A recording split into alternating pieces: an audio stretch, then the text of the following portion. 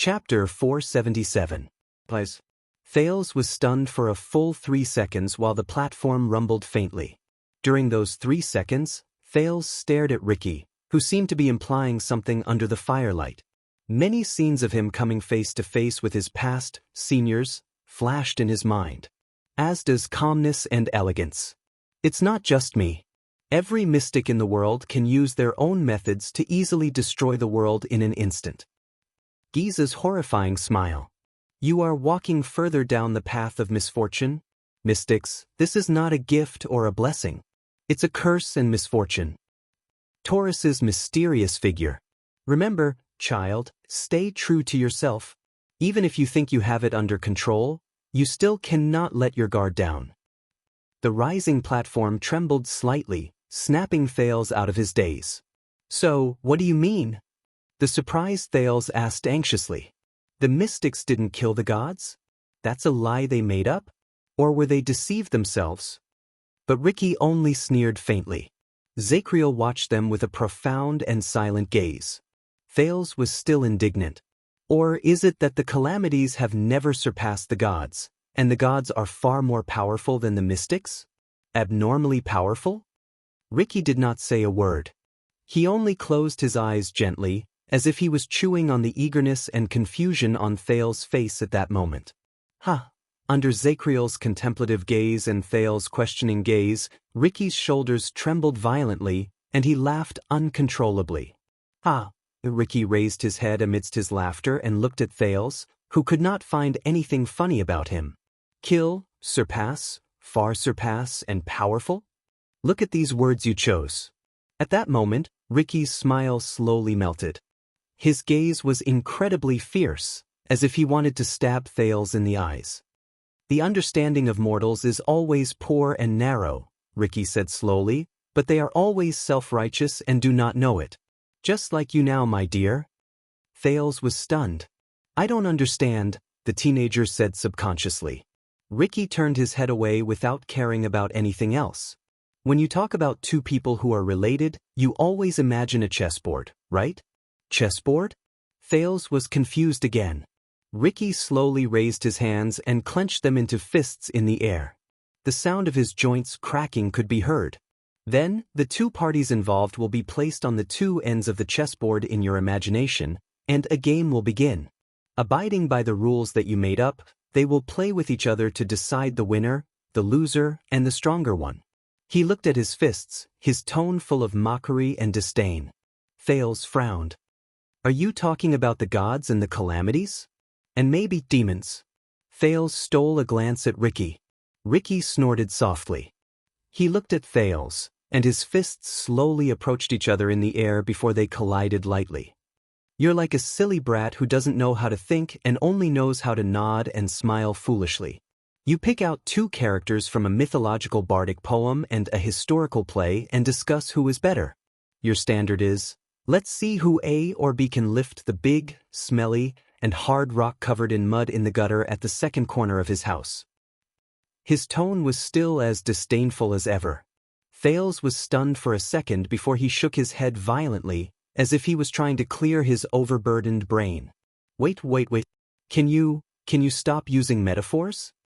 Thales said in annoyance. I'm already confused enough. I really can't stand this. The prince looked frustrated. Ricky only lowered his fists, narrowed his eyes, shook his head, and clicked his tongue. But Zacriel, who had been silent all this while, interrupted at this moment. You mean we think that the two sides of the chess game can follow the same rules to compare, but in fact, one side of the chess game can ignore the rules we think of, directly cross the chessboard, and eat the opponent's chess pieces? Zacriel stared at Ricky. Thales was slightly stunned, and he seemed to be deep in thought. Ignore the rules we think of? Does he mean? This time, Ricky finally put away his teasing and looked at Zacriel seriously. No, I mean, the demon and the knight of judgment stared at each other for a few seconds before he finally spoke softly. Perhaps the two parties in the game should not have been placed on two sides of the chessboard in the first place. Thales was stunned. Should not have been placed on two sides of the chessboard? Ricky's gaze froze slightly, and he pointed at his own head. What they are playing is not the same game of chess, not the same kind of chess, not even chess. It is not even appropriate for both of them to appear in your mind at the same time. Zacriel's expression changed slightly. Ricky turned to Thales again, as if he really enjoyed the feeling of teasing the prince. And my dear, you arrogantly asked me just now, but what I asked was, who won this game? Thales was stunned and speechless. Zacriel's expression was solemn. Ricky's expression was still calm, and he looked a little pleased. But at that moment, Thales remembered many memories he had neglected for a long time. A tense confrontation in the Sunset Temple. That's right, I am Xianxia Arund, the head ritual master of Sunset Temple, the only spokesperson of the Sunset Goddess in the world. The unusual exchange in Bright Moon Temple. If the gods truly exist, if they are truly the creator of all things in the world, how could they allow this to happen? In the black track under Dragon Cloud City, the light on Silver Shadowman's body shone. I was quite lucky after I died. I received the blessings and gifts from a certain great existence. When he thought of all the history of him dealing with the gods, Thales trembled slightly. Mortals often use their own limited imagination to understand the gods in their hearts. They are the gods they look forward to, fear, loathe, revere, love, and worship. Ricky and Zacriel were both stunned. They turned their gazes and saw Thales, who was in a daze. They subconsciously repeated the words they heard before. Mortals always use their own barren thoughts to understand the gods. Because their lifespans are short, they imagine the gods to be eternal existences. Because they are weak, they presume the gods to be existences with unparalleled might. Because they think of themselves as a member of the multitude of living beings, they imagine the gods to be of a higher and stronger kind. Thales took a deep breath, and a solemn expression appeared on his face. The problem is eternity, power, life, these mortal things. If the gods are truly beyond the understanding of mortals and stand in a different perspective, then do they really see these things in their eyes? Under Ricky and Zacriel's strange and surprised gazes, Thales' eyes darkened. He stared straight ahead. His tone was grave, and his tone was ethereal. Because the true gods may be far beyond our imagination. They are another kind of existence. Thales exhaled and quietly sank into deep thought. On the slowly rising platform, Ricky and Zacriel looked at each other in surprise. Who said this? Zacriel asked softly. Dragon Cloud City's Bright Moon Temple. Thales did not even turn his head. He seemed to still be immersed in his thoughts. High Priestess Jewel. When Zacriel heard the name Dragon Cloud City, he could not help but frown deeply. Ricky was silent. Then he sighed softly. Very good. This is probably the most detailed description of an indescribable god that I have ever heard in my life. An indescribable god. Thales furrowed his brows.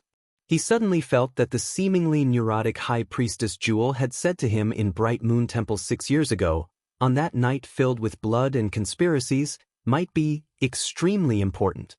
Your Highness. Ricky sighed.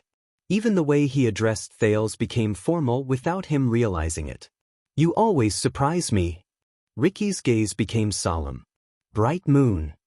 As expected, when Bright God Church is destroyed, the Church of Holy Sun is divided, Sunset Church is stuck in its ways, Breaking Light Church is corrupted, and the two temples are fighting against each other using Errol's name to cheat each other of their food and drinks. Only the seemingly weak and aloof Bright Moon. Ricky sighed with emotion. Even though the mountains are gone, the Bright Moon is still in the sky. The Northlanders do have their ways. But in the next second, Ricky retracted his rare solemn tone and changed the topic. But if she said that, are you sure her salary won't be deducted? This joke brought Thales and Zacriel back to reality. Ricky pulled the cloth bag over him and took out a piece of jerky. Eat it. There's only one. Ricky smiled and tossed the jerky to the weak Zacriel. For the sake of your prince. Zacriel was slightly stunned. He glanced at Thales. The prince shrugged and revealed a complicated and resigned smile. The knight said nothing else. He lowered his head and quickly bit off the piece of jerky. The three of them were silent for a while. Each of them had their own thoughts. You haven't answered my question. Zacriel's eyes were clear. He put the last piece of jerky into his mouth. What are you trying to do? But this time, the Knight of Judgment raised his head and looked at the mercenaries around him. Also, as an underground demon, how did you become the leader of the traders of the Tower of Eradication? How did they willingly follow an inhuman existence? Zacriel narrowed his eyes and sized up each member of the Disaster Swords. Do you trust these people that much? Ricky followed the Knight of Judgment's gaze and looked at each of his subordinates. Crassus of the Disaster Swords was silent for a while. Do you know Knight of Judgment? Ricky's gaze was profound, but there was a hint of pity and sentimentality in his tone. Do you know why we are always short on manpower, and why we even need to rely on Shadow Shield for this operation? Zacriel did not answer. He only waited quietly.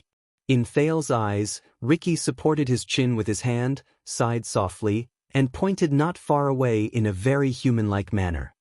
He pointed not far away, Salander Klein. Thales and Zacriel's gazes followed the direction of his finger and turned to look at the middle-aged disaster swordsman who wielded his sword extremely quickly. He comes from the Tower of Reformation, and he is one of the dishonorable products of the Northlanders' land expansion war decades ago. His father is a Northland noble with a title, and his mother is a barbarian who was kidnapped in the mountains. Because of this, he will never be accepted as a member of either side of his parents.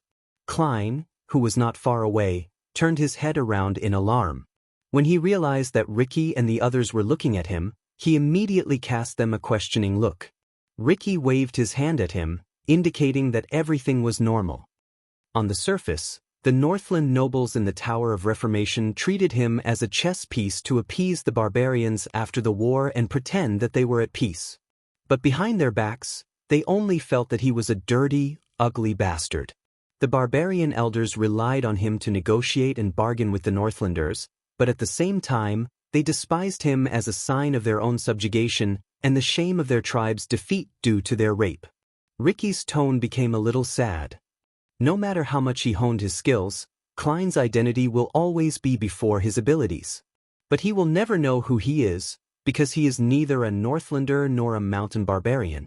He will forever be a homeless orphan who wandered between two tribes. Thales spoke with a smile. Thales and Zacriel did not speak. They only looked at each other. Ricky snorted softly and turned to the other side. Falcon Joseph. He is a Kellanzani from Thornland. He once served as a special agent for the royal family in Alumbia Kingdom. Thales recognized the person resting by the stone platform. He was the spy the mercenaries had sent to the prison of bones beforehand. Like many of his peers, he lived in a muddled and muddle-headed world in Alumbia's laughable and pitiful political struggle. For the sake of the kingdom's mission, which he did not know was real or fake, he blindly obeyed his superior's orders. He did not hesitate to betray his conscience, and he was stained with blood. He captured, tortured, interrogated, and persecuted batch after batch of enemies of the kingdom.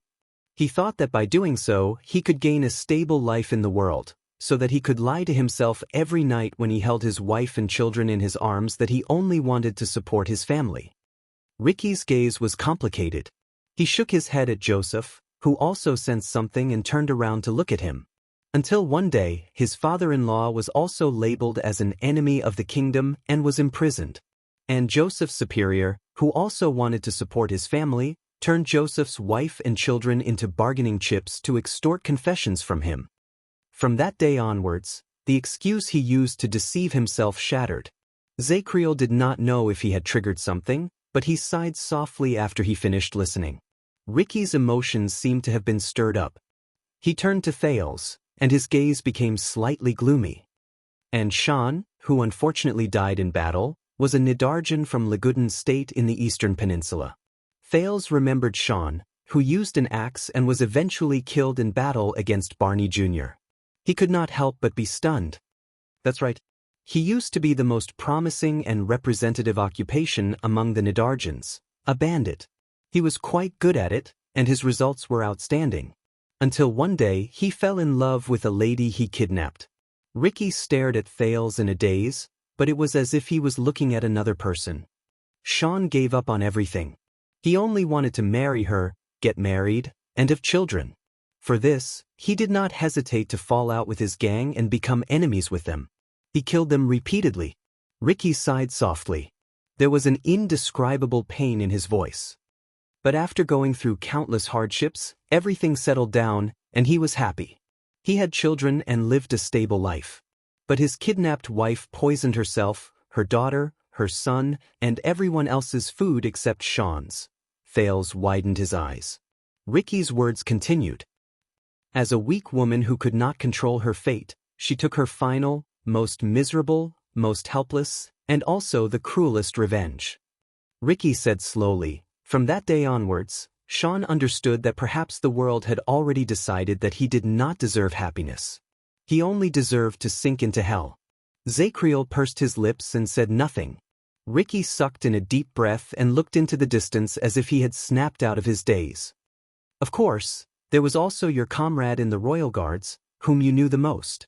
Colin Samuel, who lost everything after the tragedy 18 years ago, and his old acquaintance's daughter, Marina Novork, who was born a noble but ended up in a corner of the world. When he heard Samuel's name, Zacriel's expression became gloomy.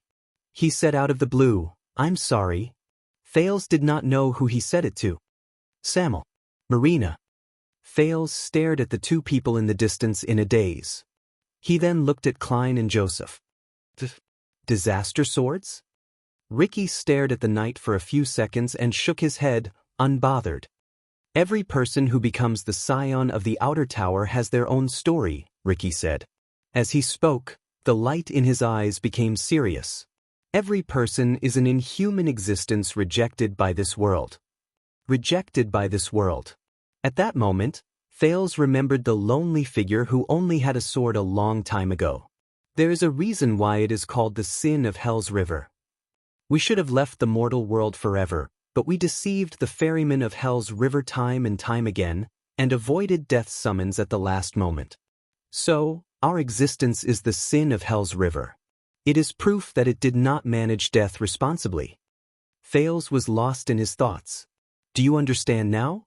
Ricky raised his head with a stern expression and answered the Knight of Judgment's question just now. They are not following me.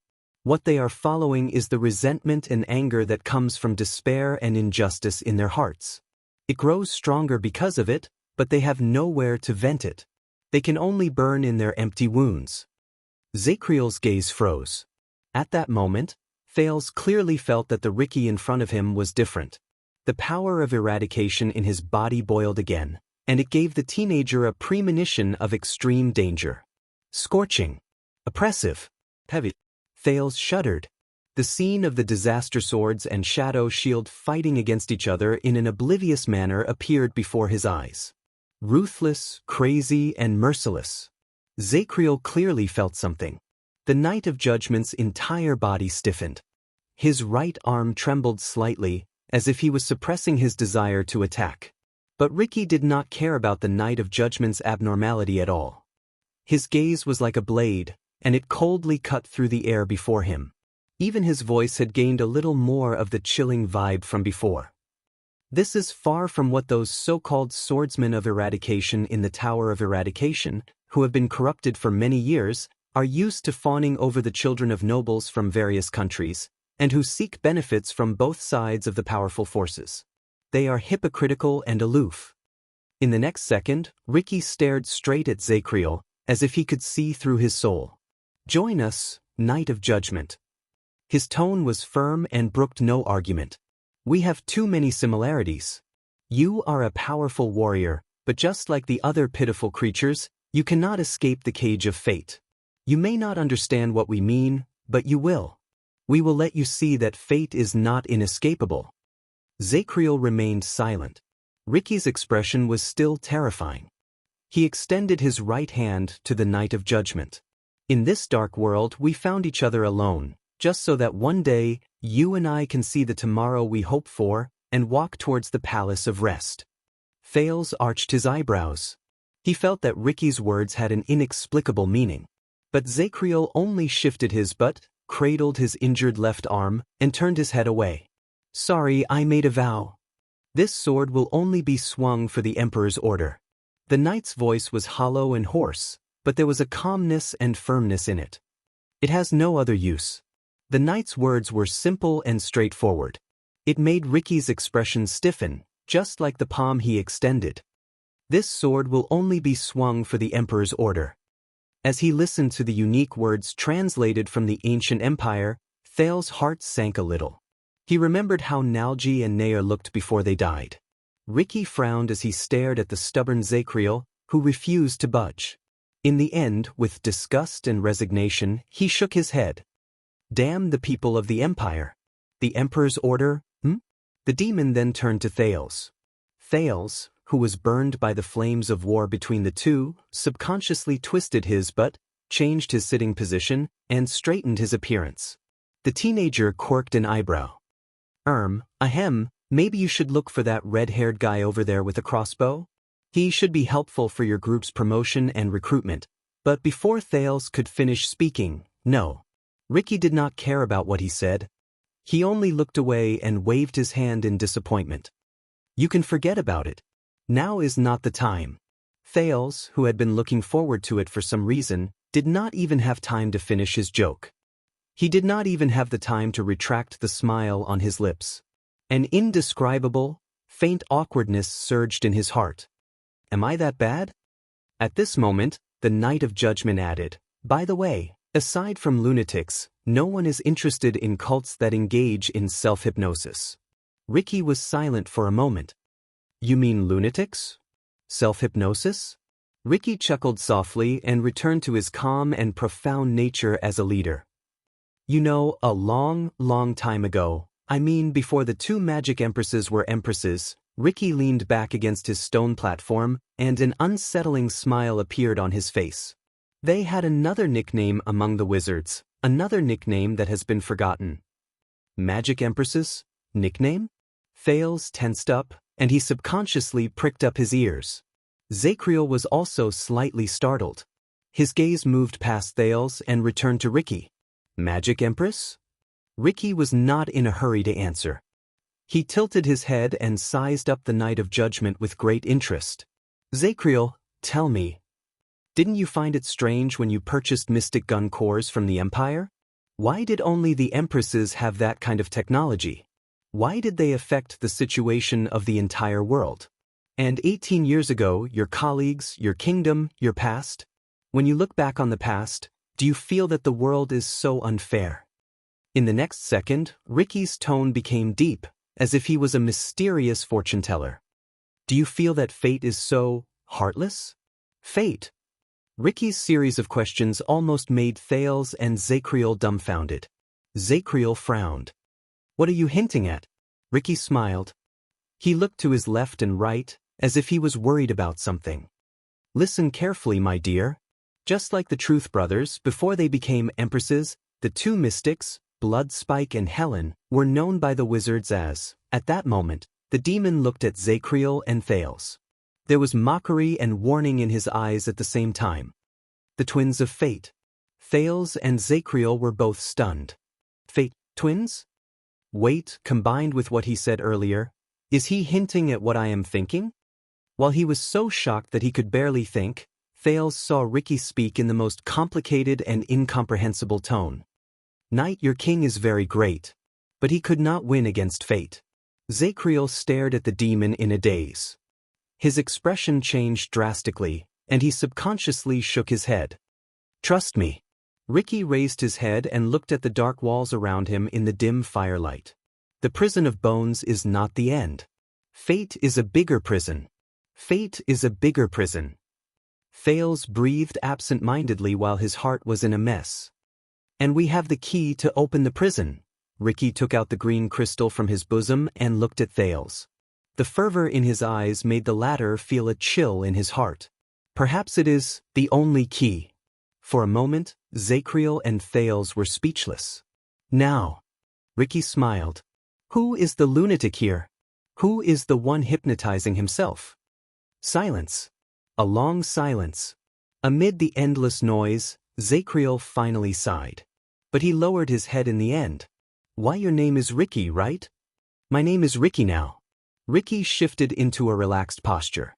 He retracted his sensational expression and smiled. "Why don't you consider my suggestion again?" Zacriel raised his head. His gaze became clear again. He stared straight at Ricky. "I suddenly have a feeling that you don't look like a demon. Instead, you look more like a human." At that moment, Ricky was completely stunned. His loss of composure and Zacriel's words made Thales suddenly realize that the man in front of him was an anomaly. What he said cannot be completely trusted. Interesting. Ricky remembered something and snickered. "How do you know what a demon looks like?" Zacriel did not speak immediately. He stared at Ricky for a very long time. In many records, demons from hell are cruel, harsh, and tyrannical, Zacriel said in a low voice. "Inhumane." Ricky raised his eyebrows slightly. He stroked his chin and seemed to be deep in thought. About that. True demons are indeed inhumane." In the next second, Ricky suddenly leaned forward with his hands on the ground. He lowered his gaze and looked up at Zacriel and Thales. He flashed a mysterious smile at the two of them. For example, they can be so inhumane that they make you think that they are humane. Thales shuddered slightly. As he stared at Ricky's rather human-like smile and mulled over the hidden meaning behind his words, the teenager felt an inexplicable chill run down his spine. Chapter 478. I remember now. You came to look for me in the dungeon. In the silence between the three of them, Zacriel spoke softly. "It's because of the modified Dragon Breaker. And you have been hinting that our misfortune is because of the two supreme mystics who cannot be spoken of." Ricky turned around and smiled. "Who doesn't suffer from fate?" Zacriel was not fooled by Ricky's evasive answer. He calmly continued to ask. He calmly asked, "So, the purpose of the Disaster Sword's existence is the opposite of their name, to fight against calamities?" Under Zacriel's question, Thales suddenly realized that the organization he led was a better breakthrough than asking about the mysteries surrounding Ricky. Ricky clicked his tongue and shook his head. Correction. Ricky showed a disdainful expression. "We are the scions from outside the tower, not the Disaster Swords." Zacriel fixed his gaze on Ricky. "You want me to join you, but I know nothing about you. Only the Secret Intelligence Department has your records, whether it is those strange powers of eradication, or your long-term activities as mercenaries in the Western Desert." But Zacriel shook his head. "But what makes me curious is that the Secret Intelligence Department has always turned a blind eye to you." When he heard the name of the Secret Intelligence Department, Thales felt a chill in his heart. He thought of something and looked at Zacriel, but the latter only shook his head slightly. Ricky smiled faintly. "If this can dispel your doubts, Knight, our relationship with Constellation's Secret Intelligence Department is closer than you think." When he heard this, Thales became wary. He remembered Dragon's blood from 6 years ago. At that time, the relationship between the Secret Intelligence Department and Lampard was also closer than he thought. If only Thales was not the last one to know about it. Perhaps Zacriel's relaxed tone gave him hope, because Ricky smiled and continued to speak. "More than 100 years ago, Hill Crassus, who walked out of the Tower of Eradication, came to Constellation to avoid being hunted down. At that time, the Red King furiously attacked Sharp Blade Valley, and the relationship between Constellation and the Tower of Eradication was at its worst. At that time, Crassus made a deal with the Red King, John II. He obtained the king's permission and protection, and was able to hide in the Western Desert in the name of a mercenary group." Zacriel and Thales were both stunned. Ricky smiled and gestured to the people around him. "This is the origin of Blood Whistle, and it is also what you see today, us. 100 years ago, Crassus made a deal with the Red King, and Disaster Sword made a deal with Constellation?" A thought flashed across Thales' mind. "What deal?" "The king has the royal guards and a group of vassals serving him. Why would he need to rely on an outsider?" Zacriel asked in a grave tone. "Convince your subordinates to join us, Knight, and I will tell you more," Ricky interrupted Zacriel confidently. "Believe me, we don't have any conflict with your beloved kingdom. In fact, we even have a long history. And I can help you." Ricky's tone was bewitching. But to his disappointment, Zacriel only lowered his head and muttered to himself for a while. But there is a reason why the Tower of Eradication calls you the Disaster Swords, right? The Knight of Judgment asked softly. Ricky sighed.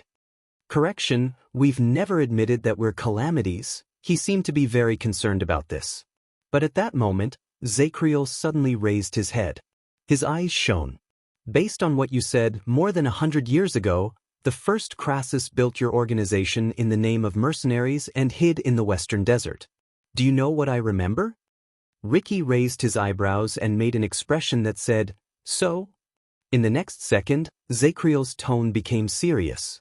Coincidentally, at that time, a certain underground organization that started off as bootlegging merchants in the Western Desert also grew stronger in Eternal Star City with the tacit approval of many powerful nobles, until it controlled the entire underground world. Ricky was slightly stunned. When he heard this, Thales thought of something. The knowledge he gained while he struggled in the underground world before he became a prince returned to his mind.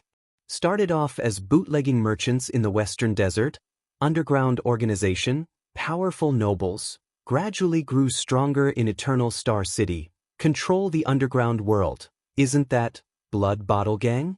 Thales subconsciously uttered the name. He could not help but feel surprised. At that moment, Ricky's expression became unpleasant.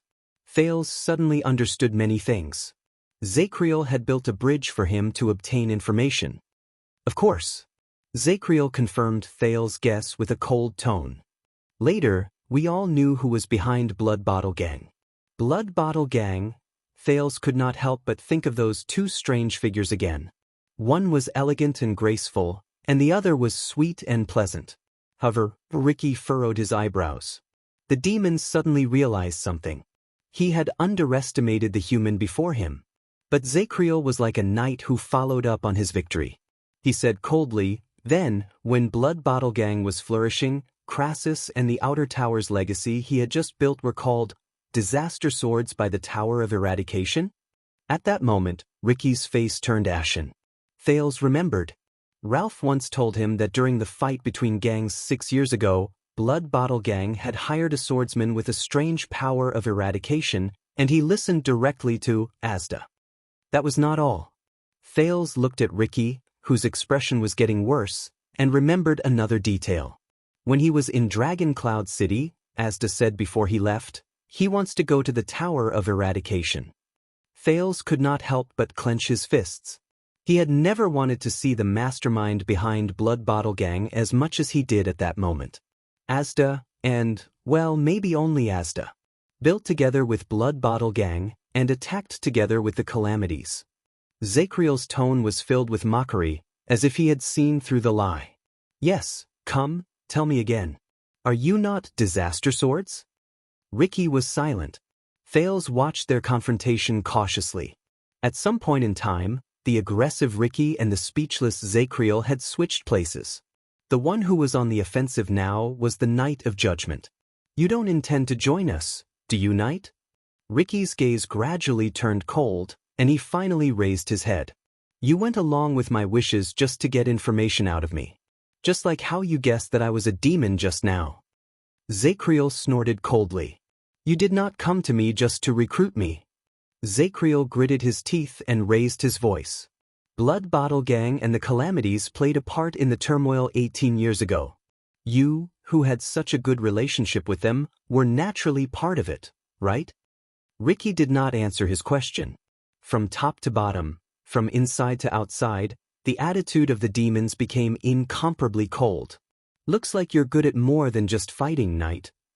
I'm only good at fighting. Zacriel met Ricky's gaze fearlessly. He even gave him tit for tat. But swords are not the only way to fight. The two of them stared at each other, their gazes like swords.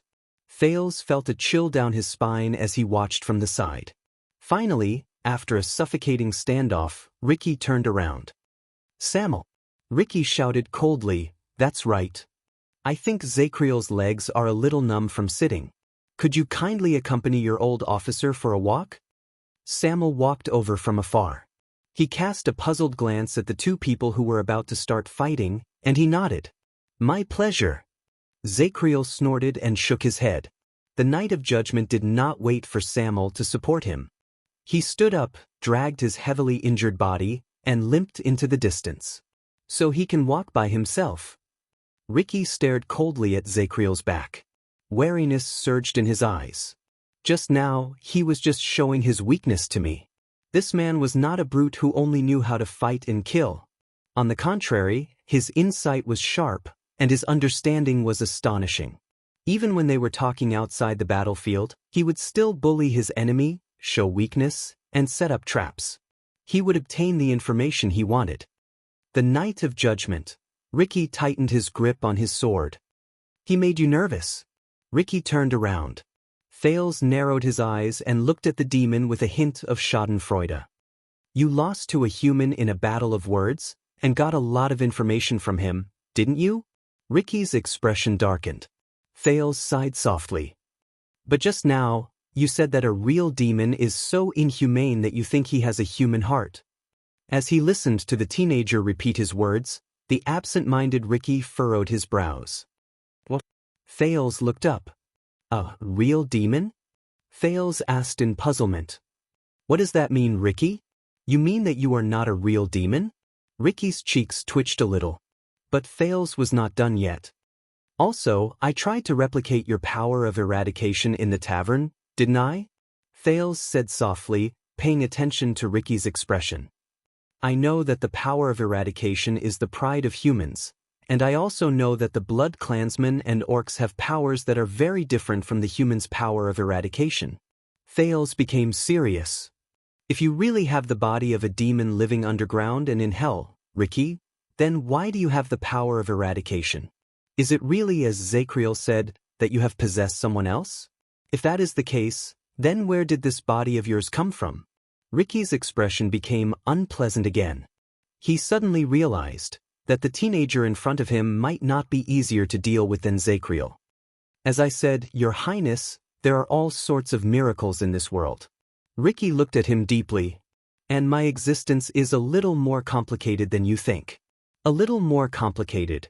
Just as Thales was thinking about how he could get more information out of him, Ricky suddenly interrupted. So, you used the sin of Hell's River to replicate other powers of eradication, right? Ricky narrowed his eyes. Did you figure this out on your own, or did someone teach you?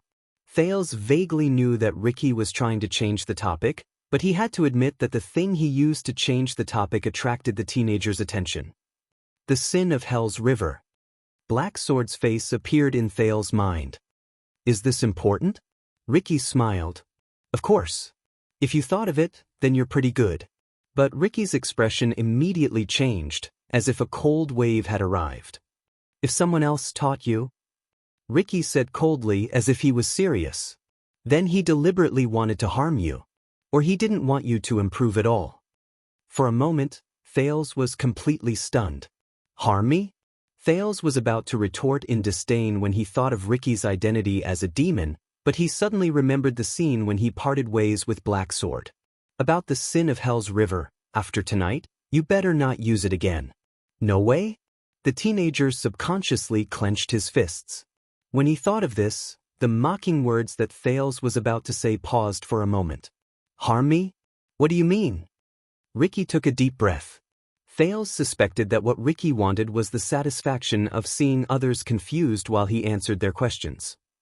He leaned back, shook his head and said with a smile, because the sin of Hell's River's transformation characteristics have so many uses and there are so many ways to improve yourself, but you chose the stupidest, the least effective, the most troublesome and the most boring one. Ricky's eyes flashed and his expression was profound. Imitation. Thales frowned. Is there a problem? Ricky snorted coldly. Of course there is. The first Crassus once discussed this problem. Thales thought of something. The first Crassus? That's him. I know that it might be very effective, interesting, and impressive in the beginning. This time, Ricky was not his usual self. He stared at him seriously and sternly. Omnipotent power of eradication, is it? When he heard the words omnipotent power of eradication, Thales' expression changed. Yes, he does know something. When he saw Thales' tacit expression, Ricky sneered. So, you think that in the future, when you encounter powerful elites and useful powers of eradication, you will activate your sin of Hell's River, imitate and replicate them, and easily take them as your possessions, your spoils of war. You will then obtain their powers as if you were cheating? Thales asked. The teenager was stunned. Had never thought about this problem. Jayla's strange blade technique, Waya's edge of no return, Nicholas' twist of fate. He had imitated quite a number of people over the years, but... So, to you, the power of eradication is an apple or a sword? Ricky's expression grew sterner, and his voice was especially clear amid the rumbling sounds around him. You can eat it when it is delivered to your mouth, and you can use it when it is placed in your hands? Thales was a little dumbfounded by his sudden and fierce tone. Ricky then snorted softly. Tell me, Thales. This time, Ricky, who would either address him as Your Highness in a distant manner or call him, my dear, in a teasing manner, actually called Thales by his name. Ricky said coldly, do you think that this is the meaning of the sin of Hell's River, and even the true essence of the power of eradication? Thales raised his eyebrows and twitched the corners of his mouth awkwardly. But no? Of course, he was not stupid enough to say yes. However, Thales had a feeling that Ricky would become a different person when he was talking about certain topics, regardless of whether it was the duel with Barney and Zacriel, the story of his subordinates, or the sin of Hell's River. It was as if that was the last respect he had left. At that moment, Ricky stared straight at Thales, as if he wanted to see through his heart. Barney, if I remember his name correctly, have you imitated his power of eradication? Thales, who was thinking about what kind of person Ricky was instantly stunned. But, Barney? Chapter 479. No? Puzzled, the teenager asked, what's wrong? But this time, Ricky obviously did not want Thales to answer. Barney's power of eradication is the thawing of glaciers, which is known for taking advantage of the situation. But can you sense the existence of taking advantage of the situation in his fight? Thawing of glaciers? Taking advantage of the situation? Wait a minute. Thales was stunned when he heard the familiar term. Thawing of glaciers. Isn't this the power of eradication of the fortress flower from 6 years ago, Sonia Cecere? Is her power of eradication the same as Barney Jr.'s? But Barney Jr., the leader of the disaster swords, turned his head around and looked at Barney Jr., who was under strict guard in the distance. He voiced out Thales' thoughts. He's a ruthless person, isn't he? Ricky looked at Barney Jr.'s indistinct figure with a little emotion. Even with that kind of body, he could still seize the opportunity to force me into that state. Thales froze for a moment and remembered Barney's fight.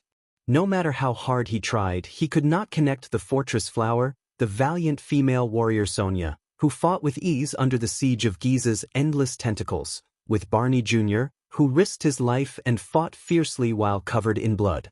Thales was very puzzled. Ricky turned his head around and continued to ask, do you know Barney? What kind of person do you think he is? What kind of person is Barney? Thales suddenly remembered how the man looked when he lost hope and wanted to end his own life. The teenager was about to answer, but he suddenly realized that he could not give his opponent more information, so he could not help but shut his mouth. But Ricky did not care. He lowered his head and answered his own question. Let me guess. He raised his right hand and slowly tapped his fingers. He should have had complete night training when he was young. It can be seen from his footsteps and habits. But he has become like this. He dares to put his life on the line just so that he can strike an effective blow at the most dangerous moment. Ricky's gaze froze. This is not a coincidence. He must have experienced something unforgettable when he was young, so he decisively and resolutely gave up the orthodox swordsmanship that he was used to.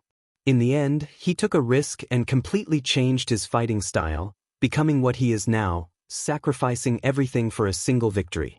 While Thales listened to his seemingly logical analysis, he recalled Barney Jr.'s unusual fighting style and tried hard to keep up with his rhythm. Ricky raised his head again and looked at Barney Jr. Even his thawing glacier was greatly affected. I can barely recognize it now. Thales raised his eyebrows. But you still recognized it. Ricky shook his head and revealed a mysterious smile.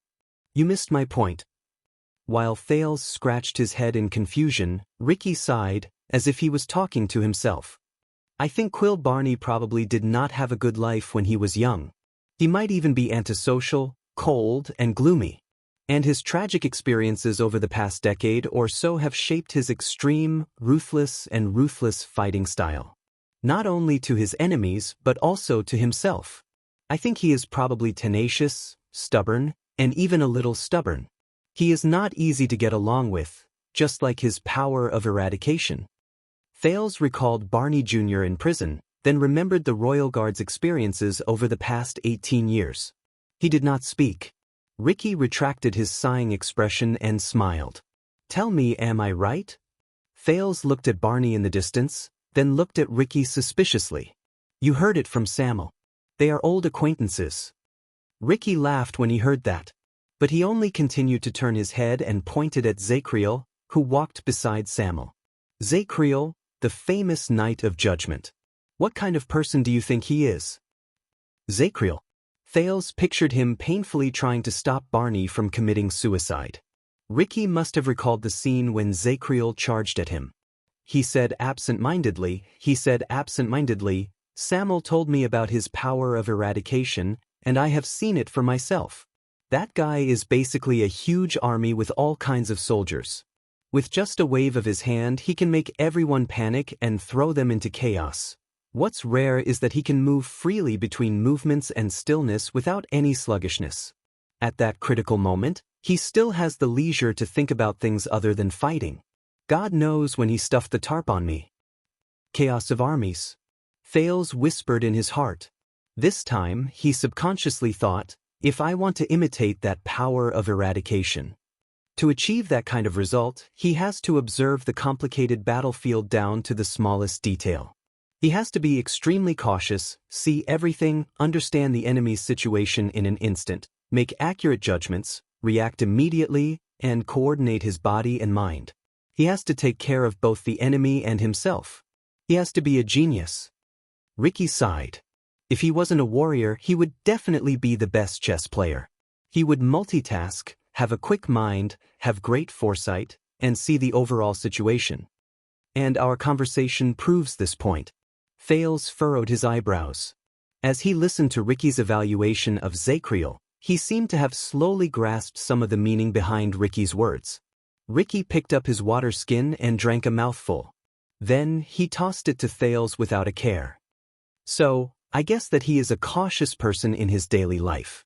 He takes care of everything, has keen senses, and takes care of the overall situation. He is a person you can entrust your life to. But Ricky immediately sighed. This is probably also unfortunate. Compared to Barney, who sacrificed everything for a single victory, Zacriel has too many things to worry about. The factors he cares about are too complicated. His omnipotence and genius have become his curse and burden.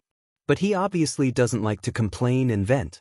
He only acts quietly and bears all the burdens alone. Those who carry too many burdens will always falter. Given time, they will either become self-contained and unable to extricate themselves, or they will become crazy and violent, unpredictable. As he listened to his narration, Thales was secretly shocked. Did Ricky know Zacriel before? After Ricky finished speaking, he smiled and said, Look, through the power of eradication, I can learn a lot about them. But what? Thales frowned and shook his head. Samuel must have told you this as well. You gathered information about your target beforehand. Ricky snickered. As Ricky laughed, Thales pursed his lips. All right. The teenager's thoughts turned, and he dug out a figure he had not seen for a long time from his mind. I mean, if there is a powerful supreme-class warrior who has a rare power of eradication. Ricky listened to Thales' words with interest. Can make him change his momentum and posture, pull back his sword, and stab the next. He can make many feints or feints. While he is caught off guard and is unpredictable, he can deceive his enemy and win. What can you learn from this? After Thales finished speaking, he remembered the person who defeated him countless times in the training field over the past 6 years. He also remembered Dragon Cloud City. Feints? Oh, that's not common. Ricky was stunned after he finished listening to the narration. He began to ponder, which was rare. You have to know that almost every warrior is taught to be resolute when attacking, firm when defending, steady in their footsteps, and focused in their minds. Once they make a move, they must not have second thoughts. If they are on the battlefield and still expect to pull back after swinging their sword and find a better posture, these people are usually new soldiers, and they die the fastest. Ricky raised his eyebrows and said uncertainly, "But that friend of yours, he might be a rather special person." But that friend of yours, perhaps he is a rather special person. Perhaps he is a different kind of genius, able to turn his disadvantage into an advantage, giving him one more chance to regret his decision than his enemy. Thales chased away his memories and looked at Ricky seriously. "Then what kind of person do you think he is?" This time, Ricky pondered for a long time. "If I had to guess, he is confused." "Huh?" Thales was stunned again. "Confused?" Ricky nodded and made a guess. "To pull back his sword and stab the next. I guess this kind of person might always want to do things better. To a certain extent, he is a perfectionist. So this kind of person, I'm afraid he doesn't live a comfortable life. It's hard for me to imagine him not feeling confused and perplexed when he faces himself alone." Thales blinked in disbelief. "No way. That dead face. Perplexed?" Thales could not help but automatically imagine Nicholas standing in a big city, staring at the map in a daze while facing the traffic, scratching his head in confusion. Perplexed? Or perhaps, the star killer standing in front of the neon lights at night, looking up at the sky, smoking a cigarette in melancholy amidst the breeze and steam whistles. Thales snorted and quickly covered it up with a cough. "Impossible," he said subconsciously. "No, the scene is too beautiful. The style is strange. I don't dare to look. I don't dare to look."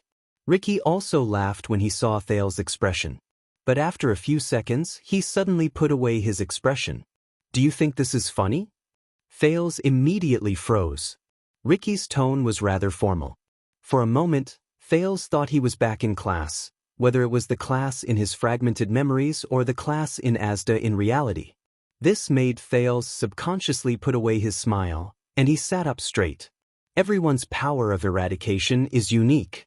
It is formed through the user's long-term life and battles, and it gradually becomes one with them. It is closely related to their personality, experiences, and habits, and is inseparable. Even if it is the same power of eradication, in different people's hands, the difference will be like heaven and earth. Unique.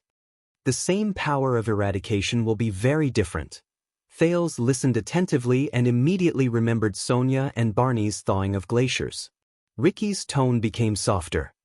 Just like that, the style of the power of eradication matches the user's characteristics, echoes with each other, and reflects their understanding of battle, themselves, and their enemies. It is the unique emblem that is branded on every warrior. The unique emblem that is branded on every warrior, unique emblem. Thales immediately remembered the topic of their conversation, and doubt rose from the bottom of his heart. But the sin of Hell's River, the so-called omnipotent power of eradication. Ricky stared at him. His gaze was cold and sharp, and his tone was crisp and firm. You, on the other hand, want to perfectly display the great strength that countless experts have accumulated in every battle, every life and death experience, and every kind of experience through only a few minutes of observation and contact? Do you want to demonstrate the great strength that has been shaped by their personalities, experiences, bodies, and even their enemies and opponents? Thales was stunned. Personality, experience, body, even enemies and opponents. Ricky narrowed his eyes. When you were obsessed with imitation, the biggest mistake you made, Thales, was to treat the power of eradication as a tool that was separated from the warrior himself.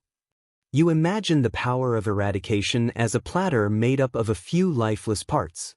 You thought that you could take away one part at any time and ignore the other. You thought that you could only choose their strengths and ignore their weaknesses.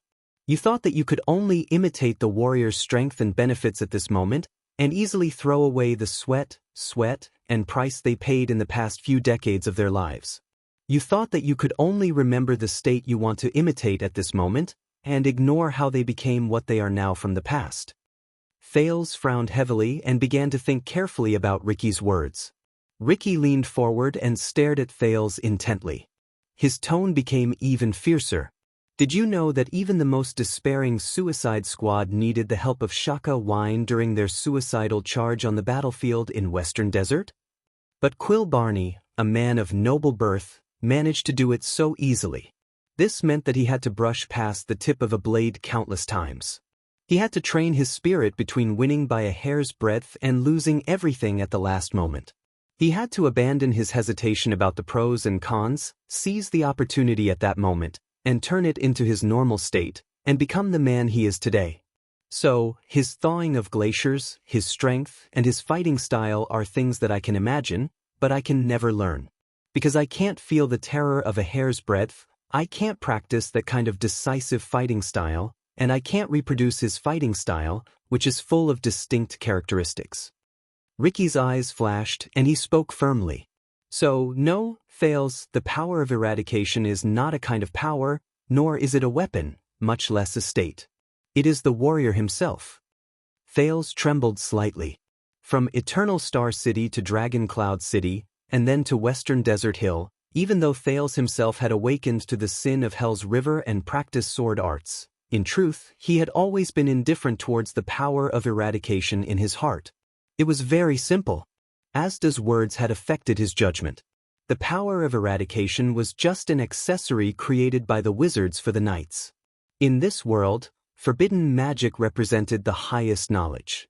Moreover, after experiencing mystic energy and even knocking on the door, entering the thing stage that Taurus mentioned, but it was only now that Thales suddenly realized that he had forgotten again. He had forgotten the old crow's teachings and his own understanding of magic. Humility. Yes, magic might be all-encompassing and all-encompassing. It may seem vast, boundless, and enchanting. But the power of eradication. According to Ricky, it was much more focused and simpler than magic. Because it is the warrior himself. Thales pondered. Ricky's words continued, each sentence harsher than the last. In other words, Thales, your current sin of Hell's River is a true reflection of yourself. You only know how to adapt to the situation and can't find your unshakable self. However, Ricky's next sentence was like a long sword that pierced the bottom of his heart. This is your power of eradication, and it is the current you. You are forced to move forward, dragged forward, without a goal, without direction, swaying left and right, drifting along with the flow, and even, at that moment, Ricky's eyes widened in anger, as if he wanted to see through Thales' soul. Without a self. Thales was stunned. When he watched Ricky rely on his observations of the power of eradication to deduce the characteristics of Barney Jr., Zacriel, Nicholas, and the others, he found it rather interesting. But when it was his turn, Thales took a deep breath. If my sin of Hell's River is me. The teenager lowered his head in a daze. Without a goal, without direction? Swaying left and right, drifting along with the flow? Without a self. Ricky did not notice Thales' abnormality, but the teenager was in a daze. For a moment he could only hear his own breathing. Has he always been like this? Then Ricky spoke again. His stern tone brought Thales back to reality, as if he had been blown away by a cold wind. The omnipotent power of eradication? Imitation? No, it is not as beautiful as you imagine it to be. If you are not me, if you do not know my personality, if you do not know whether I am radical or cautious, if you do not know whether I like to stab or slash, if you do not know my habits when I fight, if you do not know the strength I use when I hold my sword, if you do not know which muscles I use when I attack, if you do not know the situations and history of my battles in the past, if you do not know the life I have experienced and the past, and how I came to form such a power of eradication, Ricky's gaze became more and more terrifying, as if he was looking at an unbearable humiliation, as if Thales had committed a heinous crime. Then, you will not be able to imitate the most important and essential part of my power of eradication, the things that make it and the way I am. Thales, who had been thinking deeply about a certain sentence just now, could only listen quietly. If you have not experienced the Night of Judgment's life, You will not be able to obtain Zakriel's multitasking and ignore the terrifying burden he has to bear at all times. If you have not seen Barney's world, you will not be able to only enjoy Barney's terrifying lethality and ignore the devastating price he has to pay when he cuts off all means of retreat. Ricky snorted coldly, and his reprimand was merciless. No matter how exquisitely you imitate the sin of Hell's River, the product of it can only be a substandard product, a nondescript dregs. Substandard, nondescript. At that moment, as Thales stared into Ricky's eyes, he suddenly felt that the fixed impression he had towards the power of eradication, the complacency and pride he had towards the sin of Hell's River had been completely crushed at that moment. No, perhaps it's not just the power of eradication. And Thales subconsciously clenched his fists and gritted his teeth. Himself. Ricky stared at the slightly dejected Thales and shook his head gently. More importantly, when you rely on imitation and ignore these things, it means that you lack the most basic things towards the power of eradication that other people condensed with their lives, towards each of the people you imitate, towards each of your opponents, and even towards yourself. At that second, Ricky straightened his posture, and his gaze was incredibly serious. Respect. Like respect? Thales was shocked by his attitude.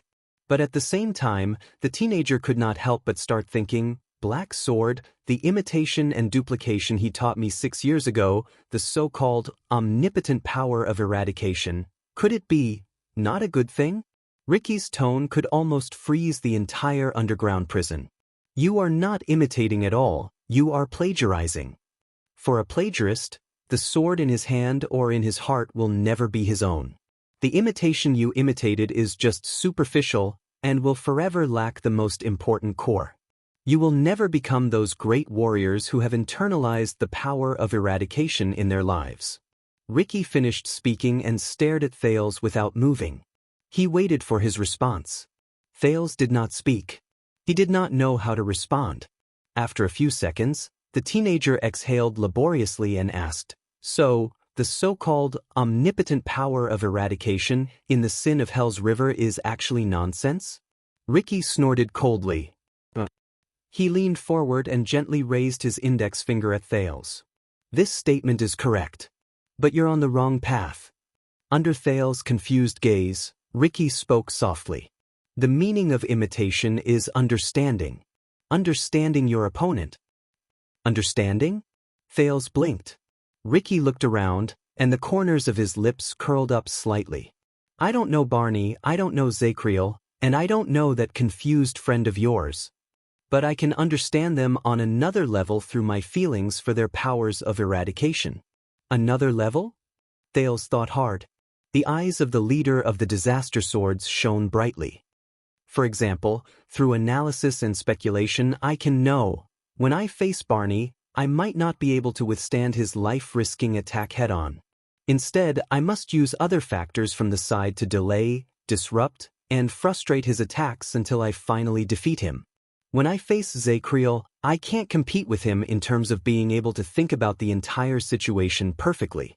I can't even hesitate or think too much. Instead, I have to focus all my attention on what I'm strongest at. I have to use that to break through his defenses. Only then will I have the power to fight." As he spoke, Ricky suddenly froze. Thales, who had been listening to him with an open mind, had a puzzled look on his face. "I see." Ricky tapped his palm in realization. He looked in Barney Jr.'s and Zakriel's direction, and he seemed to have understood something. Barney going up against Zakriel will probably be a good duel. Ricky's excitement faded away, and he turned around. "And when I face that confused friend of yours, my best choice is not to fight him head-on, to fight him one after another, to drag out the fight, or to give him a chance to deceive me and launch feints to find my weakness. Instead, I should conceal myself, hide my motives, and before he can react, I will deliver a fatal blow from behind or even from the shadows. I will defeat him in an instant." Thales frowned. But Ricky immediately changed the topic. "But do you know," he stared at Thales with a profound look, "you can do all these better than me." Thales thought of something. Ricky sighed. "My power of eradication has its own characteristics.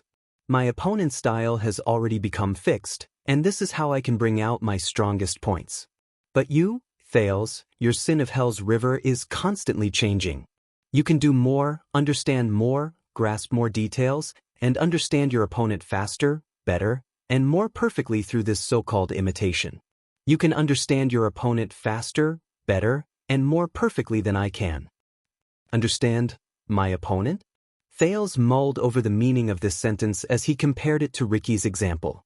The power of eradication is one of the most amazing powers humans have. How many elites have gone through countless trials and tribulations to achieve such an achievement? Ricky seemed to be rather sentimental, and the Sin of Hell's river's imitation is not to simplify this process. On the contrary, it is to better understand this process of your opponent and then better adjust and strengthen yourself, increase your advantage in battle, and give you options to deal with the situation. Thales' eyes lit up. You mean, I don't want to copy my opponent's advantage, but to find my chance to win? Ricky smiled. The surprised teenager recalled the elites he saw through the Sin of Hell's river. The volcanic eruption in Araka Murch's body. The colorless but determined power that filled the fortress flower. The silver needle-like glare that drifted about Nicholas' body. The gray color on Raphael's body. Thales suddenly understood. He did not want to become them. Instead, he wanted to surpass them. Through the imitation ability of the Sin of Hell's river, you can deduce their experiences, characteristics, strengths, and weaknesses. You can grasp the most essential and purest parts of their martial arts and skills, and turn them into your advantage when you fight against your enemy. You should not lazily skip this step and dream of becoming them and copying their achievements. Ricky used his finger to point at Thales, who seemed to have understood something. Remember, the important thing is how you are, and not how strong your opponent is. The important thing is how much you gain, not how much you can imitate. Once you master this, you will be able to find a way out in every situation, and find a way to deal with every powerful enemy. Thales shuddered slightly. It was as if a train of thought that had been blocked for a long time in his mind had been cleared. Ricky narrowed his eyes and looked at Thales, whose eyes were becoming clearer. The stern look on his face slowly melted. The advantage of the Sin of Hell's river's endless changes is not to allow you to imitate the real and become all your opponents. Instead, it is to allow you to face all your opponents calmly and fearlessly. Ricky took a deep breath and looked at Thales, whose expression had changed. He sighed softly. This is the true, omnipotent power of eradication. Thales stared at him firmly and nodded slightly with a serious expression. I understand. Thales hesitated for a while, but still asked, Why are you telling me this? Ricky stared at him and did not speak for a while. But before Ricky could answer, thud. A slight tremor came from under his feet. Everyone's expressions changed, including Thales. A few seconds later, the rumbling stopped, and everything returned to silence. Thales looked at his feet in surprise. This is... Expression darkened when he felt the sudden lightness under his feet. The platform stopped. At that moment, everyone on the platform stood up, and it caused a small commotion. Ricky! A few seconds later, Klein walked over slowly with a torch in his hand. He said solemnly, We've reached the ground. Ricky nodded and waved his hand. The disaster swords got into action and were ready to move out. Thales subconsciously looked around, and to his dismay, he realized that he and his companions were still captives. Why did I tell you?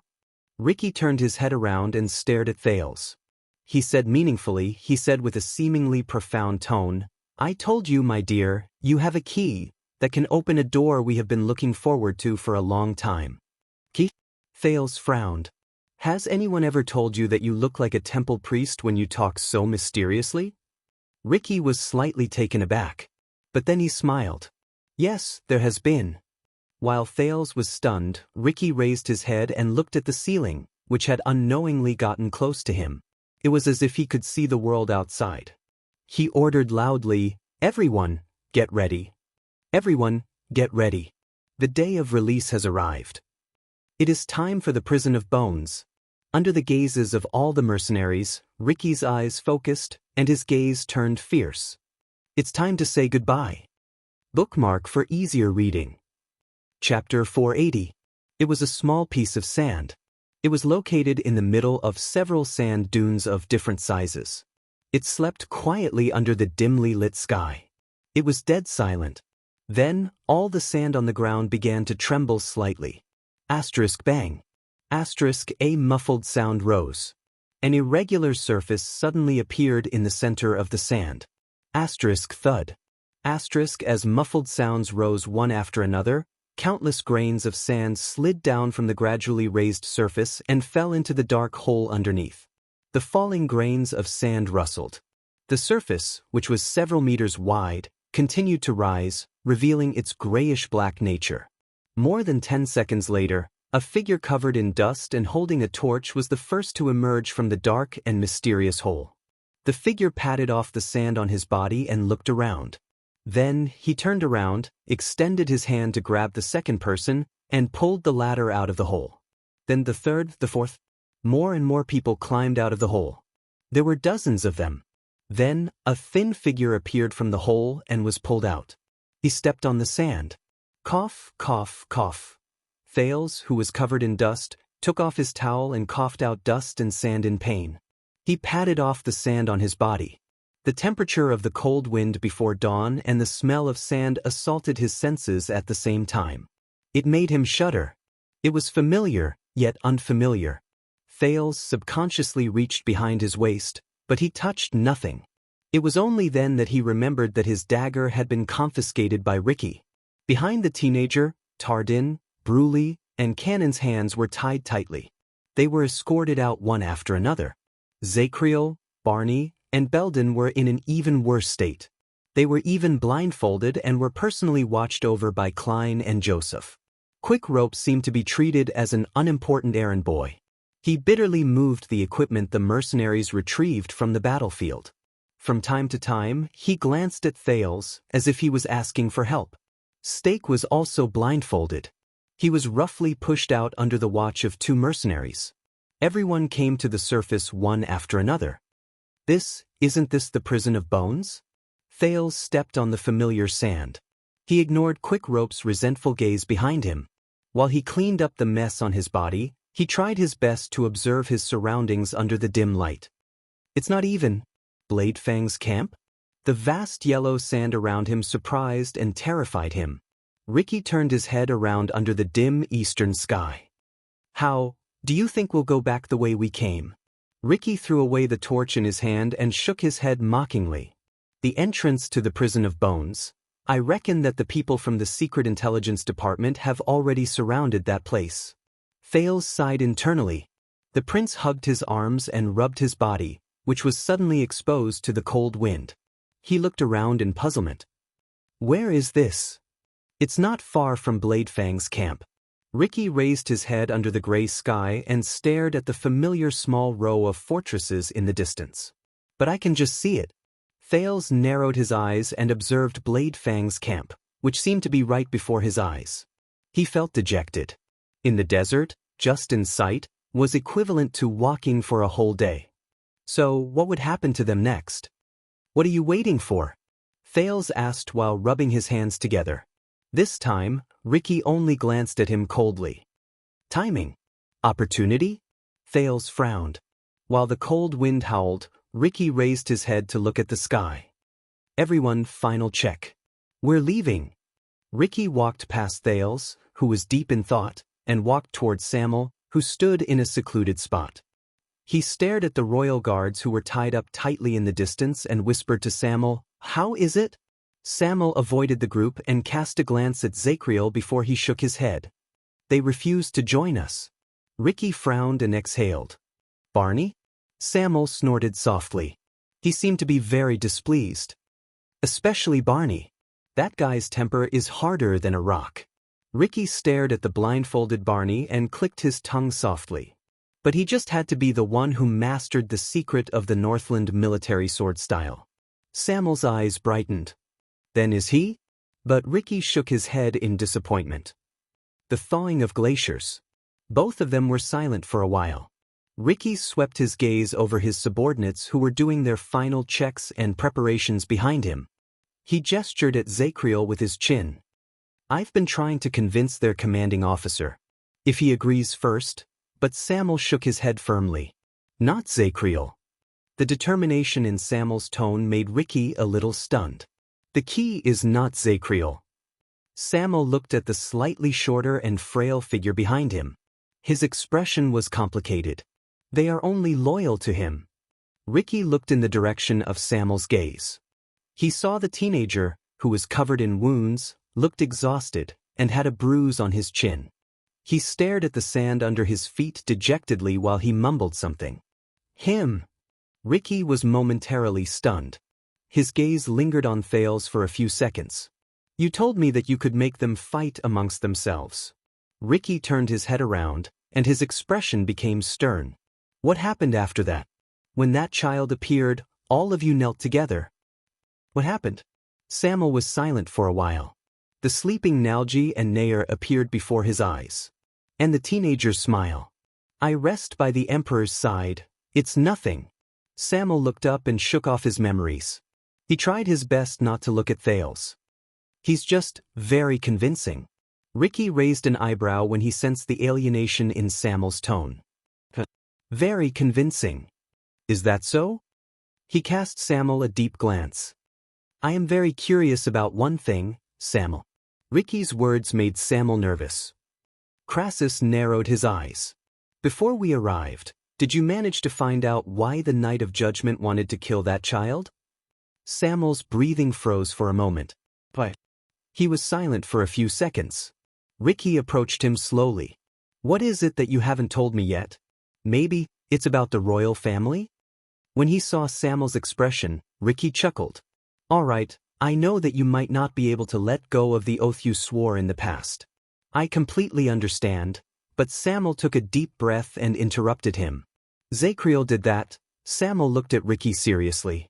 Maybe it's because he's really mad. Really mad? Ricky frowned, and his face was filled with suspicion. Samuel lowered his head unnaturally. You saw it too. Zacriel was shouting about killing them just a moment ago, and in the next moment he came back to help them. I think he's really mad. This time, Ricky stared at Samuel for a long, long time under the dark but almost bright sky. Samuel did not raise his head. Oh, he's mad. Ricky's gaze never left Samuel, but his tone became strange. No wonder it's so hard to communicate with him? He continued to observe Samuel's expression. Samuel coughed and suddenly spoke. Listen, you want the secret of Barney's swordsmanship. Sure, if we can take that child away. At that moment, hey, Ricky. Uncle Ricky? Ricky, little dumbass? Ricky and Samuel turned their heads and were surprised to see Prince Thales raise his hand high in the crowd and shake it at them. Little dumbass? Can we talk in private? Thales' forceful shake of his hand and loud shouts attracted many people's attention. Behind him, Marina even put her hand on the hilt of the sword by her waist. You said, take him away?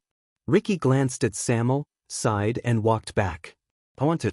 Ricky went in front of Thales and resumed his calm and slightly humorous expression. Your Highness, don't tell me that you want to find a quiet place to pee. Because you can do it on the spot. We don't mind. To his surprise, Thales smiled, revealing a row of teeth. I suddenly thought of a question about the air calamity. He went to the Tower of Eradication with all of you, right? As soon as he said that, the mercenaries who were busy with their own things fell silent. Many people looked in their direction. Ricky's expression changed. He turned his head and said to Samuel with a gloomy expression, watch them. Once he finished speaking, Ricky grabbed Thales' shoulders in an extremely rough manner and dragged him to a quiet corner away from the crowd. Ouch, gentler. I'm still young, you can't? Alright, I won't resist. Don't use any more force. While Thales stumbled and protested along the way, Ricky shook him off. Give me a reason not to knock you out, Ricky said coldly. But Thales only patted the sand off his body, panted and shrugged. That dragon breaker or something else, that's what the air calamity wants, right? Thales smiled and said, your behavior in the prison made me feel that all of you don't have that much desire for this. There was a subtle change in Ricky's expression. And what all of you want is black sword with the sin of Hell's River. Thale's tone became formal. Yes, I know. Black sword was the one who brought that weapon back. Ricky's eyes widened a little. He stared at Thales for 3 seconds. My dear, I realize that. Ricky's tone could probably catch up to the temperature of the night in the desert. You're cuter when you listen to me seriously. Thales bared his teeth in resignation. The teenager turned his head to look at the crowd and scratched his head. Those names you mentioned, they took me some time to recall, but... Ricky narrowed his eyes. Thales turned his head around, took a deep breath, and said solemnly, the Iron Blood King was the king of the north who died in a heroic battle against the ancient orcs before the era of multiple kings. There was a drama from the age of the Empire that talked about how the Black Knight was put on trial for murdering his lord. Shalon Tannen was a name from the Tannen family in Northland. They were stripped of prestige Orchid region and removed from the 10 archduchy families of Extet because they attempted to murder the king. With every sentence Thales said, Ricky's expression became a little more gloomy. As for Hillcrassus, he was the person who betrayed the Tower of Eradication and established the disaster sword more than 100 years ago. Thales finished the last sentence. Ricky looked at him and snorted softly. This child, maybe Samuel is right. When he thought of this, Ricky said, Correction, we are not called calamities. Thales interrupted him again. Based on what you said, they were all people who awakened the sin of Hell's River, right? Ricky raised his eyebrows. You once said that the power of eradication is the person. Thales took a few deep breaths. But it seems that every owner of the sin of Hell's River did not end up well. Including Black Sword. This time, Ricky stared at him deeply, as if he had discovered something incredible about Thales. I have a few friends who trained in the Tower of Eradication. They told me, Thales said tentatively, the biggest difference between the disaster sword's power of eradication and theirs is that it surrenders to the worst aspects of power, madness, brutality, and pain. Even the opponent can feel it. Am I overthinking things? Thales paid attention to Ricky's expression. Or should I really give up on the sin of Hell's River? Madness, brutality, and pain. Thales did not know if it was the Tower of Eradication or the disaster swords that agitated him, but Ricky's expression became unpleasant. Your friend must have an extraordinary status. Ricky was silent for a while before he spoke. You must know that we are the secret scars that the Tower of Eradication is most unwilling to reveal. Also, correction, we are not called Disaster Sword. Thales could tell that Ricky was changing the topic. He could not help but sigh. I have seen how you fight. You cannot deny that you fight like beasts. Ricky snorted and shook his head. Then you should know that we are stronger than the average swordsman of eradication, and we are bound by fewer restrictions. But Thales did not buy it. What you taught me today, and what you said about looking forward to the day I reach the true world. Will I become a beast like that in the end? Ricky snorted in annoyance. He was about to answer, but he suddenly remembered something. Strange. Ricky raised his eyebrows. Why are you suddenly so talkative? Thales froze slightly. He looked behind him furtively, as if he was afraid of being seen. Then, he awkwardly raised the thing in his right hand. Because of this? Ricky saw the thing in Thales' right hand clearly. It was a dagger that shone with a cold light. It seemed to be the one he had seized earlier. Ricky's expression changed drastically. He subconsciously lowered his head and touched his bosom. When did you steal? Ricky did not manage to finish his sentence. Asterisk in the next second, a gray blade that he was very familiar with appeared in the air. Like a battleship that broke through the waves, it pierced Ricky's left forehead, piercing his skull. Swoosh. The gray blade pulled out the skull, bringing with it an endless amount of blood. It splattered the sand red. Ricky! Thales gritted his teeth and ran a few meters to the side. Before he could greet the dark purple-masked man who appeared again, he heard the mercenaries behind him, who had been paying attention to him, cry out in alarm. Enemy attack! Joseph gritted his teeth in hatred. He roared and drew his sword. With a few mercenaries, he rushed towards the figure in black who suddenly appeared. Sigimi, It's him again. Klein was so angry that he laughed. He also brought a few people to surround him. How many F***king times has it been? But in the next moment, Klein noticed that something was wrong. Thud.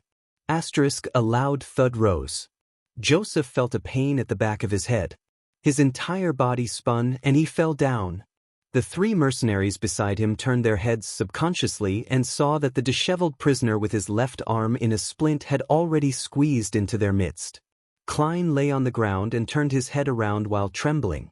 He watched in despair as Zacriel, who had broken free at some point in time and regained his freedom, easily and quickly knocked down 3 people. Or rather, he only knocked down one person, because the other 2 had knocked each other unconscious for some strange reason. Then he stepped over Klein's body. Zacriel limped towards the place where Ricky and Thales were. He only left behind a few words that floated in the air. The 4th time, Klein sucked in a breath in pain. No? When did they break free? Not too far away, Bruley, who had also broken free from his restraints, roared and sent a person flying. Barney Jr. knocked over the mercenary guarding him with a headbutt. Tardin snatched an axe and threw it to Belden. Cannon threw a throwing knife that came out of nowhere. The mercenaries instantly fell into chaos. Joseph, who was charging at the front, turned his head around in surprise. At some point in time, all the prisoners had broken free from their restraints.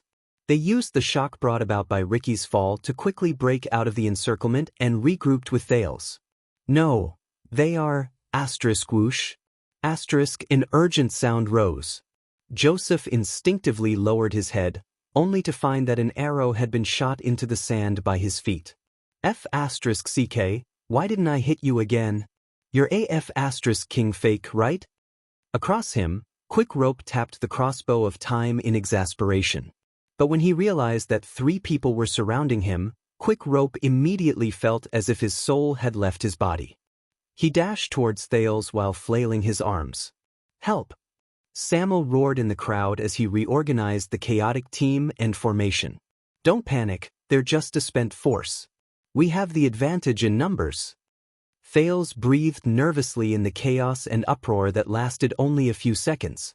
He turned his head and saw Yodel throw something at Barney and the others, who were running towards him. But before the prince could say anything, he heard a chilling rustling sound coming from nearby. A cold wind blew, and Thales turned his head around with goosebumps all over his body. Ricky, who was as pale as a corpse, climbed up from the ground again in a pool of blood. He gritted his teeth, glared, and reached out to draw everlasting truth from his waist. You're courting death. But before he could finish speaking, Zacriel, who was the first to run towards him, had a stern expression on his face. He lowered his body, suddenly leaned forward, and extended his hand. In the next second, Thales widened his eyes and opened his mouth.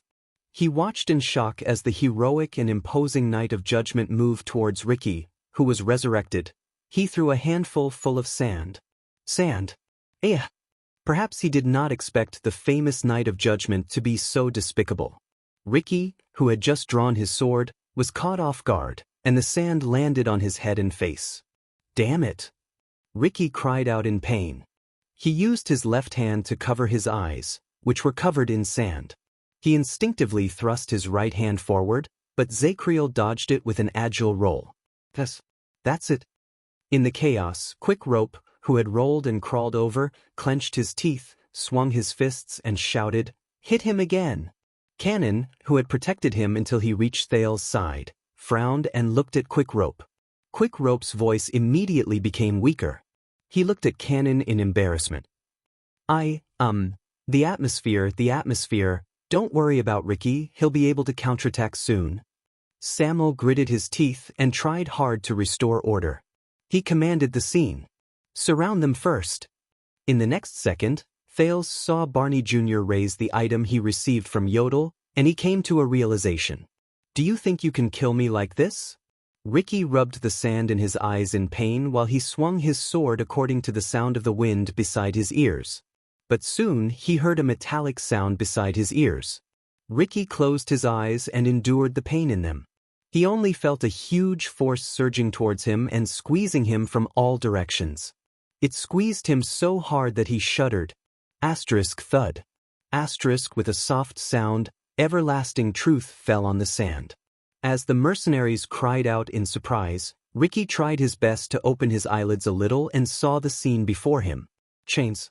At some unknown point of time, a vicious chain with countless barbs had already surrounded him from top to bottom, locking him down tightly. His left hand was chained to the left side of his face, and his right hand was chained to his body. He was kneeling on the ground. Barney and Belden held one end of the chain with cold expressions, while Bruley and Tardin held the other end. The four of them used their strength to pull the chain taut, one on the left and the other on the right, locking down Ricky's movements. "Come on, we know we can't kill you." Zacriel panted while his arm was suspended. He came in front of Ricky. "Then I'll just trap you." The Knight of Judgment ignored the strange gazes from his subordinates and Thales and Quickrope. With a calm expression, he rubbed off the remaining sand in his right hand, picked up everlasting truth in front of the immobile Ricky, and turned towards the mercenaries. "By the way, it's a good sword." Thales exhaled and supported Quickrope as he stumbled towards him. He recognized the chain on Ricky's body. It was the chain Stake had used to trap Yodel. "Ah!" Ricky, who was chained down, could not suppress his anger and roared. "Zacriel!" But just like Yodel just now, the more he struggled, the deeper the barbs on the chain pierced into him. The harder it was for him to break free. Thales panted, smiled, and gave Yodel a thumbs up. "Well done." It had only been a dozen seconds since Yodel appeared and Ricky was trapped, but he felt as if he had experienced it for a lifetime. Yodel turned the supreme sword upside down, placed the hilt in front of his chest, and bowed slightly to Thales. In the next second, ripples appeared on the masked protector in black, and he disappeared into the air again. A few seconds later, under Joseph and Samuel's lead, dozens of disaster swords surged forward. They spread out from the front and surrounded the guards.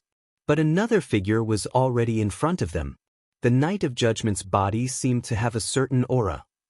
Wherever he stood, the mercenaries who had seen his abilities would freeze. "Stay calm." Samuel blocked all the angry mercenaries in exasperation. He stared at Zacriel in front of him. "Don't forget his abilities." Joseph gritted his teeth. "He's badly injured. We just need to—" "No." Samuel shook his head resolutely. "I can't take the risk. Don't forget that mask." Joseph roared angrily. Thales managed to calm his breathing after much difficulty. He observed that the situation had returned to a stalemate between the two parties. Ricky's eyes were shut tight. He was chained by four people. Thales supported Quickrope and stood behind him. Cannon guarded him vigilantly by the side.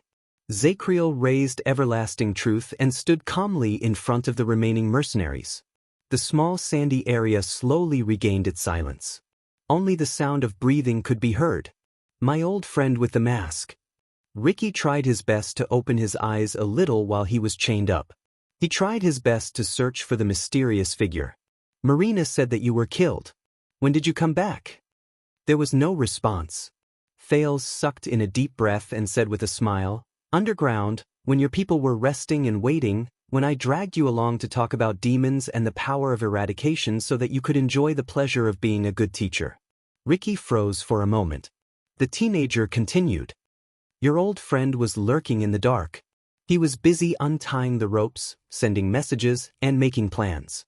"What? The pleasure of being a good teacher?" Ricky's chest heaved violently as he was chained tightly. He struggled again, but the four guards' faces turned red. They locked him down tightly. "And you used this opportunity to lower my guard, and when the time was right, you would step aside and talk?" Ricky's eyes were shut, but his voice was filled with anger that seemed to want to burn everything. Thales chuckled to show his tacit agreement. Under the gray sky in the east, Ricky's face was filled with anger. He gritted his teeth and said to Thales behind him, "I underestimated you again, Your Highness. You're really sinister, cunning, and full of tricks." "Sinister, cunning, full of tricks?" Thales sighed. He turned around and looked in the direction of Blade Fang's camp. "You praise me too much." Thales turned around and flashed a friendly smile at the exasperated mercenaries in front of him, baring his white teeth. After all, I'm not a demon. Chapter 481. Thales did not like dawn. The last dawn that left a deep impression on him was 6 years ago in Dragon Cloud City. It was the moment the calamities disappeared and the great dragon soared into the sky. But when the night was about to end and the dawn came from the east, what he saw was not hope, but an abyss. At that time, he was just like he was now, experiencing disasters that ordinary people couldn't imagine. He forced himself to hold on with minimal supplies and rest, and faced almost unsolvable problems. In the tense atmosphere, Thales clenched his fists in the face of dozens of mercenaries who were glaring at him with hostility. Barney Jr., who could only use one arm, wrapped the chain tightly around his left shoulder. He leaned forward and tried his best to bind Ricky. A brilliant counter. So, Barney practically squeezed these words out between his teeth, which showed that he was in a difficult situation. The other three who were controlling Ricky weren't any better. They were prisoners who had just been released from prison, and after a series of battles, their supplies were far from being able to keep up with their consumption. All of them were panting and grimacing in pain. What to do? Thales took a deep breath and tried hard to get rid of the dizziness that seemed to be surging into his brain again. When they were captured by the disaster swords, Yodel, who was lurking in the dark, could only hastily inform Thales of his rescue plan. Ricky kept an especially tight watch on Thales. And that was the end of that hasty plan. But what happened next? Thales stared at Blade Fang's camp in the distance and tried his best to think of a way out. Zacriel still held his sword with one arm. He stood in front of the mercenaries who surrounded him in a semicircle. He faced his enemies' furious gazes and gritted teeth. His expression was calm and composed. "This is very unwise, Your Highness. Zacriel, you must know that we bear no ill will." Samuel, who stood at the forefront of the mercenaries, tried his best to control the disaster swords so that they would not lose control while he tried to convince Thales. "You better listen to him." This was Ricky, who was tightly bound by chains. His face was covered in sand and dust as he gritted his teeth and closed his eyes tightly. What to do? Thales shut his eyes. Camp, prison, disaster swords, shadow shield. Let me think. Quickly think of a way. However, at this moment, Quick Rope, who was standing beside him, screamed without warning. Holy shit! Thales opened his eyes and turned his head, just like all the other impatient people. They wanted to see what kind of trouble he was up to. Unexpectedly, Quick Rope did not seem to be the one who caused the trouble this time. Quick Rope stared at his empty hands in shock. He raised his head and lowered his head repeatedly. This place is haunted.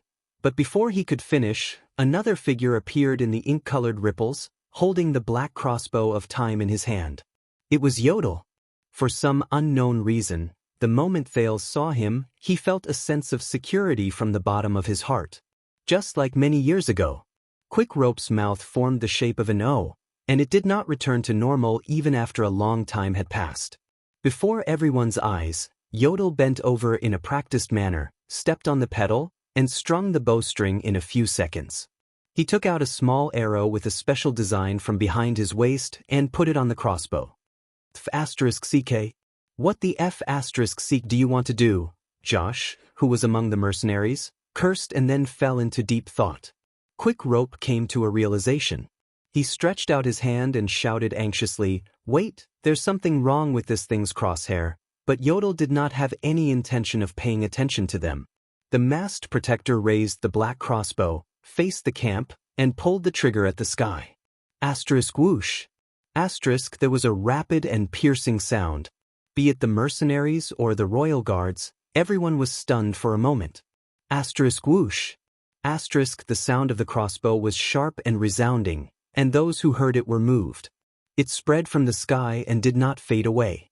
It spread through the wilderness, and it could be heard clearly within a radius of several miles.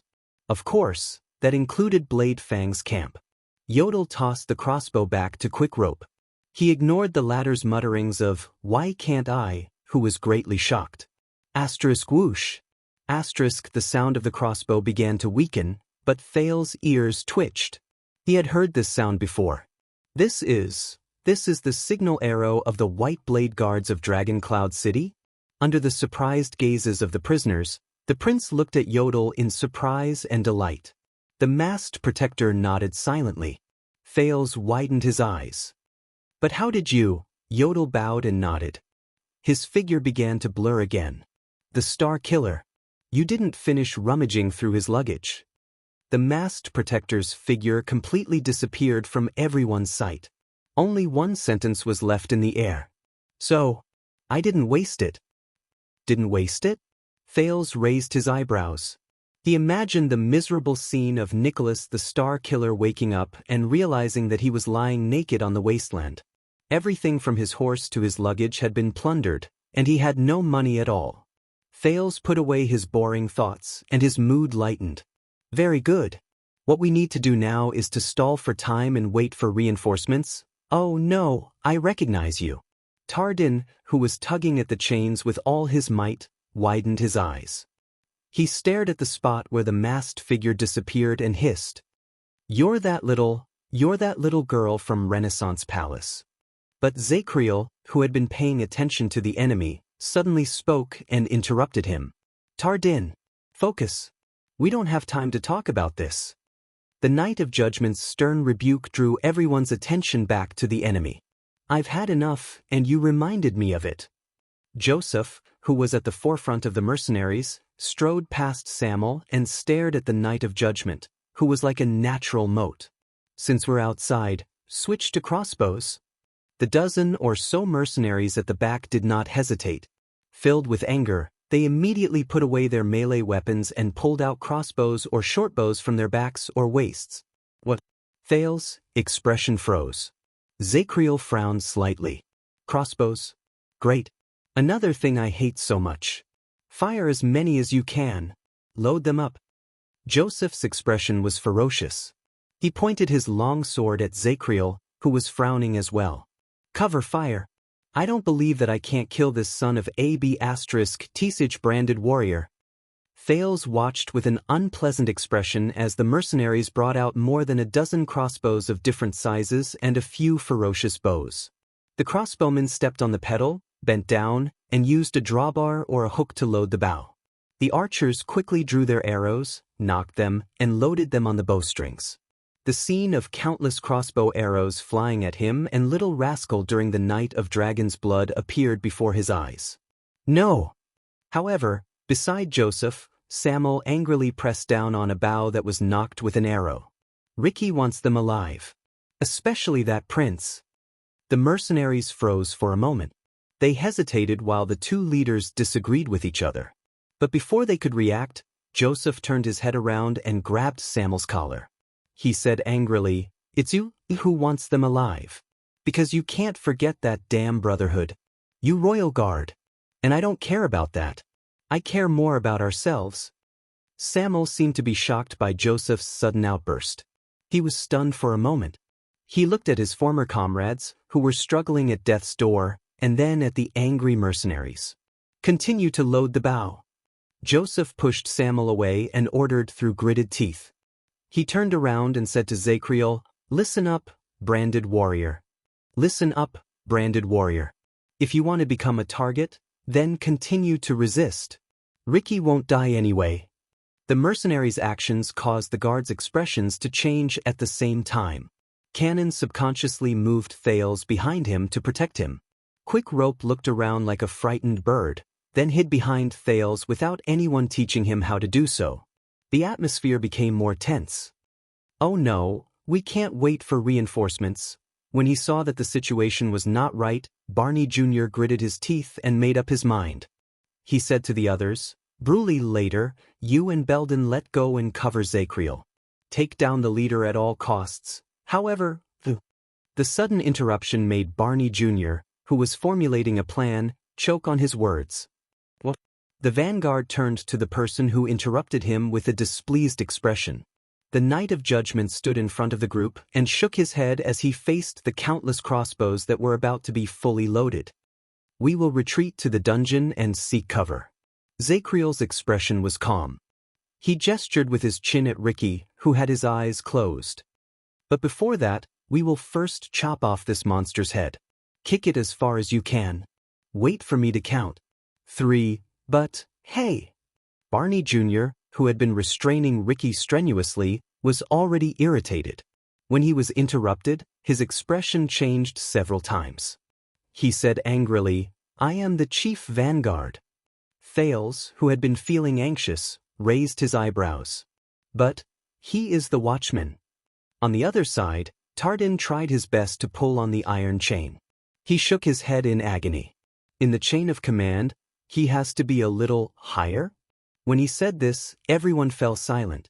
Barney's expression froze a little. No. Zacriel turned his head around slowly. He was incredibly calm, as if he did not care. The legacy watchman is second only to the guard captain, and has the same rank as the vice captain when we are not at war. Higher by a lot. Aye. A lot. Barney sucked in a deep breath. As if he was constipated, he turned his head back to its original position in pain. He bared his teeth and mouthed a rude word. He looked regretful, as if he was thinking, why didn't I kill this bastard with my sword just now? The guards turned their heads away, trying their best not to look at the vanguard's expression. But at that moment, everyone? Belden, who had been silent all this while, suddenly spoke. He stared at Ricky, who was trapped in the middle of the chain. There was fear in his voice that he could not hide. This man's strength, everyone was shocked. They turned their heads. There's a problem. Right after he finished speaking, the chain in Belden's hands trembled. As if he could not control himself, he slid a few inches closer to Ricky on the sand. Belden was not the only one. Barney Jr., Bruley, and Tardin, the three people who controlled the chain, also began to slide at the same time. Thales glared at the chained Ricky. At some point of time, he had already freed his left and right hands from the chain. He held the barbed chain in a reverse grip and slowly pulled it back. The chain began to tremble violently. No. Barney Jr. stared in disbelief at the trail he left behind on the sand. There are 4 of us. What is going on? At that moment, a voice that caused fear to rise seemed to have appeared out of nowhere. It lingered in everyone's ears. You think you've trapped me? Chirp. Horse. It sounded like the roughest scraping sound in their hearts. It was sometimes strong, sometimes weak, sometimes high, and sometimes low. Everyone in the area, be it the royal guards or the disaster swords, shuddered. But the terrifying voice that seemed to have risen from the bottom of their hearts and surrounded them endlessly did not let them go. But you didn't. The faces of the 4 people who held the chain twitched. Their breathing became disorderly, and they were dragged even further. Many of the mercenaries dropped their arrows or loosened the strings of their crossbows that were already half-drawn. Some of them even covered their heads in pain. Zacriel shut his eyes and knelt on one knee. He panted heavily and relied on everlasting truth to support his body. You didn't. The voice went on and on. Thales could not help but shudder. He instinctively turned around and grabbed Cannon, who was swaying. Quick Rope was in an even worse state. He even screamed in pain and knelt on the ground while covering his ears. You didn't. Thales tried his best to stabilize his body, which felt as if he was about to lose his balance. He stared at Ricky in horror. The moment he heard the voice, his heart raced, and his blood surged. He felt a cold wind blow around him, and goosebumps rose all over his body. It was as if someone had brought out an endless nightmare. In the next second, Ricky, who was in the middle of the chain, shook his arms. The guards on both sides could no longer bear it, and the chains fell from their hands. Asterisk bang. Asterisk, an ear-piercing explosion rang out. While many people closed their eyes in pain, Thales, who tried his best to open his eyes, was shocked to see the chain shattered inch by inch and fell to the ground at Ricky's feet. It revealed the bloodstains on his body caused by the barbs. Oh no! But this was not the most terrifying thing. Ricky gently wiped the sand off his face and gave Thales a disturbing smile. Thales tensed up.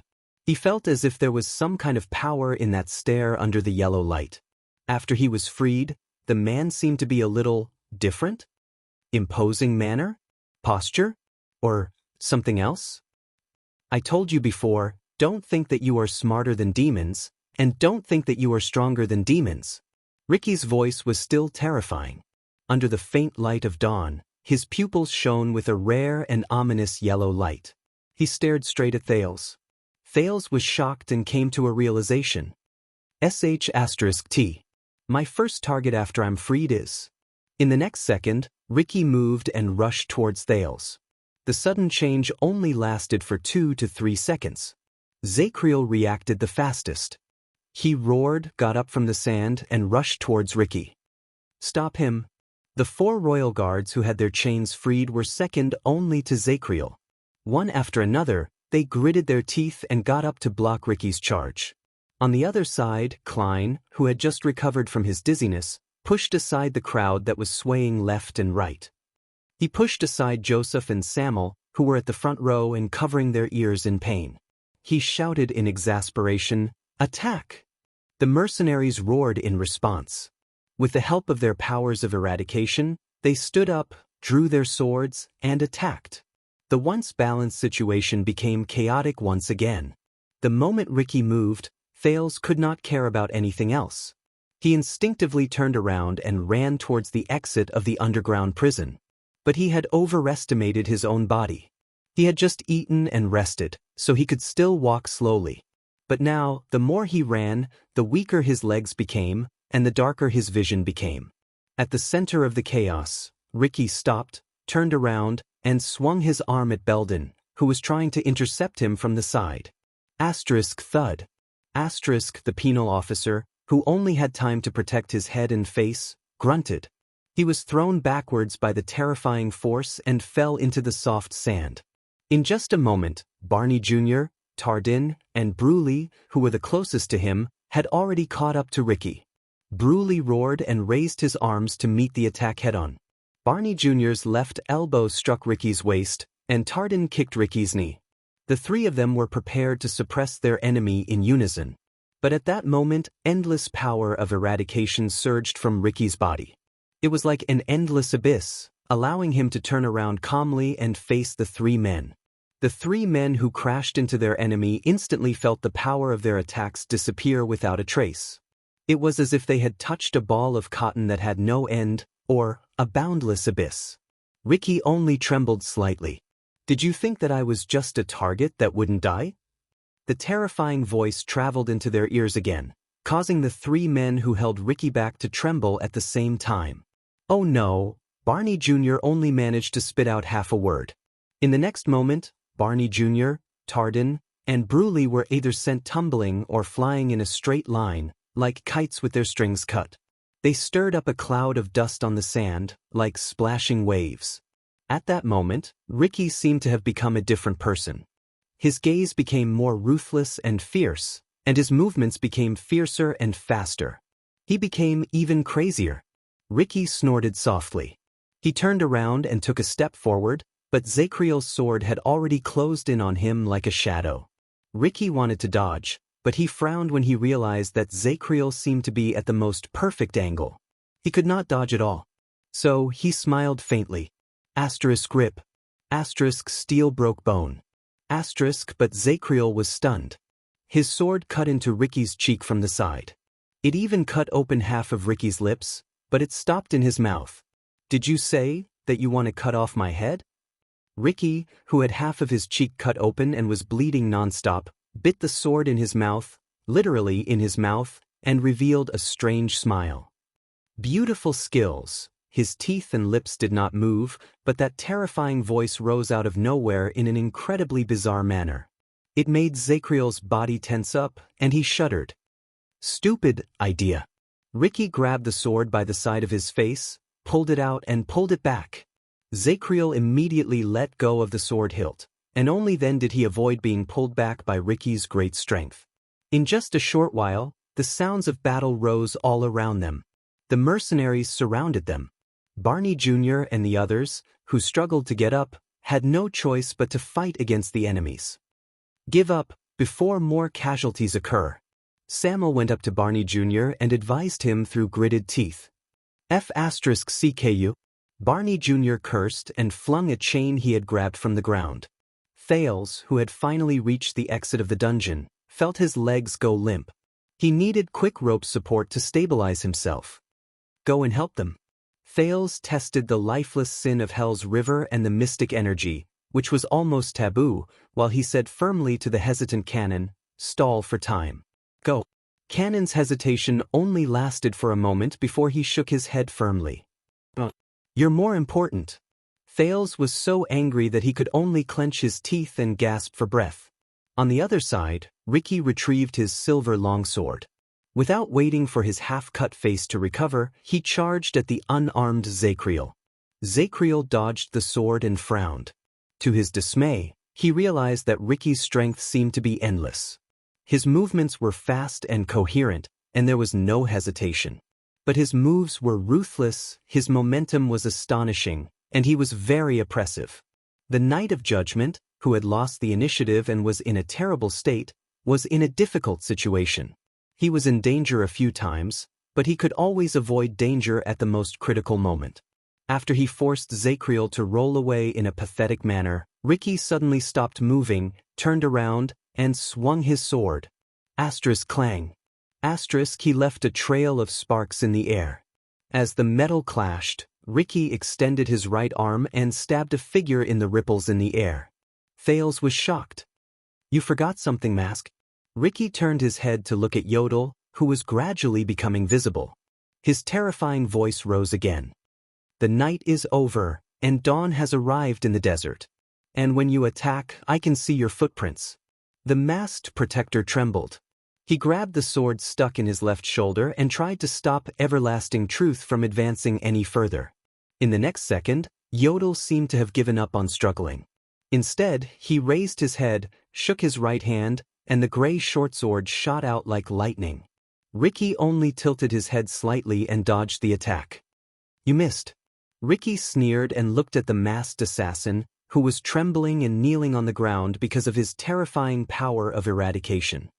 But the one who answered him was not Yodel. Instead, it was a gray shortsword that pierced through the back of his neck and came out of his mouth. He did not miss. Zacriel, who had appeared behind Ricky at some point of time, said coldly. Ricky trembled. He felt his cervical vertebrae being severed, and he could no longer feel anything below his neck. He could not help but let go of the longsword. "No!" Ricky widened his eyes in disbelief. His oral cavity was clearly destroyed, but his terrifying voice still rose out of nowhere, causing Zacriel to shudder involuntarily. "How did you?" Zacriel tightened his grip and stopped Ricky from continuing. "Do you know what abilities this legendary anti-mystic equipment has?" The Knight of Judgment shook his head in disgust and pushed Ricky's body away. As expected, legendary anti-mystic equipment? Ricky fell down powerlessly. He watched helplessly as Zacriel pulled Yodel up, patted the latter's shoulder, picked up Everlasting Truth, and turned to him again. Zacriel raised his long sword coldly. "I'm not telling you." However, in the next moment, Ricky howled on the ground. His howl was shrill. It shook people's hearts. All the people who were fighting in the field shuddered. They could not control themselves and instinctively knelt down. Thales used all his strength to hold onto the metal plate at the exit of the dungeon. Beside him, Cannon and Quickrope had already knelt down. They were in great pain. What in the world is this? On the other side, Ricky struggled to get up at an even faster speed than before. He used his arms to block Zacriel's trembling longsword. It was as if he no longer needed time to regenerate and recover. Zacriel and Yodel looked at each other, then at Ricky in shock. The yellow light in Ricky's pupils became more obvious, and strange, charred muscles could be seen faintly from the wounds all over his body. "Then don't ever speak of it again." Ricky stared at Zacriel and Yodel in front of him. For the first time, a resolute killing intent appeared in his eyes. At that moment, Zacriel instinctively trembled in the face of danger from his skin to his blood. In the distance, Thales saw with his eyes wide open. Ricky shook his arms, and Zacriel and Yodel were sent flying. Zacriel fell to the ground and coughed up blood in pain. Covered in blood, the horrifying Ricky walked towards Yodel. "Your great mask?" The last person who killed me twice without me being able to fight back. My name is Jasmine Lorraine. Ricky lifted the masked protector from the ground and covered his right hand with the dark purple mask. Then, let us see what's under your mask. No, no. Zacriel, who fell to the side, extended his hand in pain and fear. That mask? You can't. Ricky laughed savagely. He grabbed the edge of the dark purple mask, and infinite strength surged from his palm. For more than 10 years, Thales had never heard Yodel cry out in pain or in pain. The masked protector was a man of few words. Even when he was injured in battle, he would only let out a grunt. Until this moment. Ayaha! Yodel roared in pain and anguish. Under Ricky's incredibly delighted, savage laugh and endless strength, Yodel struggled even more. His limbs trembled uncontrollably, and the extent of his movements was so great that it was as if he was enduring the most terrifying torture. No! When Thales saw this, he gritted his teeth so hard that they almost shattered. He instinctively snatched the crossbow of time from Quickrope's hand. Give me the crossbow. Quickrope was shocked. But that crosshair, at that moment, whoosh, a shrill, sharp sound rang. It was as if the morning light had broken through the darkness. What followed was an even more piercing explosion. Crack. The mercenaries, the royal guards, and everyone else froze and raised their heads. Under the faintly glowing sky, a dazzling spark flickered in the air. It flashed so much that the figures on the chaotic sand swayed wildly. The spark was not the only thing that broke the chaos. Woo. A melodious horn call came from afar. But penetrating the hearts of people. 8. Chapter 482. The expressions of all the mercenaries on the field changed. Cavalry! Beside Thales, Cannon, who had been lying on the ground and listening, was the first to shout. His voice was filled with uncontrollable joy. A large number of cavalry, very close. Soon, even without Cannon's reminder, Thales sensed something. The gravel beneath his feet began to tremble. The inexplicable vibration was getting closer and closer, coming from behind the sand dune above their heads. Just like the waves. The mercenaries and royal guards lowered their weapons when they realized what was about to happen. Looking at the cluster of sparks, listening to the horn, and feeling the tremors on the ground, Ricky stopped what he was doing. The madness and bloodlust in his mind stopped for a moment. That was, woo, Thales narrowed his eyes amidst the light and the horn. He felt something. True enough. Behind Ricky, a shadow suddenly appeared at the top of the dune below Sparks. A white shadow. A speeding white shadow. And it was rapidly approaching the chaos under the sand dune. Woo, amidst the sound of the horn, the speed at which the white figure approached was comparable to that of a soaring eagle. In just 2 seconds, it was right in front of him. Hence, Thales quickly saw its appearance clearly. It was a white horse. A galloping white horse. Pure white. Flawless. Graceful. It moved its 4 hooves at an astonishing speed. It was like a streak of ink-colored lightning. However, its movements were unhurried and extremely elegant. It was so loud that people even ignored the sound of hooves. Woo, the horn continued. Everyone was stunned. Barney Jr. stared at the white figure in a daze before Samuel pushed him away. Samuel panted as he wiped off the blood on his face caused by the chains. It's him. If you don't want to die, don't move. Thales also looked at the white figure in surprise, but when he saw the figure on the horse, he immediately realized that it was a knight. It was a knight with an equally elegant and calm posture, but his speed was so fast that he could not see his appearance clearly. Soon, the sound of galloping hooves became clearer and slower. Thales subconsciously raised his head.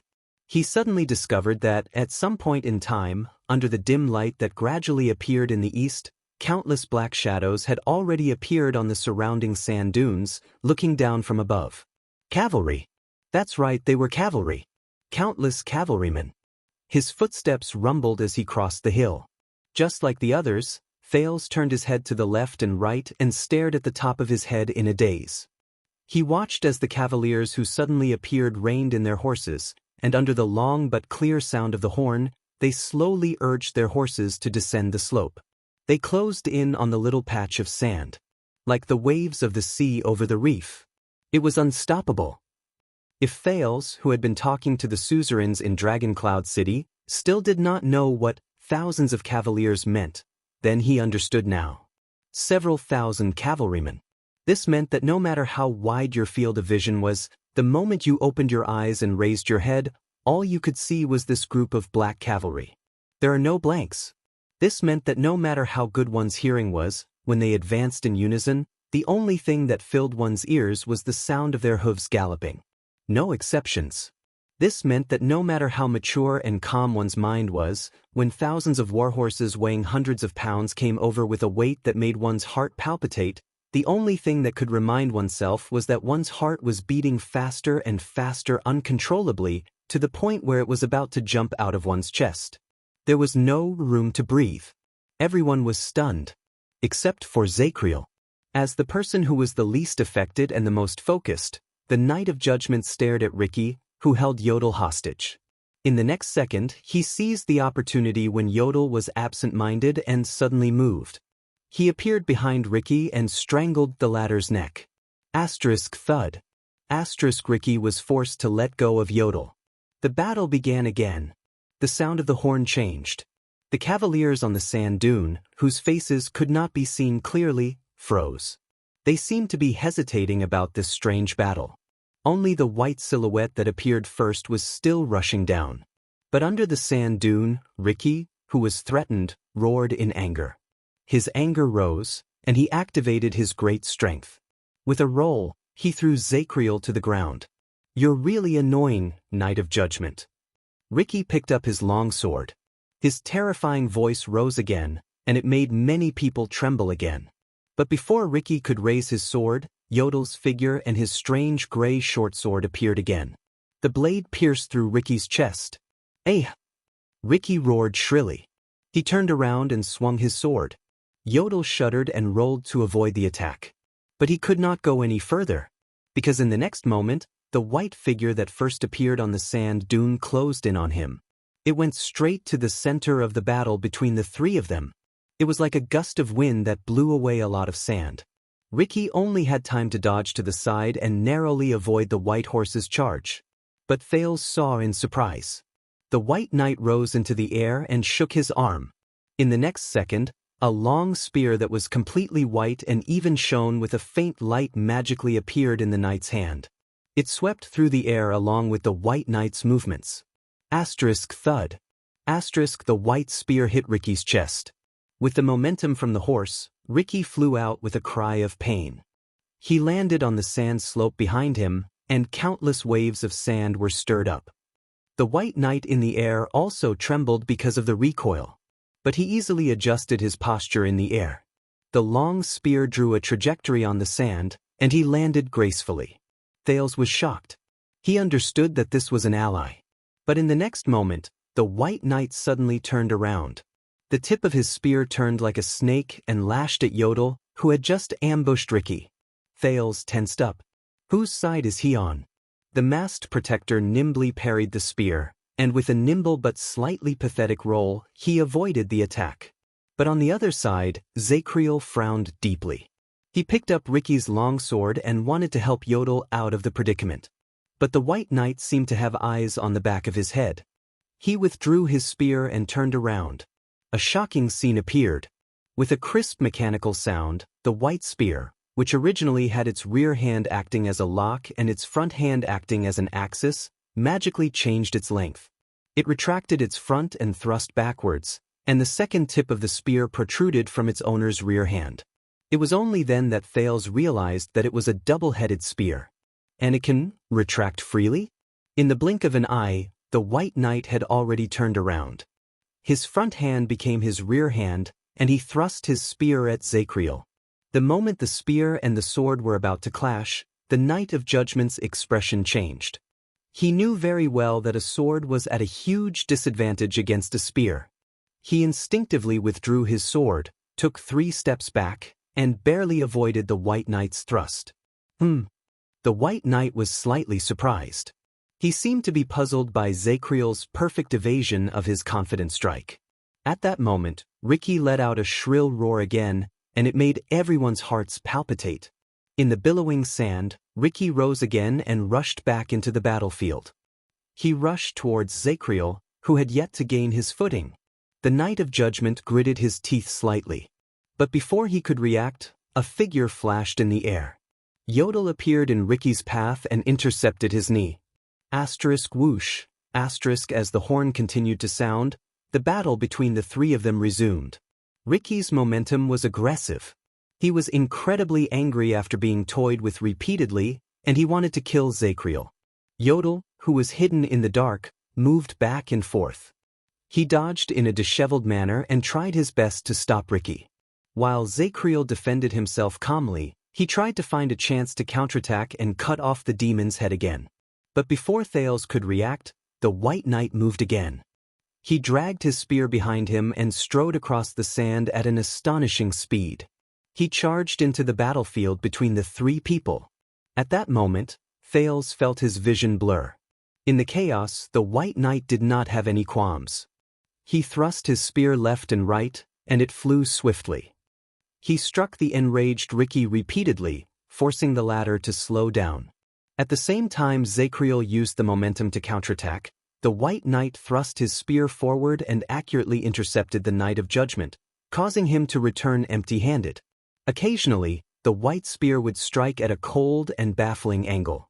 When ripples appeared in the air, it forced Yodel, who had intended to launch a sneak attack, back into the shadows in a flustered manner.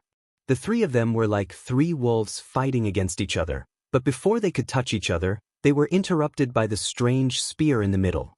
Everyone, including Thales, stared at the chaotic battle in a daze. That White Knight, he's fighting against three alone? The figure moved back and forth in the sand. Thales felt his eyes sting as he watched. The White Knight's body was incredibly agile. His feet were not his only fulcrum. He would occasionally move back and forth while the two ends of the spear tapped on the ground as an axis. Every single time he would avoid danger. Thales could not help but be reminded of the flying locust blade. And his two-headed white spear was like the most amazing weapon. It could extend and retract at will, and its length did not matter. It could move left and right, front and back. It could be used in any position and from any angle to deliver the fiercest and most precise attacks. With his agile body and fierce attacks, the White Knight swung his spear in the air with a whistling sound, and it brought with it an intimidating momentum. He did not need to defend. He could force the enemy out of the threat zone. Finally, after the chaotic battle lasted for nearly 10 seconds, Zacriel seized the opportunity. He rushed forward, turned his long sword, and changed his target from Ricky to the White Knight. The new knight frowned. He moved his body and parried with his spear, but in the next second he found himself in an awkward position. He was separated from Yodel and could only watch as Zacriel pounced on Ricky. Asterisk grip. Asterisk the long sword cut into Ricky's shoulder blade. That's it. But Ricky raised his head swiftly, and with a fierce voice that had never been heard before, it made Zacriel frown and retreat. This voice seemed to be very unique. Thales, who was standing a little further away, cried out in pain and knelt on the ground. Then you're finished. With a ferocious expression, Ricky pulled out everlasting truth from his shoulder and rushed towards the unstable Knight of Judgment. Yodel wanted to go forward, but he too swayed under the shrill voice. But at this moment, when everyone was in a terrible state because of the roar, only the White Knight moved. He faced the incoming attack without being affected in the slightest. Like a white feather fluttering in the wind, he gracefully and calmly swept past Yodel. Only the White Knight's voice could be heard amid Ricky's terrifying voice. Quiet. It was a cold, clear voice. It was like a clear stream in an endless pool of filth. It cleansed people's hearts. It could not be questioned, refuted, or disobeyed. Ricky, who was still angry just a moment ago, instantly fell silent, as if he could not control himself. In the next second, the white spear lashed down like lightning. It struck Ricky's shoulder. Asterisk thud. Asterisk that dull thud seemed to have come from the bottom of his heart. Ricky's long sword fell, and he knelt on the ground. "Very good," the White Knight said softly, and then withdrew his spear. Ricky did not stand up again. He shook his head as if to wake himself up. Soon, Ricky raised his head again and stared at the White Knight before him in disbelief. The yellow light in his eyes slowly faded away, and the wounds on his face slowly healed. Ricky mumbled. Thales, who was slowly approaching, finally saw the White Knight's appearance clearly. The knight was of average height, and he was slender. He looked to be in his 30s. He was dressed in a white riding uniform, neat and clean. He walked with an upright posture, and he had a natural, imposing manner, as if he could not be shaken by the chaotic battle just now. The only thing that stood out was the knight's left shoulder, where his pauldron should have been, was covered with a grayish-white, ugly, and huge skull. It added a murderous air to him. The White Knight seemed to have sensed Thales' gaze. He turned his head warily. The moment he turned his head, the teenager felt as if he had used a blade to cut through the waves. The sharp mark he left behind was fleeting, but it was unforgettable. Under the light of dawn, Thales was stunned. Because Thales suddenly realized that the man who had descended from the white horse was really a little too handsome. He was so handsome that when his facial features turned to Thales, it was as if lightning had broken through the air. Even in broad daylight, he had the illusion of dispelling the darkness. His jet-black hair looked like the most ideal ink color for an oil painting. It complemented and highlighted his white traveling uniform. His skin was fair, but in the desert that was filled with yellow sand, he exuded a rare, robust, and heroic air. Below his left ear was an exquisite, sparkling silver earring. It was right above the ugly skull. And his gaze, Thales stared blankly. He only felt that the pair of faint amber eyes hid the most beautiful, but also the most lethal blade. It attracted every connoisseur, and at the same time, stabbed every person who was overly engrossed in it. The White Knight glanced at Thales and turned his head back. It was only then that Thales realized that he had rudely stared at him for a few seconds without taking his eyes off him. The handsome White Knight no longer paid attention to Ricky. Instead, he turned to the other two. Under his gaze, Yodel sheathed his supreme sword and quickly vanished into thin air. "Smart," the White Knight said coldly. The battle stopped without a sound. The empty space under the sand dune became quiet again. The White Knight withdrew his right hand, and the magical white spear shrank to the length of an elbow, as if it was a magic trick. He put it away behind his back. He glanced at the mercenaries and royal guards behind him as if nothing had happened. His expression was very indifferent, as if there was nothing there. But it made the people behind him nervous. The White Knight did not say anything. He turned around and gestured at the sky. Asterisk rumble. Asterisk the sound of hooves could be heard again. The cavaliers on the sand dune began to move again. The mercenaries and royal guards raised their heads warily. The cavaliers on the sand dune from all directions were getting closer. There were many of them, and there were already hundreds and thousands of them in sight. More cavaliers were still appearing from behind the sand dune, and they were slowly descending the slope.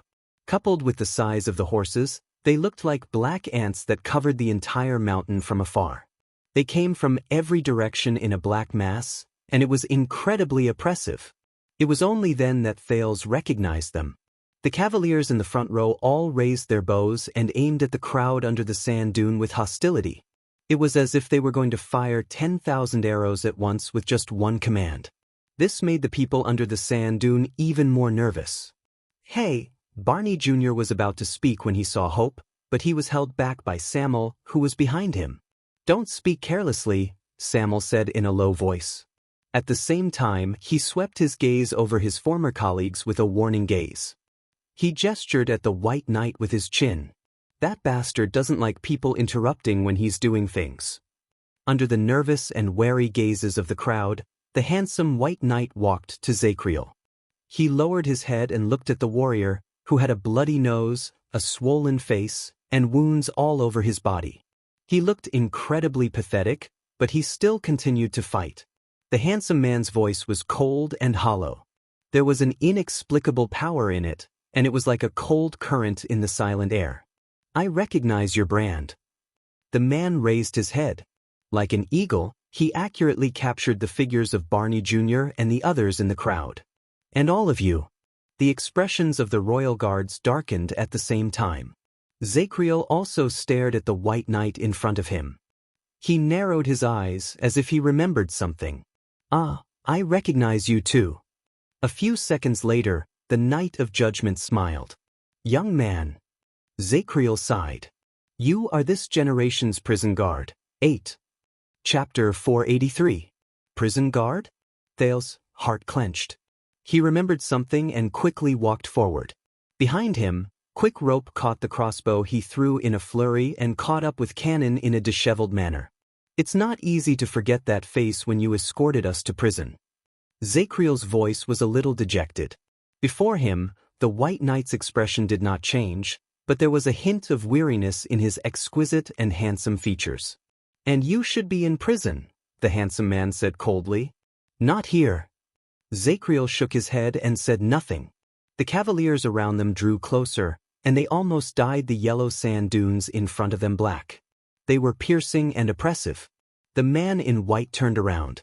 The skull on his left shoulder swayed slightly. He looked at Ricky, who sat on the ground. "Blood whistle, sword peddler." This time, there was a shocking chill in the man's eyes. "All of you shouldn't be here. All of you should be where you should be." There was a disturbing meaning in the handsome man's words. Many of the mercenaries could not help but gulp when their identities were called out. Ricky's appearance had returned to normal. He stared at the knight in front of him and answered respectfully, "I'm sorry, Your Grace." "I'm sorry, sir. We're on a mission." Ricky shrugged. His expression was resigned and innocent. "But we ran into some accidents." The handsome man frowned slightly. "Your mission?" At that moment, Thales, who had already approached the knight and could no longer hold back, spoke loudly. "Don't believe him. I am the second prince." But in the next moment, the white knight suddenly moved. He turned his right arm, and the tip of a spear appeared out of thin air to attack Thales. The teenager, who was thinking about how to explain, did not even have the time to react before he felt his body sway. Asterisk clang. Asterisk the air became blurry. The moment Thales could see the scene in front of him clearly, he was already leaning against Yodel's chest, protected by the latter's left arm. In front of the masked protector, the gray supreme sword blocked the white tip of the spear. Cannon and Zacriel had already drawn their weapons without a sound. Their expressions were solemn, and they were ready to attack at any moment. "Interrupt me again." The white knight stared at Thales. His amber eyes shone with cold, murderous intent, causing others to forget about his handsome face. "I'll kill you." Thales stared blankly at the tip of the spear that was only a few inches away from him. He was momentarily speechless. "You can't." Yodel shook off the tip of the man's spear and pulled Thales up. "You don't know who he is." The white knight retracted his spear. The spear turned back into a short spear and was sheathed on his back. "I don't care." The handsome man said coldly, "The same goes for you, Anonymous, no matter what your relationship with the Secret Intelligence Department is." The earring on his left ear swayed gently, still as exquisite as before, as if he had not seen the tense scene just now. Cannon and Zacriel, who were the closest to them, sighed in relief. It was only then that Thales regained his breathing. He touched his heartbeat, which had started beating again, and stared at Yodel in astonishment. But the masked protector just shook his head without saying a word, as usual. The white knight turned to Ricky again. "Your mission?" Ricky smiled. "Ongoing." Crassus of the Disaster Swords looked at the increasingly dazzling red light in the east in resignation. "I believe that you will see the progress very soon." The white knight was silent for a while before he spoke again. "Your accident?" Ricky sighed. "Please allow me to introduce you." Ricky extended his hand and gestured at Thales. "This is Prince Thales Jadestar, one of our accidents tonight." Ricky's expression was resigned when he said this. Whispers immediately rose from the cavaliers who were closer to him. The white knight frowned, but it made his face, which looked like it came out of an oil painting, even more vivid and eye-catching. He turned his head and sized up Thales carefully. It was probably the first time in his life that he was stared at by such a handsome man. Thales felt that his clothes and appearance did not quite fit the standard of a prince. For some reason, he felt his face burn. The White Knight turned his head and spoke to Ricky again. "I need an explanation." Thales was shocked.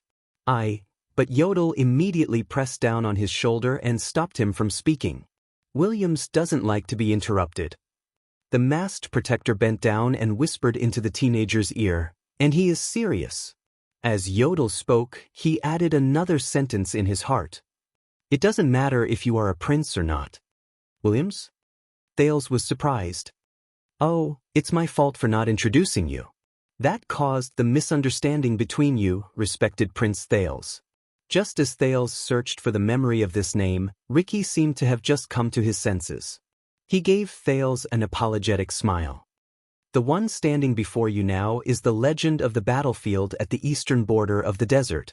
The mercenary leader extended his hand to gesture at the ridiculously handsome knight before him. Adjectives flew out of his mouth as if they cost nothing. The Thunder Wings on horseback. The ruthless killer who can travel 10,000 miles. The terrifying nightmare of the mixed breeds and barren breeds.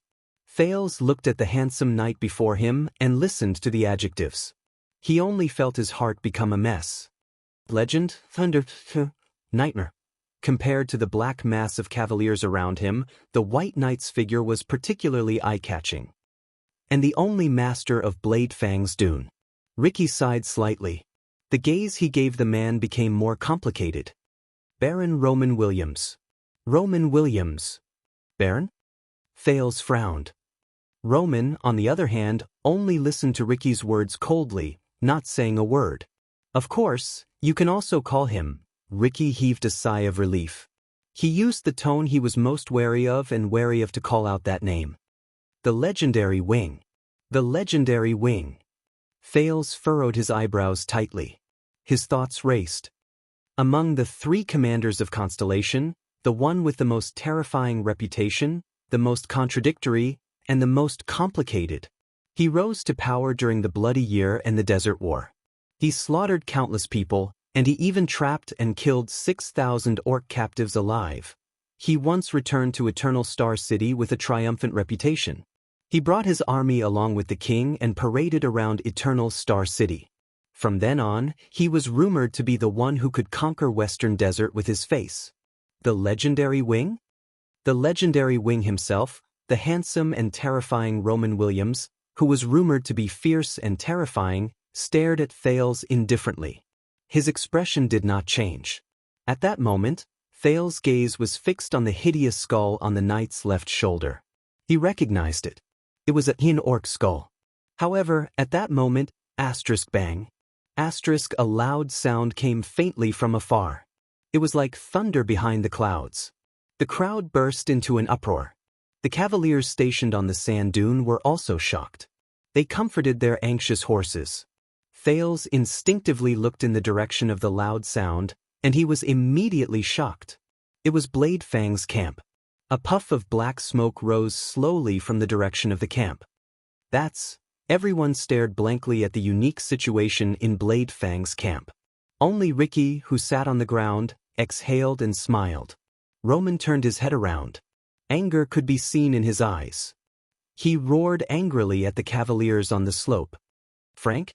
However, even his roar was clear and penetrating, as if it had the power to cleanse people's hearts.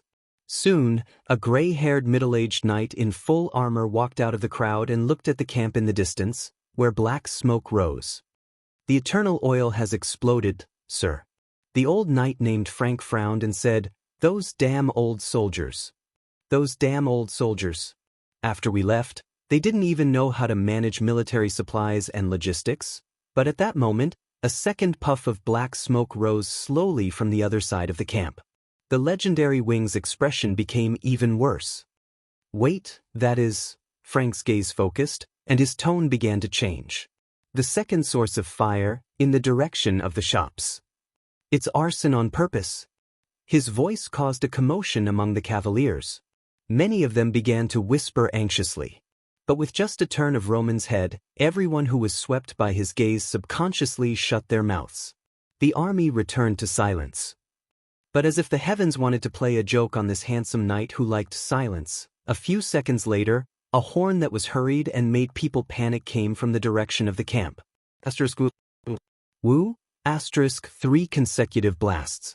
The sound spread throughout the wilderness. This time, the mercenaries and the cavaliers finally erupted in a shock and uproar that was difficult to suppress. The handsome Roman seemed to be unable to take it anymore. He did not bother to restrain his subordinates, but quickly turned his head around and shouted in the direction of another hill. Felicia! A commotion rose among the cavaliers. A red-haired female cavalier shouted and chased away the people who blocked her way. She rode to the foot of the sand dune. It was clear that Felicia was a rare beauty, but she had strangely shaved off the left side of her head, and there was a strange tattoo on her face. It reminded Thales of Ralph, who was beside him. "Sir, the messenger has confirmed it. It's an invasion alert," Felicia said in exasperation. 7th grade. As they watched the smoking camp in the distance and listened to the increasingly urgent horn blasts, the commotion in the army grew louder. In the midst of the commotion, the legendary Wing lowered his head and said nothing. Perhaps it was because of his attitude, or perhaps it was because of the strict military discipline, but soon, the restless cavaliers calmed down. What left a deep impression on Thales was that when an astonishing number of cavaliers calmed down from the commotion, the soundless silence that instantly disappeared was also astonishing. In the terrifying silence, Roman slowly turned his head around and looked at Ricky, who was on the ground. "You." Ricky exhaled softly and raised his head with a smile. He stared at the legendary Wing, who had an overwhelming advantage in terms of strength and numbers, without flinching. "Yes, Lord Baron. What you are seeing now is our mission." Whispers rose among the cavaliers. Thales frowned and looked at the crowd.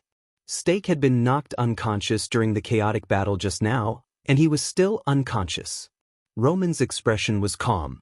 There was not a hint of emotion on his handsome face. "How did you do it?" Ricky shrugged and spread his hands in resignation. "Oh, this is all thanks to my comrades from Shadow Shield." This time, Roman interrupted him without hesitation. His tone was cold. "What happened?" Ricky was silent after he was interrupted. He lowered his gaze and pondered for a while before he raised his gaze. The prisoners in White Prison. Ricky's tone was natural, and he was not panicked at all. "They have been released, and they are looting and causing chaos in the camp." Ricky smiled and continued to speak. "And the military supplies warehouse, which concerns the survival of the garrison army, is burning fiercely. It is shaking the army's morale." The cavaliers began to stir again. Ricky looked in the direction of the camp and clicked his tongue. But now, the suzerains of Western Desert, the only ones who have the garrison army in the camp and have the strength to deal with them, are on the verge of internal strife and mutiny because of an assassination attempt by a feuding noble. As for the highest level of alert, level 7, Ricky listened to the indistinct sound of the horn beside his ears and chuckled. The gray mixed breeds and barren breeds led by Shattered Stone Tribe and Shararan Tribe have sneaked back from outside the camp. They are preparing to use this opportunity to launch a surprise attack and invade Bladefang's camp while it is busy with its own affairs. They will plunder to their heart's content and wash away the humiliation they suffered during the Desert War 11 years ago. Shattered Stone Tribe? Thales was shocked. The army on the sand dunes around them finally burst into an uproar. The middle-aged knight, Frank, was first stunned before he roared in anger. F***CKU, but Roman suddenly raised his hand. Frankie's curse was stuck in his mouth. In the next moment, the army became quiet again. No one dared to whisper anymore. Roman raised his head and glanced at the camp where black smoke billowed out. "Indeed, they are selling swords," Roman said coldly. "You have exceeded my expectations." Ricky nodded. He looked rather sentimental. "Tonight is not an ordinary night.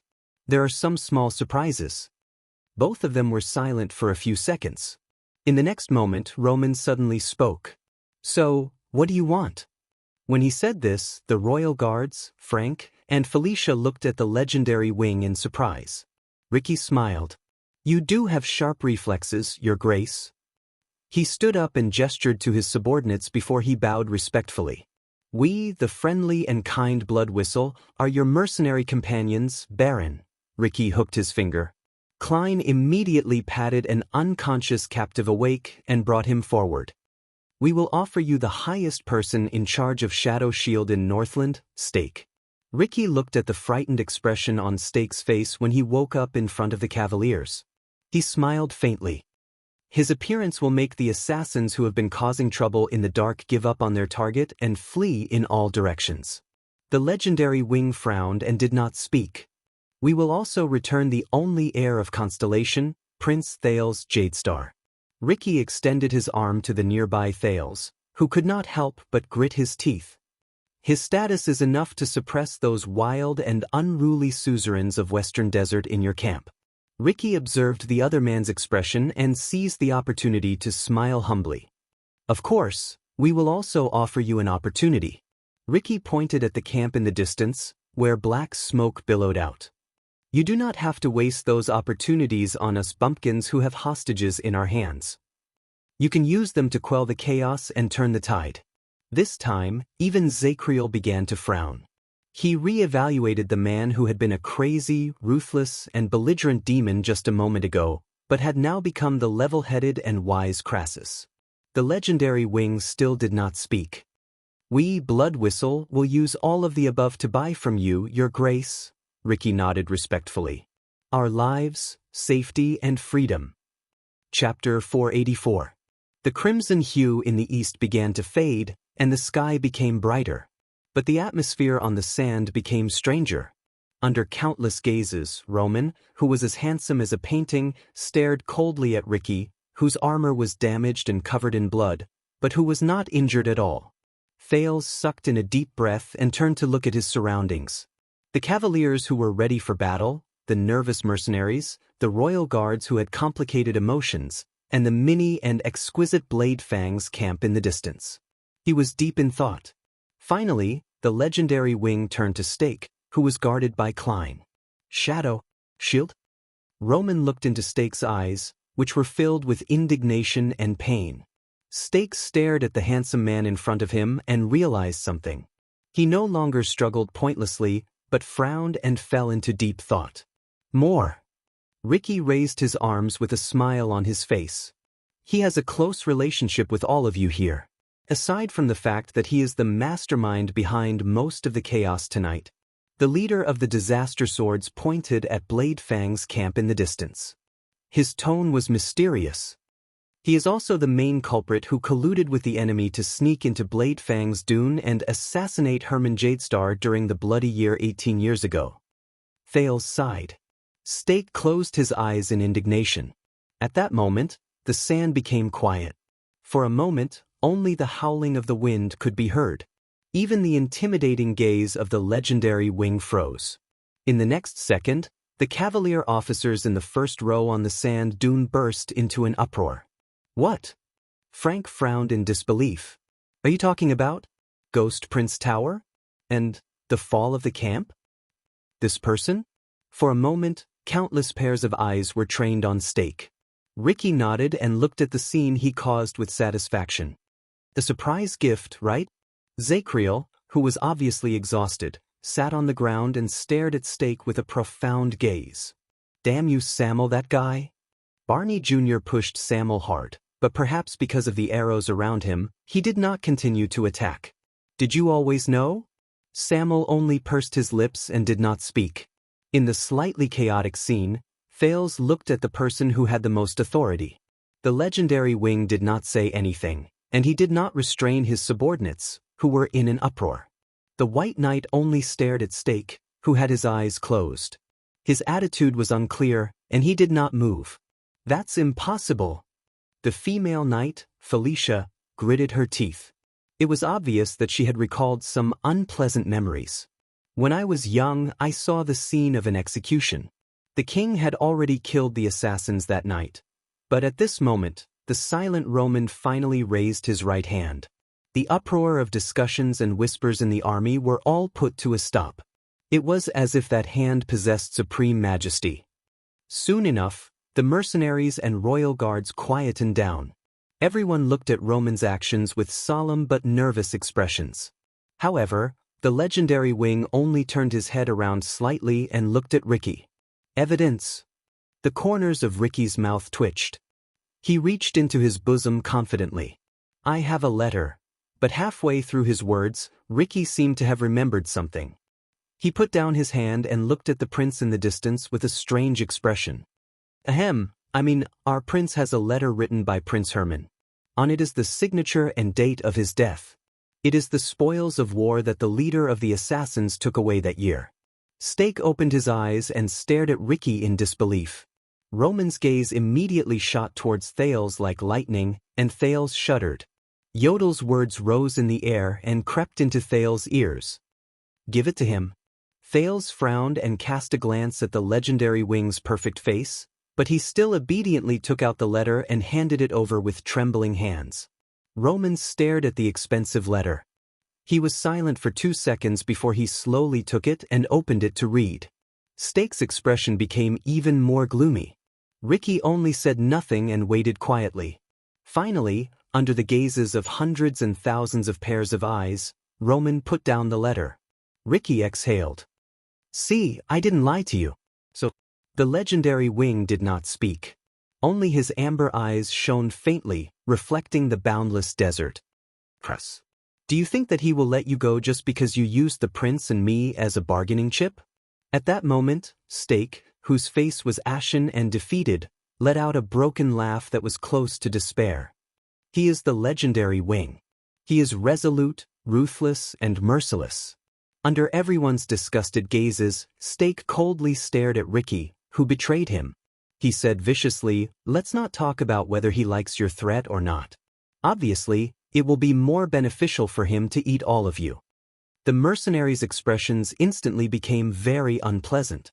At that moment, a voice that was not very harmonious rose into the air. Ahem, about that, everyone frowned and turned to the teenager who was ignored. Can I get it back? Thales ignored Yodel's anxious reminder from behind him. While he touched his head, he smiled foolishly and extended his hand to Roman.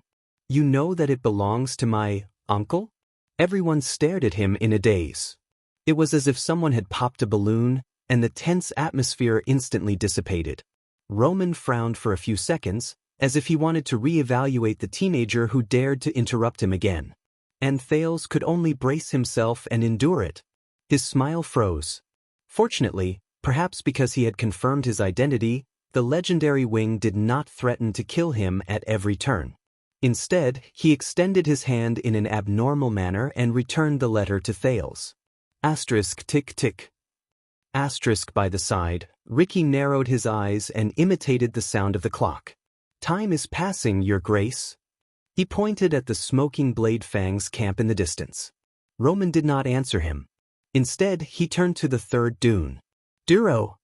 On the third dune, a sturdy knight rode out from a group of cavaliers who were dressed very casually and arrived in front of the legendary wing. Thales and Quickrope both moved. They recognized him. It was Duro. He was the psionic warrior they met on their way back. He was the boss of the Freak Squad in the Stardust unit. The lads are ready, Your Grace. Duro, whose left arm was thicker than his right, answered respectfully. Any time. Roman stared at the camp in the distance and nodded. Of course, if you want, we can snatch the prince back right now. Duro looked at Thales. It was obvious that he did not recognize the teenager, who was even more disheveled than he was during their journey in the desert. He then glanced at the mercenaries in disdain. Then we only need one charge. We don't even need to use Karl's rotating troops, and we can crush all of them. Duro's gaze was filled with hostility and murderous intent, just like the other cavaliers' gazes. His words made the mercenaries and the royal guards nervous. Only Ricky sighed unhurriedly.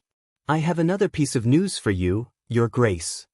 Crassus, the current leader of the Disaster Swords, narrowed his eyes. One of your deputies seems to be called Duro? In the next second, Ricky pointed at Duro, then at Stake. He has been selling information to Shadow Shield for a long time. Thales frowned. He first remembered Duro's act of accumulating wealth, then he remembered the conversation between the three parties in the tavern. Duro, who was named, was first stunned, then his expression changed. He urged his horse to charge at Ricky. He was furious. F***ck your mothers. At that moment, Klein and Joseph instinctively moved closer to protect Ricky, who was still smiling. The cavaliers in the first few rows also aimed their bows and drew their swords. Even Thales's arm was grabbed by Yodel, who was hiding in the dark. The scene instantly became chaotic. At that moment, whoosh, white light flashed. The white long spear instantly appeared in the legendary Wing's hand, and he stabbed it into the sand with one hand. At that moment, Thales felt as if the air around him had been replaced by water. All the noisy sounds stopped. Roman spoke softly, but he sounded as if he was talking in his sleep beside everyone's ears. Silence. Thales shuddered. This sentence seemed to have some sort of power that forced the chaotic crowd to stop their hands and mouths. They also subconsciously stopped moving. 1 second, 2 seconds, no one spoke, no one moved. The scene instantly became quiet again. Only the rustling of the wind could be heard. The legendary Wing then pulled out his long spear and put it back on his back. The people in the area looked as if they had just woken up from a dream. They seemed to have remembered how to breathe. Sir. Duro's steed raised its front hooves. It stood up like a human and stopped moving. Duro pointed at Ricky angrily. He was so angry that his lips trembled, and he spoke incoherently. This son of AB***, he's so bad, but the legendary Wing only glanced at him. His words. Is it true? When he saw his superior's face, Duro's words instantly froze. But he immediately reacted. How is that possible? I don't know this so-called assassin at all. However, Ricky gently pushed Joseph away, who was shielding him behind him. He chuckled and said, "But he told me that your wife and daughter are seriously ill, right?" Duro was stunned. Maybe you'll do something unusual for them? Duro gritted his teeth.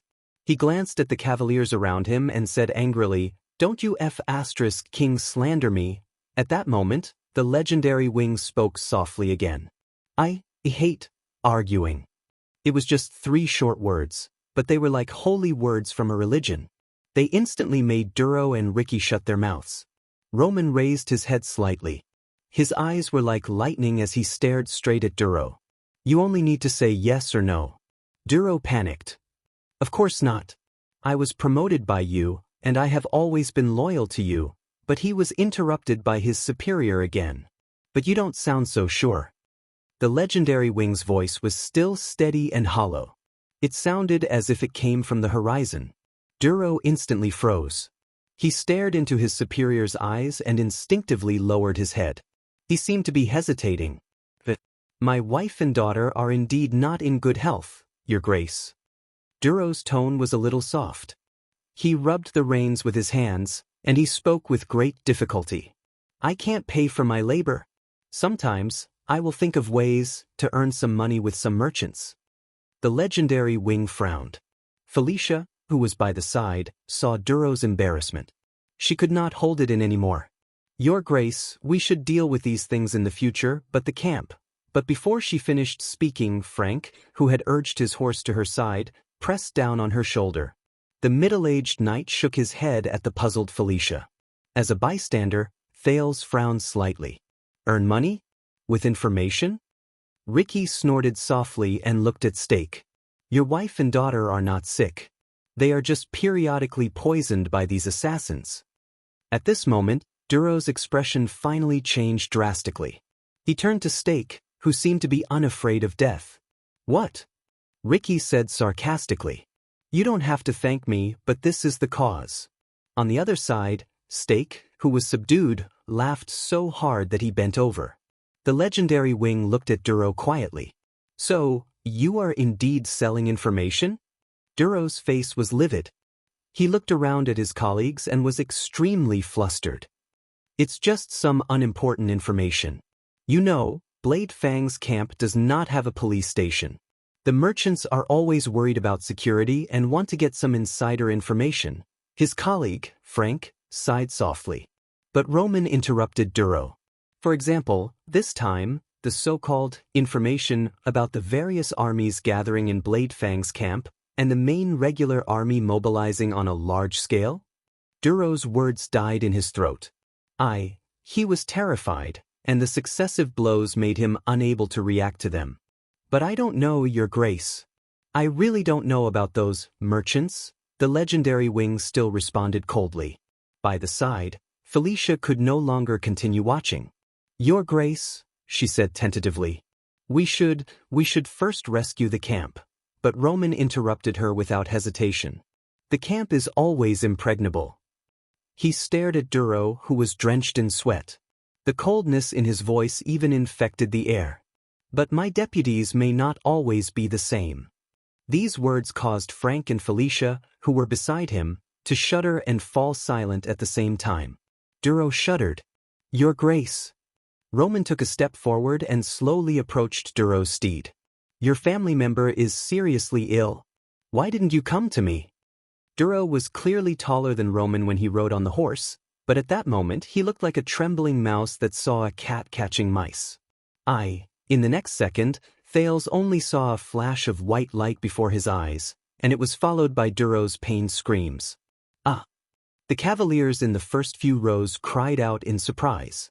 When the shocked Thales turned his gaze around, Duro had already landed on the ground. The leader of the freaks did not die. He lay on the sand and panted in shock while he stared at the white spear in front of his chest. The tip of the spear was only a few inches away from his throat. True, because you know, Roman said coldly.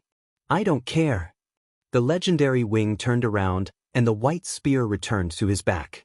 It was only then that Duro breathed a sigh of relief after surviving a disaster. Just like the other cavaliers. Snake shooter, Roman said loudly. On the third sand dune, a cavalier was pushed by someone, and he hurriedly urged his horse forward. By the looks of it, he was a little flustered. Your Grace. Thales recognized him.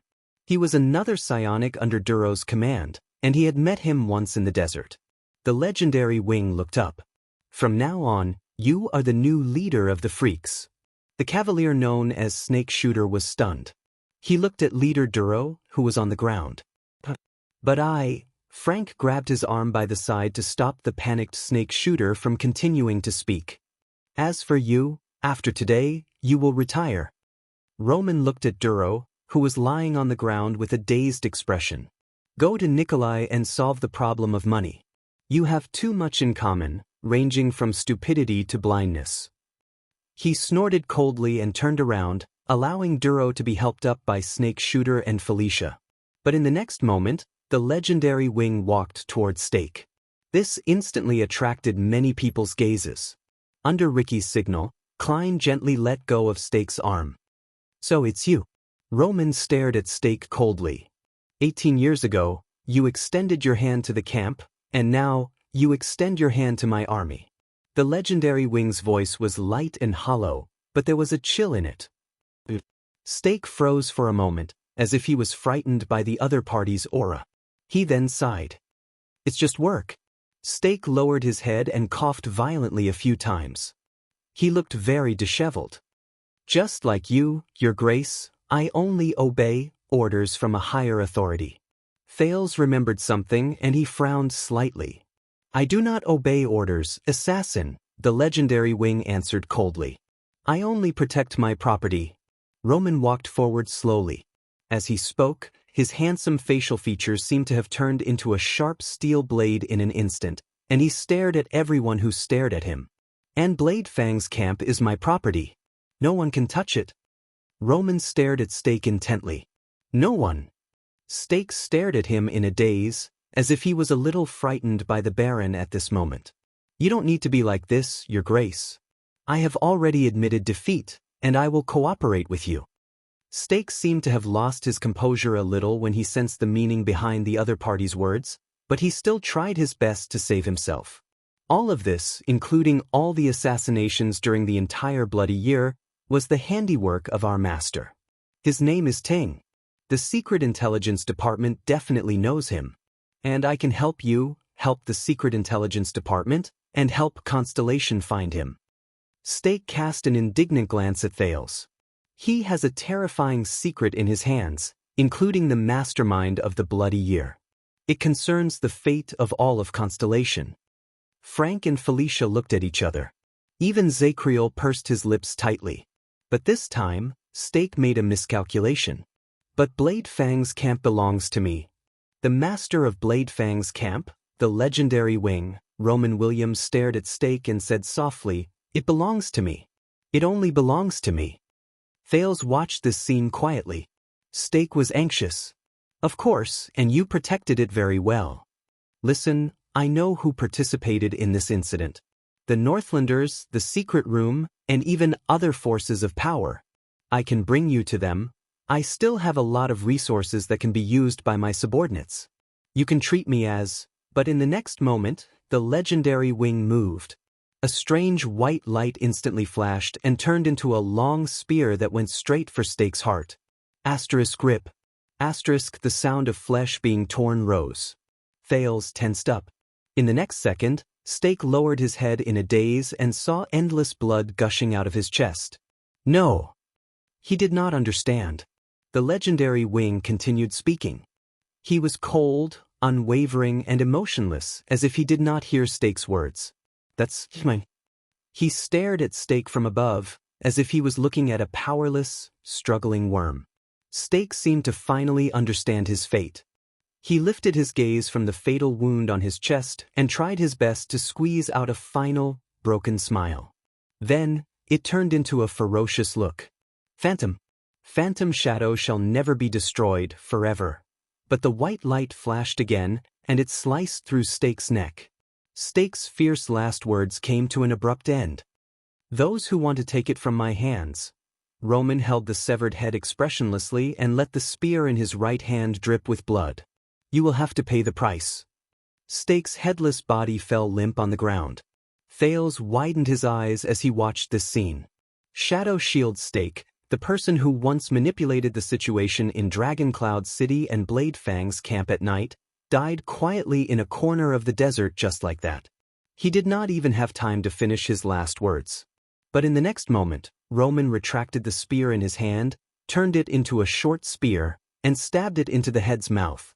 His next action made Quick Rope cover his mouth in horror. Thales stared at Roman's actions in a daze. He leisurely and skillfully used the short spear to tear the flesh on the head back and forth. Cut? Everyone's expressions changed. Amid the terrifying sound of friction, flesh and bone flew, and blood flowed. Roman's movements were skillful, and his expression was indifferent. It was as if he was cutting vegetables. The people around him felt a chill in their hearts as they watched. Fortunately, Roman did not like to talk much, or else Thales guessed that he would definitely hum a tune at that moment. Soon, after a few seconds, only 2 bloody holes were left in Stake's eyes, which had died with everlasting regret. His lower jaw had also been separated from his head. The head became even more hideous, and the blood continued to drip down. It made Thales' skin crawl. Roman put away the spear and turned the head in his hand left and right with great interest. That expression, it was as if he was watching it craft. This thought made Thales feel disgusted. Everyone's expressions were unpleasant. Only Frank coughed. "Sir?" The legendary wing then turned around and tossed half of Stake's head to Frank. The latter endured great disgust and caught it. He turned the bloody eye holes to the other side. Roman's expression was indifferent. He did not show any emotion, but Thales felt that he was in a good mood at that moment. He grabbed a handful of sand and rubbed the blood stains on his hands. "Deal with it on the spot first, then burn it after the war." "Burn it?" Thales frowned. Kairusa's shattered stone chief's quality is not bad. In the face of his subordinate's strange gazes, Roman shook his shoulders and tapped the ugly half of an orc's skull on his left shoulder. "It's just that it's been more than 10 years, and I'm a little tired of wearing it. I want to change it." The legendary wing pointed at the ferocious head that Frank had tied onto the horse and said softly, "Be gentle." End of chapter. Chapter 485. Be gentle. Thales felt suffocated when he heard that. Under almost everyone's unpleasant expressions, Ricky coughed. "Can I treat this as a deal being made? Since we've done you so much, help?" This sentence brought Roman, who had just completed his artistic creation, back to reality. The legendary wing slowly turned around and walked towards Ricky. His footsteps were slow, but there was a rhythm to them that made one's heart tremble. Klein and Joseph stared at the Baron, who made them shudder uncontrollably. They wanted to brace themselves and go forward, but Ricky stopped them. The leader of the mercenaries went up to him without fear. "Sir?" Roman and Ricky stared at each other. One of them was indifferent, and the other was calm. The people around them became nervous. Many of the mercenaries and cavaliers tightened their grip on their weapons. The royal guards instinctively stood together and drew closer to Thales. But Thales lowered his gaze and sank into deep thought. Finally, after a few suffocating seconds, the legendary wing snorted softly. "Take your men and get lost. Blade Fang's Dew no longer welcomes you." Once he said that, many people breathed a sigh of relief. "And if you dare come back," Roman did not continue. Ricky smiled and nodded. "Very good. Very fair. Then good luck. And happy working with you?" Ricky extended his palm. But the legendary wing, with an indifferent expression, did not even look at him. He walked past him and walked towards his subordinates. Ricky raised his eyebrows and retracted his palm in resignation. The cavaliers in the first few rows put away their weapons when Frank and the others signaled them to. "That's great," Quick Rope whispered gratefully behind Thales. "No need to fight anymore." On the other side, Roman led his white horse back and loudly gave orders to the people around him. "Felicia!" At that moment, Roman's previous bloodthirst and abnormality were gone. He became agile and straightforward, and he had his own awe-inspiring presence. "Send out the flying wing cavaliers. Occupy the lookout points around us and observe the enemy. Don't be in a hurry to engage in battle. If the Baron and mixed breeds really come, I want to know each and every one of their positions." The female cavalier shouted in response to the Baron's orders. Under her lead, hundreds of cavaliers on one of the sand dunes turned around in an orderly manner and disappeared into the rolling sand. The legendary wing turned his head around. "Frank, Poe, equip the Edgebreaker cavalry and feed them the last of their rations, including those who have only been here for a month. Especially Poe, your new recruits who came from the inland. I will come later. Remember, we all have 4 legs. Try to fight outside on flat ground." Poe, another knight beside Frank, seemed to be a little puzzled. "Shouldn't we first light the beacon and ask for help?" Roman answered without hesitation. "Who are you pointing at? Ruins or Brave Soul's castle? You must know that the men of the Western Desert are shivering in their camps, waiting for us to save them." Frank and Poe nodded in response, then led their respective subordinates to ride away. Thales quietly watched Roman deploy his troops. His frown deepened. Just like that, half of the cavalrymen left in a grandiose manner. The scene was no less imposing than when they had first arrived. Snake Hand, the new leader of the freak squad, was stunned for a few seconds before he hurriedly replied, "Meh, Lord?" Roman glanced at him. "Prepare the guards, especially the freaks. Once we deal with the outside, there will only be thugs and rebels left in the camp. It won't be very difficult, but it will be very troublesome." Snake Hand hurriedly responded to him and led his new subordinates away in a rather unpracticed manner. There were immediately only 200 to 300 cavaliers left on the sand dunes around them. By the looks of it, they were Roman's most trusted personal guards. Before Thales' eyes, the mercenaries began to count their luggage and number of people under Klein and the others' orders. Roman finally turned around and ordered the remaining cavaliers, "Carl, you and my personal guards will bring the prince to the first supply outpost in the east." Thales instinctively raised his head. The legendary wing lowered his head and stared at Zacriel, who sat on the ground. "Also, keep an eye on the prisoners in the prison of bones. Send them back after the war." Roman said coldly, "They do not belong to the sunlight." The expressions of the royal guards darkened at the same time. Roman walked to his white horse. The cavaliers surged forward and stared at the prisoners with hostile gazes. Thales sucked in a deep breath and refused a cavalier officer's attempt to help him up the horse. "They helped me a lot in the prison of bones. They even saved my life. The prince walked forward and attracted many people's gazes. Can you let them go? Barney Jr. and Belden's eyes sparkled. But the legendary wing only shook his head coldly. They are prisoners. Roman did not even look at Thales. He just packed his luggage and minded his own business. And I am the prison warden. Move faster. We still have a mess to clean up. Thales clenched his fists tightly. On the other side, 3 cavaliers roughly pushed Bruley, who seemed to be the biggest among them, to the ground. The latter struggled continuously. Barney Jr. protested, but he was immediately pushed down by countless cavaliers and tied up. Thales took a deep breath. It's nothing. Don't resist. Zacriel calmly waited for the cavaliers to drag him up from the ground and tie his hands. At the same time, he tried to persuade the others. We are just returning to the place where we belong. His tone was very normal, as if this was just a stroll. Very soon, Tardin, Cannon, and Belden were all escorted away. Barney Jr. gave him a sarcastic and resigned smile. Zacriel gave him the most profound expression. Thales stood where he was and watched everything quietly. Cheer up, everyone. At least we saw real sunlight, and not those damned flames. Tardin was forced to walk, but he still straightened his neck and looked in the direction of the sunrise. He smiled with tears in his eyes. It was as if he could not bear to part with the last ray of sunlight. Thales watched expressionlessly as the cavaliers took away the prisoners from the royal guards and tied the ropes from their hands to their mounts. Belden, who was the last to be escorted past him, sighed at Thales. Take care, Your Highness. We can only escort you up to here. At least you are safe. Thales nodded bitterly. He had a lot on his mind, but he did not speak. Hey, I'm not committing a crime. The prince turned his head and found that Quick Rope was also escorted away. The pitiful man struggled, and he was so excited that he shouted with a Camian and Northland accent. Why, Thales? I'm the prince's favorite attendant.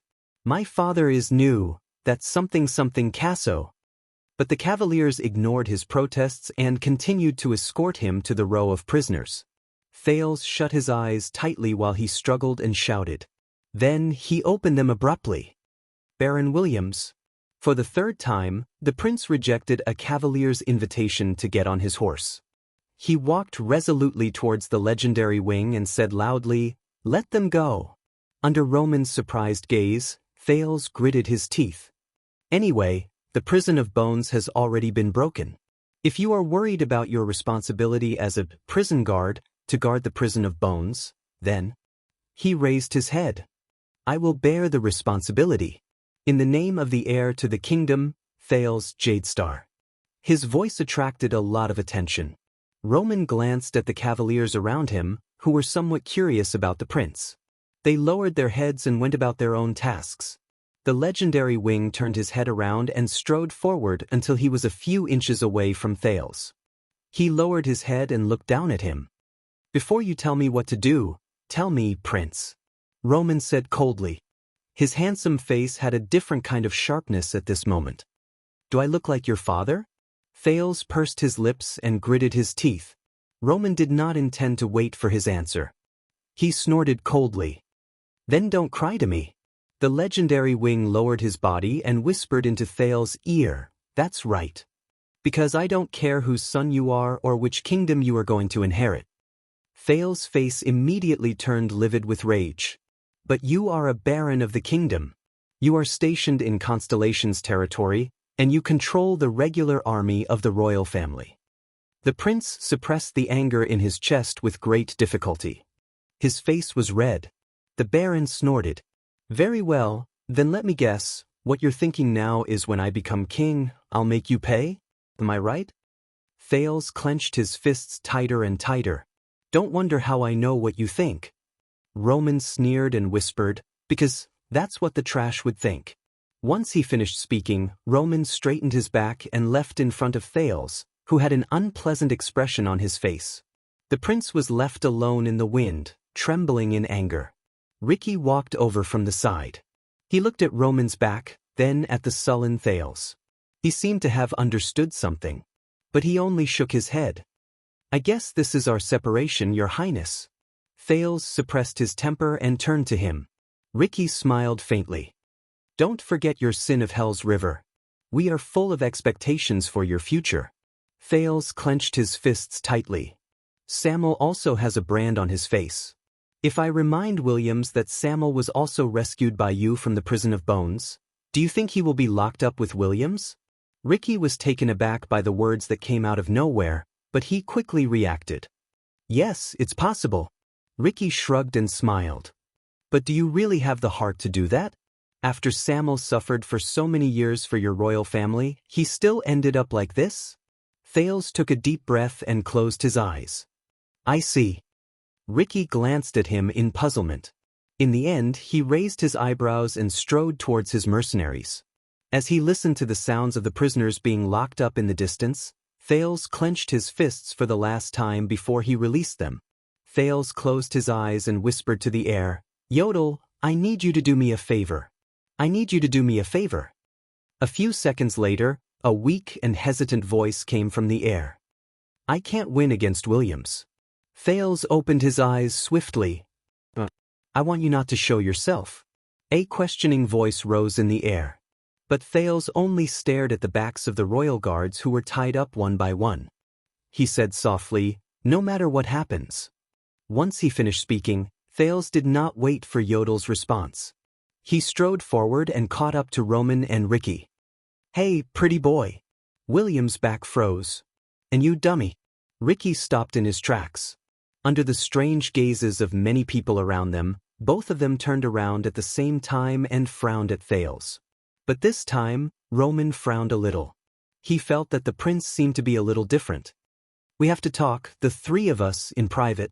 Thales strode over and waved his hand to signal the others to do what they were supposed to do. Perfect timing. I'm very hungry. It's best if we can have something to eat and drink. The teenager's footsteps were exaggerated, and his tone was casual. The way he ordered people around made it seem like this was his home.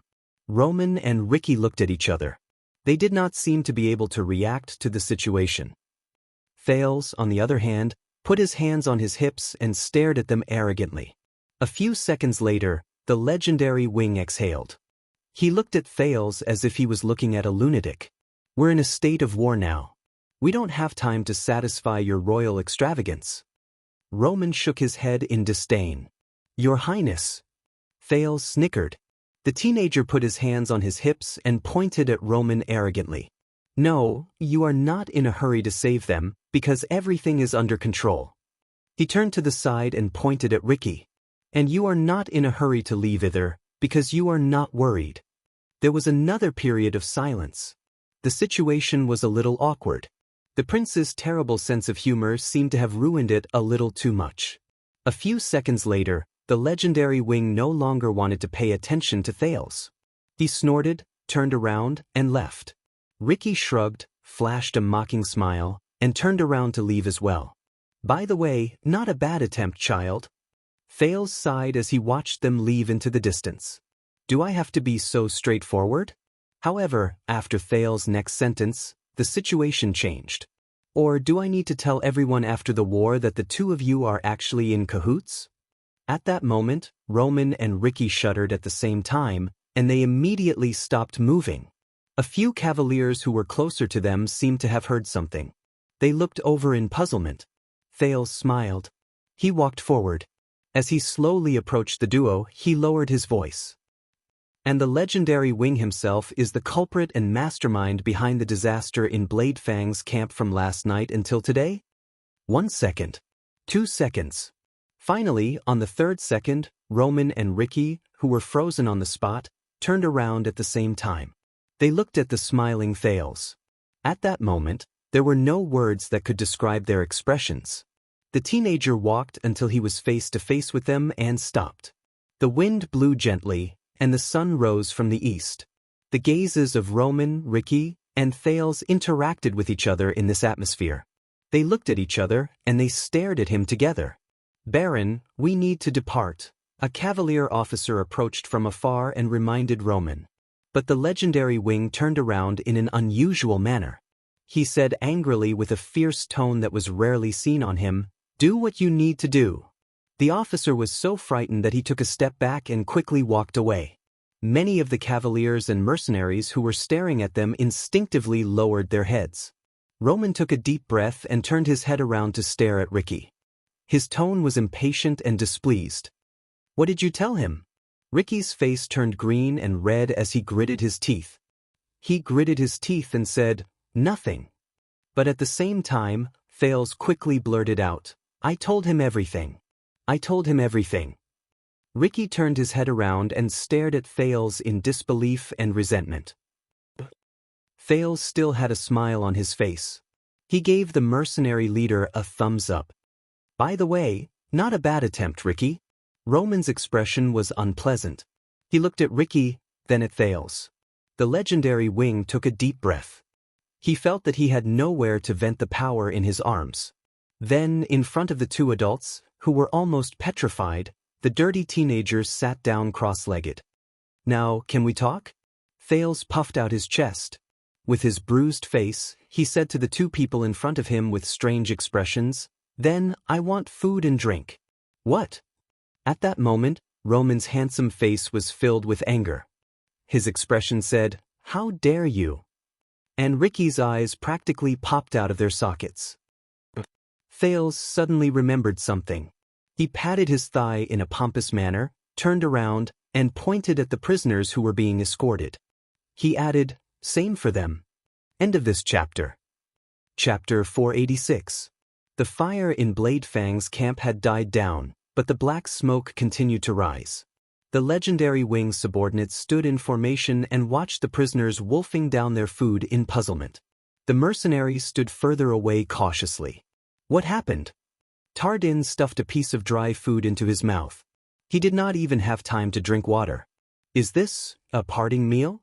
As he ate, he cast a glance at the sand dune in the distance. There were 3 figures, 2 big and 1 small. The first 2 were standing very stiffly, while the small figure sat cross-legged on the ground and also wolfed down his food. Beside him, Tardin shook his head and continued to bury his head in his food. What does it matter? Barney Jr. grabbed a piece of hard bread. There was a thoughtful look in his eyes. I can't think of anything worse than today. Zacriel sat a little further away from them. He chewed on the jerky in his mouth and stared at the 3 people in the distance. The prison of bones. Beside him, Quick Rope ate heartily while tears streamed down his face. At least I won't, sub. Can I take a bite of your jerky? Thank you though. I mean I won't leave grass. It's not tasty. I won't leave any regrets, sob. His sincere cries made everyone frown. At that moment, Barney Jr. put down the bread in his hand and spoke airily. Why did you come back? All the royal guards froze. Only Quick Rope was left to stuff himself with food. Barney Jr. raised his head and looked at the Night of Judgment. You can't possibly think that we can go back to the past just because we killed a few people together, right? The Vanguard's eyes burned. Do you think that everything can be the same as before? Brotherhood? Brotherly love? Belden patted Barney Jr.'s shoulder with a troubled look on his face. The latter snorted coldly. Zacriel did not speak. He just stared into the distance without moving. The wounds on his face and shoulder were clearly visible. So what are you going to do? Barney said sarcastically. Still want to kill the prince? The Knight of Judgment shuddered slightly. And you are still not going to tell us anything, even if we already know his secret? By the side, Belden sighed and tried to persuade him. Barney. Zacriel was silent. All the guards were silent as well. Quick Rope was the only one who carelessly swallowed his food. When he sneakily extended his hand towards the food of the person beside him, Tardin slapped him away. Barney! Finally, the Knight of Judgment raised his head. His gaze was unfocused. Don't ask. Barney Jr. was stunned, then he gritted his teeth. You bastard! But he was interrupted. Do you know, there was once a disaster in this world. It was invisible and limitless, but it was endless, because it lived in everyone's mind. At that moment, everyone, including Quick Rope, was stunned. Even someone as wise as Prince Tormund and as brave as the hero Rykru are helpless against it. The Knight of Judgment looked into the air. There was an unquestionable coldness in his voice. There are some things, the less people know about them. Constellation will be safer. His voice fell. What was left was a lingering silence. And the endless sandstorm. However, in the distance, the three people under the sand dune did not have such an atmosphere. When Thales painstakingly tore open the fifth piece of jerky, he could even feel the two pairs of eyes above his head exuding a cold aura that was as sharp as a blade.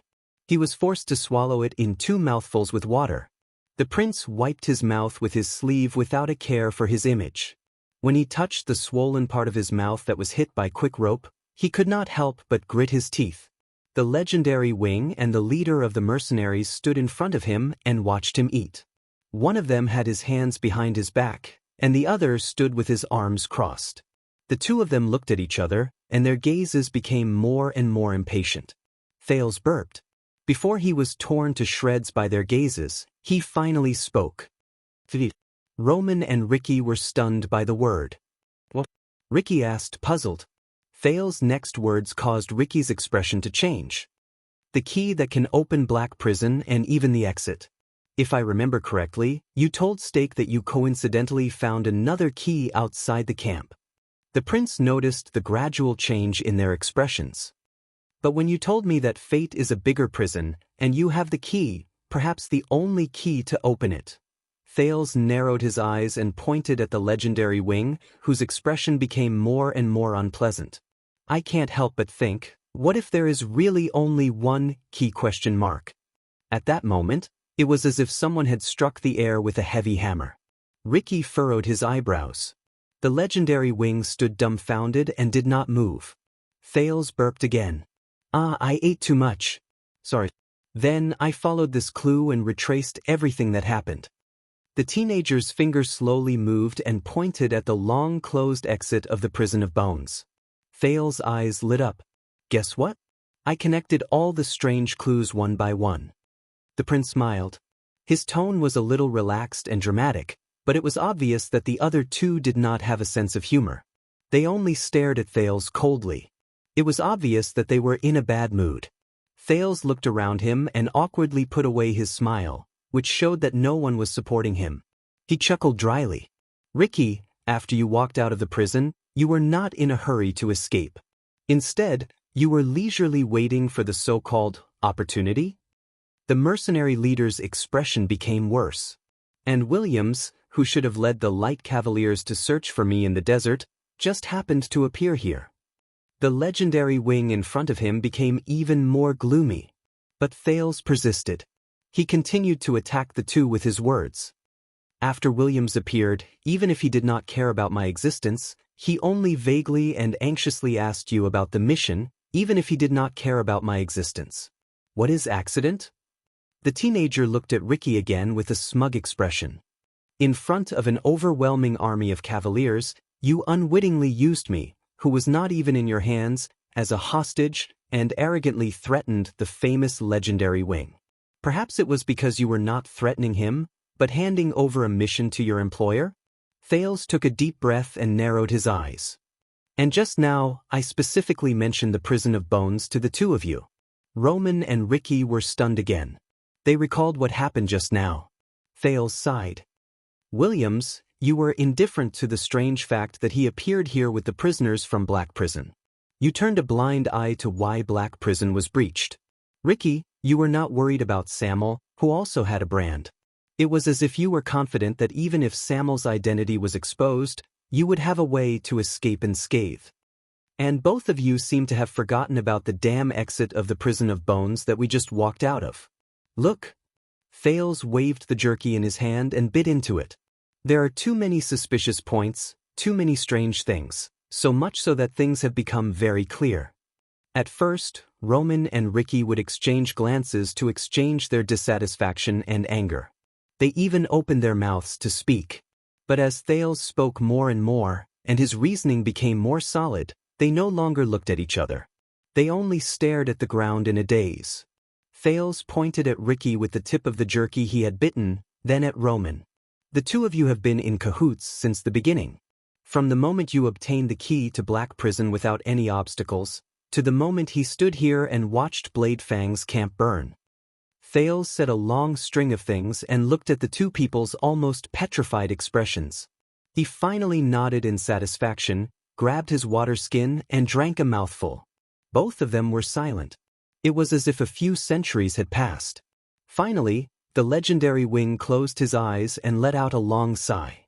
He extended his hand to Ricky and flattened his palm. On the other side, the leader of the Disaster Swords stared at the teenager indignantly. With an expression as if he had eaten tea, he brought out the rectangular crystal green strip that Thales was all too familiar with from his bosom. "Vicky." Thales smiled. As expected of someone from Renaissance Palace. Roman coldly took the key to Black Prison from Ricky's hand. "You were born cunning." Thales raised his eyebrows and bit the last bit of jerky into his mouth. "No, this is just a simple observation and deduction," he said vaguely. "I think that any normal person would be able to tell." His words made Roman's expression turn even more unpleasant. Ricky let out a long sigh. "Key." He laughed in resignation, snorted, and shook his head. "Ah, just because of a damn key." Ricky's laughter stopped. He gritted his teeth and exhaled. He stared at Roman indignantly and discontentedly. "That's why I told you that you can't ignore this just because there are few people who know the truth about Black Prison. At the very least, you should put on a show of a theft, but that damn pride of yours," Roman snorted coldly in response. "And you brought a large group of tourists in for a free tour, and you even flaunted the key in front of everyone for 5 minutes?" Thales watched the two argue through the corner of his eyes. "They are more familiar with each other than I thought." As his thoughts wandered, the legendary Wing turned his head to look at Thales. "So, Prince," Baron Williams said coldly, "we were the ones who destroyed Blade Fang's camp." At that moment, Thales felt a chill run down his spine when he was stared at by Williams' sharp and deep eyes. The legendary Wing raised his head and looked around. He gestured to his subordinates, who were waiting anxiously for him, to hold their horses. "Then, how dare you expose our scheme so brazenly?" Roman lowered his head and observed his surroundings. At the same time, his tone was threatening. "Do you really think that the Nameless can protect you?" Ricky stood beside him and flashed a similarly malicious smile at the youth. Thales' heart froze. He gulped. "No, but I thought that what you want can help me." The legendary Wing snorted coldly. "Then what do I want?" Thales met his gaze and raised his finger with great difficulty. Roman and Ricky turned their heads and looked in the direction of Thales' finger. Then, they immediately frowned. The prince pointed at the cluster of fortresses in the distance, which had smoke rising from them. He said softly, "Blade Fang's camp." Roman and Ricky fell silent again. Thales sucked in a deep breath. "My past experience told me that if a series of events happen one after another, they must be connected. There must be an invisible clue that connects everything. In the beginning, I thought that I was that clue, because the Secret Intelligence Department wanted my return, Shadow Shield wanted my secrets, and the Northlanders wanted the value of my identity." Thales raised his head and looked straight at Ricky. "But gradually, all of you appeared. You got involved in the situation out of nowhere and mixed everything together. I couldn't sort everything out, so I thought that it was a coincidence that connected us together." The leader of the Disaster Swords seemed to be deep in thought. "But what if it's not a coincidence?"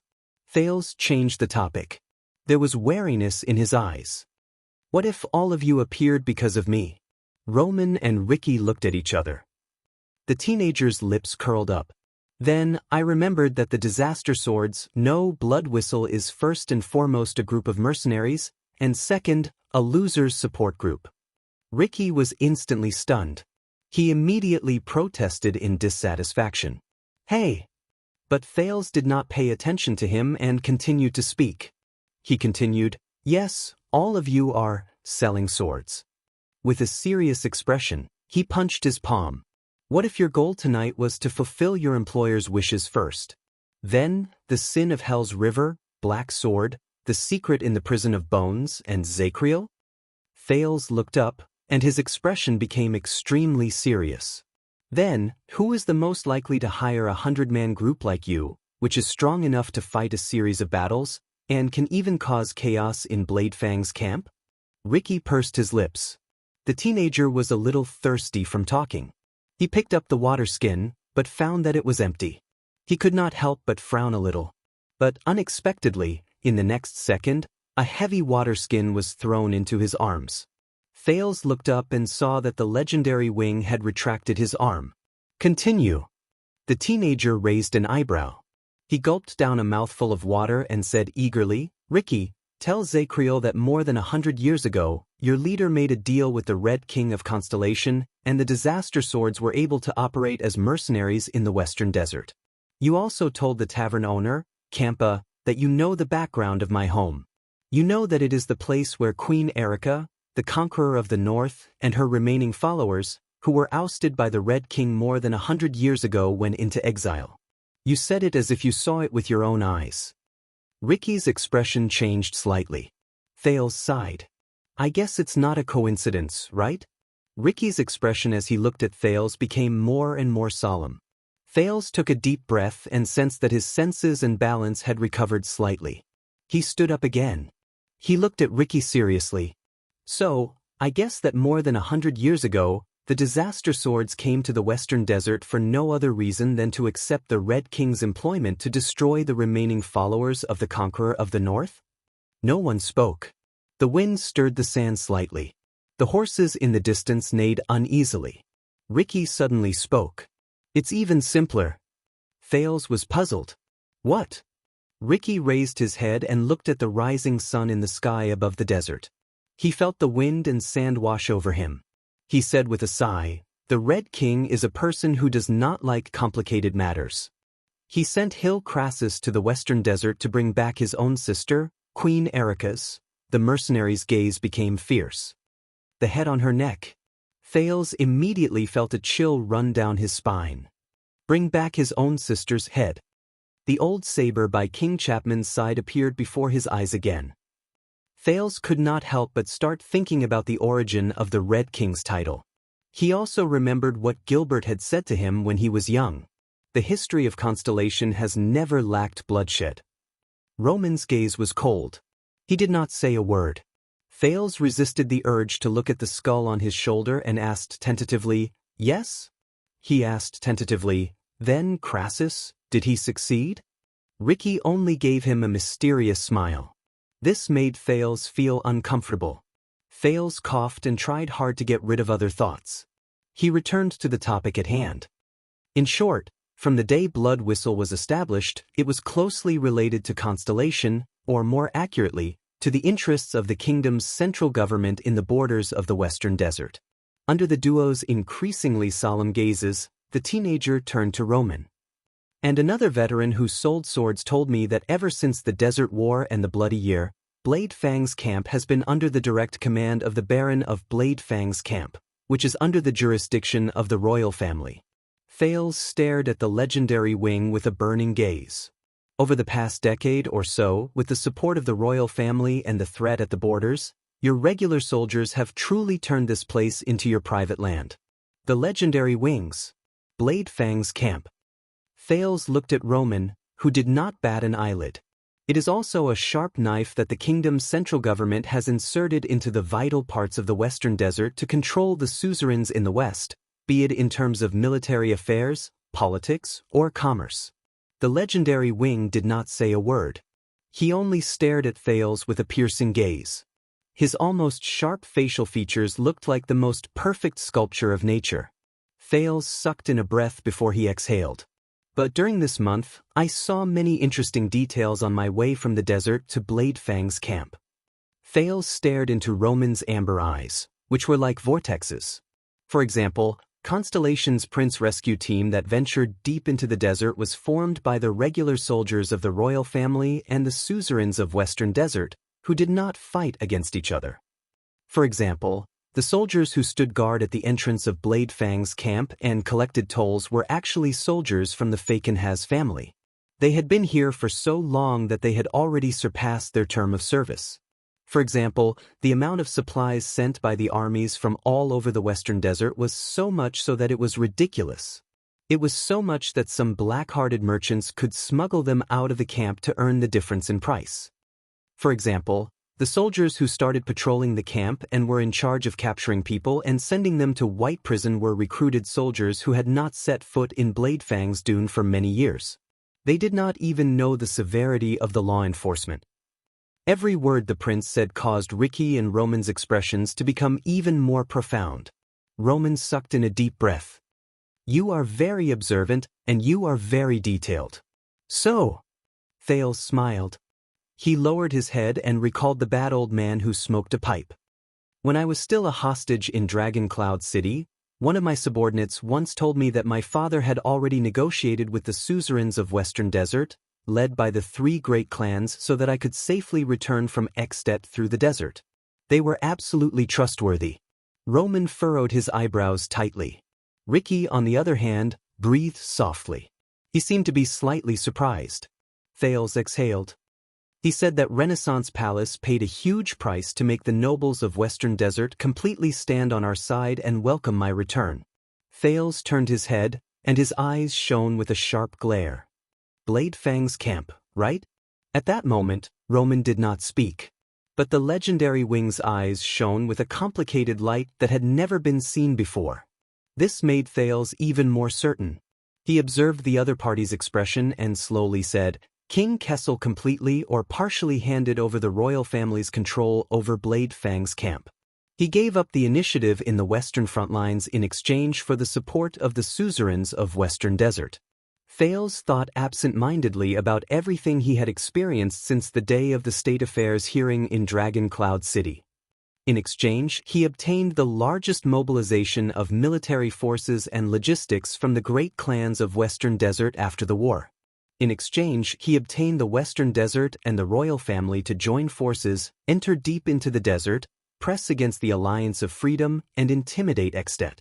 In exchange, he obtained the chaotic eastern part of the desert. For 2 to 3 months, it was uninhabited, and not a single blade of grass grew there. Thales' heart sank. In exchange for my return. The teenager no longer thought about other things. He raised his head. But you... Thales' gaze was fixed on the legendary wing. Roman Williams. You were not happy.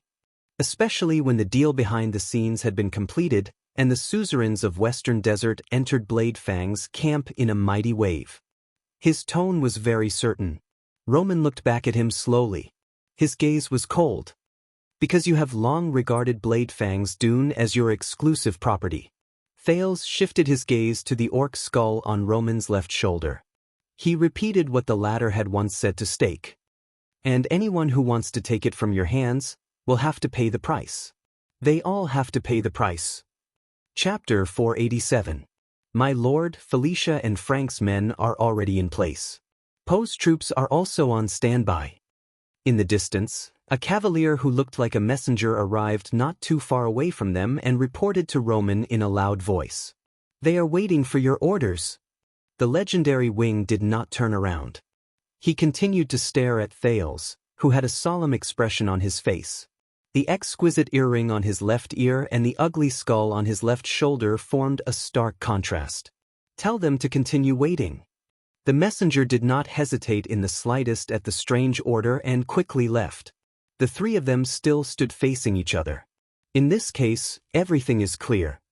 Thales watched the cavaliers leave into the distance and solemnly said to Roman, You couldn't do it yourself. You couldn't let your subordinates suspect anything. You couldn't let the camp see through the truth. You couldn't let the cunning nobles be on guard. So you bribed Blood Whistle. Maybe your old friends. After all, they're war mercenaries. They even worked with the government before. The legendary wing was silent. Ricky, on the other hand, shook his head helplessly and gave Roman a funny expression that said, See, I told you.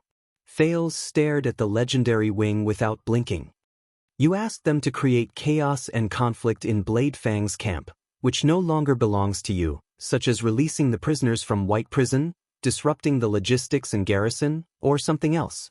Thales looked at the royal guards in the distance. And the reward you gave them was the key to the mysterious Black Prison.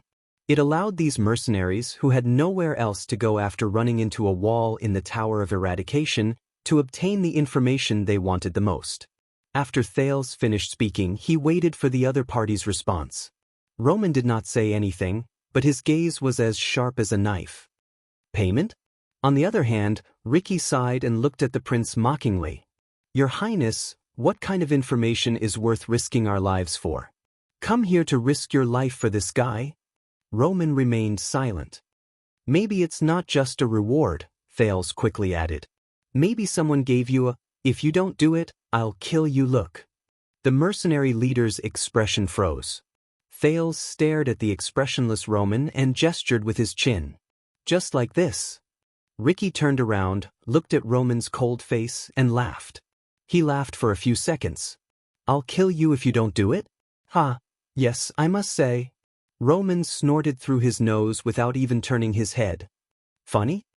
Ricky's laughter stopped abruptly. He leaned back slightly and pushed his palms forward, making a humble expression that said, You guys continue chatting. Thales observed their interaction and could not help but frown.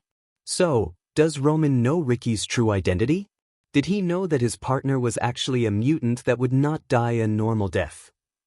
So, that's your story? Roman said in disdain.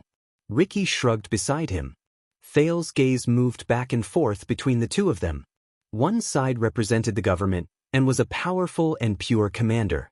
On the other hand, there were black mercenaries who lived on the edge of a knife and lived outside the law. Protection and destruction, occupation and abandonment. One white and one black, one straight and one reverse, one inside and one outside. So that was how it was. Two sides of the same coin. Blade Fang's camp drifted between war and blood. It was filled with chaos and evil. It was filled with scum and criminals. It had always operated like this. This was how the legendary wing controlled his territory. What about outside the camp? The teenagers suddenly understood something. These stories. Thales sighed and continued his topic. They are all things that a normal person can think of, but what really shocked me is, Thales hesitated and pointed at the smoking Blade Fang's camp in the distance. Orcs and barren bone people. When they heard the new term, Roman and Ricky frowned again and looked at each other. Here comes the question. When the entire eastern part of the desert was sealed off, how did the gray mixed breeds, the warriors of the Shattered Stone tribe, including the barren bone people, foresee the future, travel lightly, and gather together to form a large force? They almost perfectly hid from the regular army and the conscripts, as well as the patrols, and invaded the camp that was in civil strife. Thales looked at the smoking Blade Fang's camp in the distance again. How did they force the suzerains to panic and have no choice but to sound the level 7 alarm? This question made the two people across him frown. Roman lowered his eyes. His expression was so cold that it could not be any colder. Thales raised his head and met his gaze without flinching. Everyone is saying that the legendary wing is the orc's worst nightmare. He shows no mercy when he slaughters the mixed breeds. Thales muttered to himself as he recalled the terrifying encounter in the desert. But a few days ago, when the Stardust unit under your command and the Chroma family's Raven Whistle Light Cavaliers chased after Shattered Stone tribe, Kandarl Nushin and his small troop managed to escape from the Stardust unit's pursuit. Because of this, Duro, the leader of the army, almost fell out with the nobles who recruited the soldiers on the spot. When he heard that name, Roman's gaze on Thales became even more unfriendly. Thales frowned.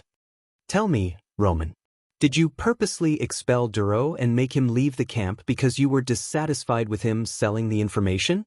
This made Ricky frown as well. Roman had unknowingly clenched his fists. Thales said softly, and that orc leader really did tell me a lot of things. At this moment, Thales' tone was deep and serious. Quite a lot. At this moment, a crack finally appeared on Roman's almost perfect facial features. It was as if his mask was starting to shatter inch by inch. The fiery red of the sun faded away and turned golden. The atmosphere became tense at this moment. Tell me, Baron, as an isolated and helpless glacial orc from the north in the xenophobic and dangerous desert for 20 years, Thales sucked in a deep breath.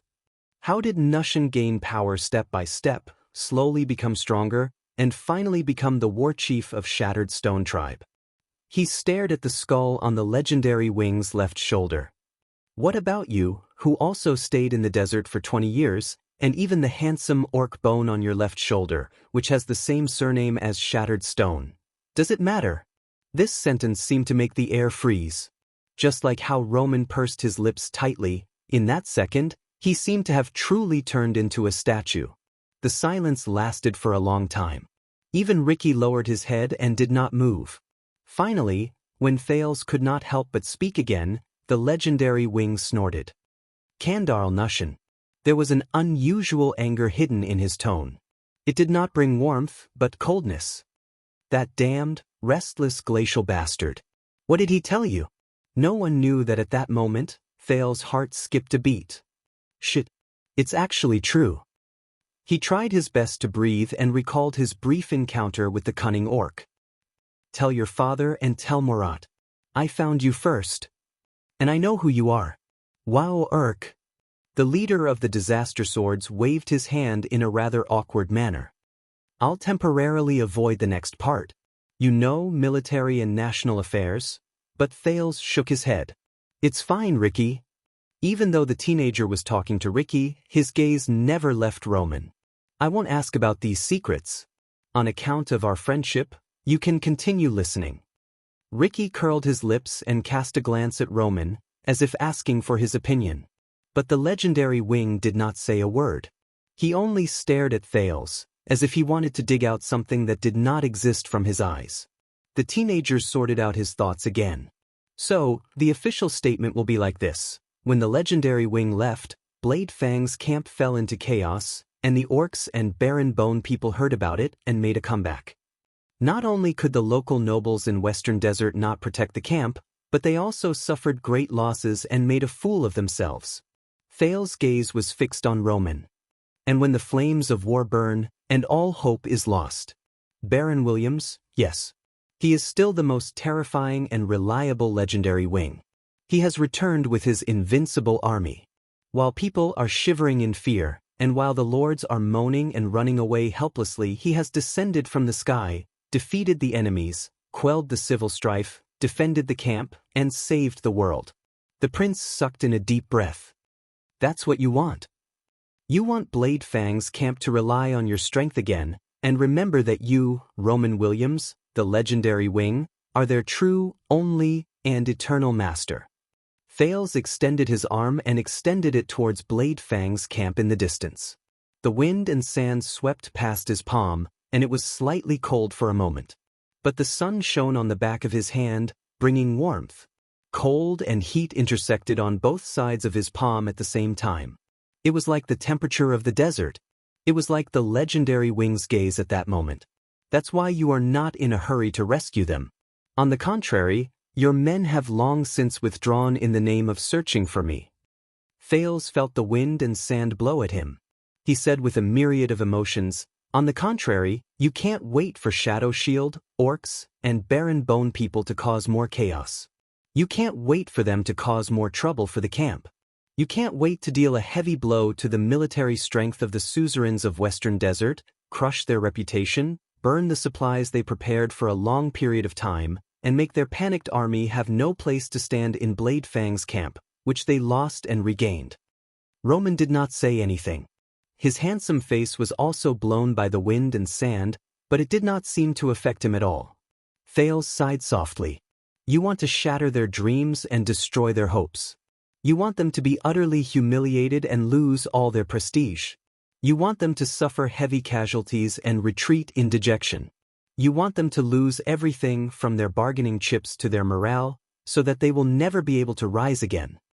Then, you can rightfully reclaim Blade Fang's camp, which belongs to you, from the ruins. Roman and Ricky did not say anything.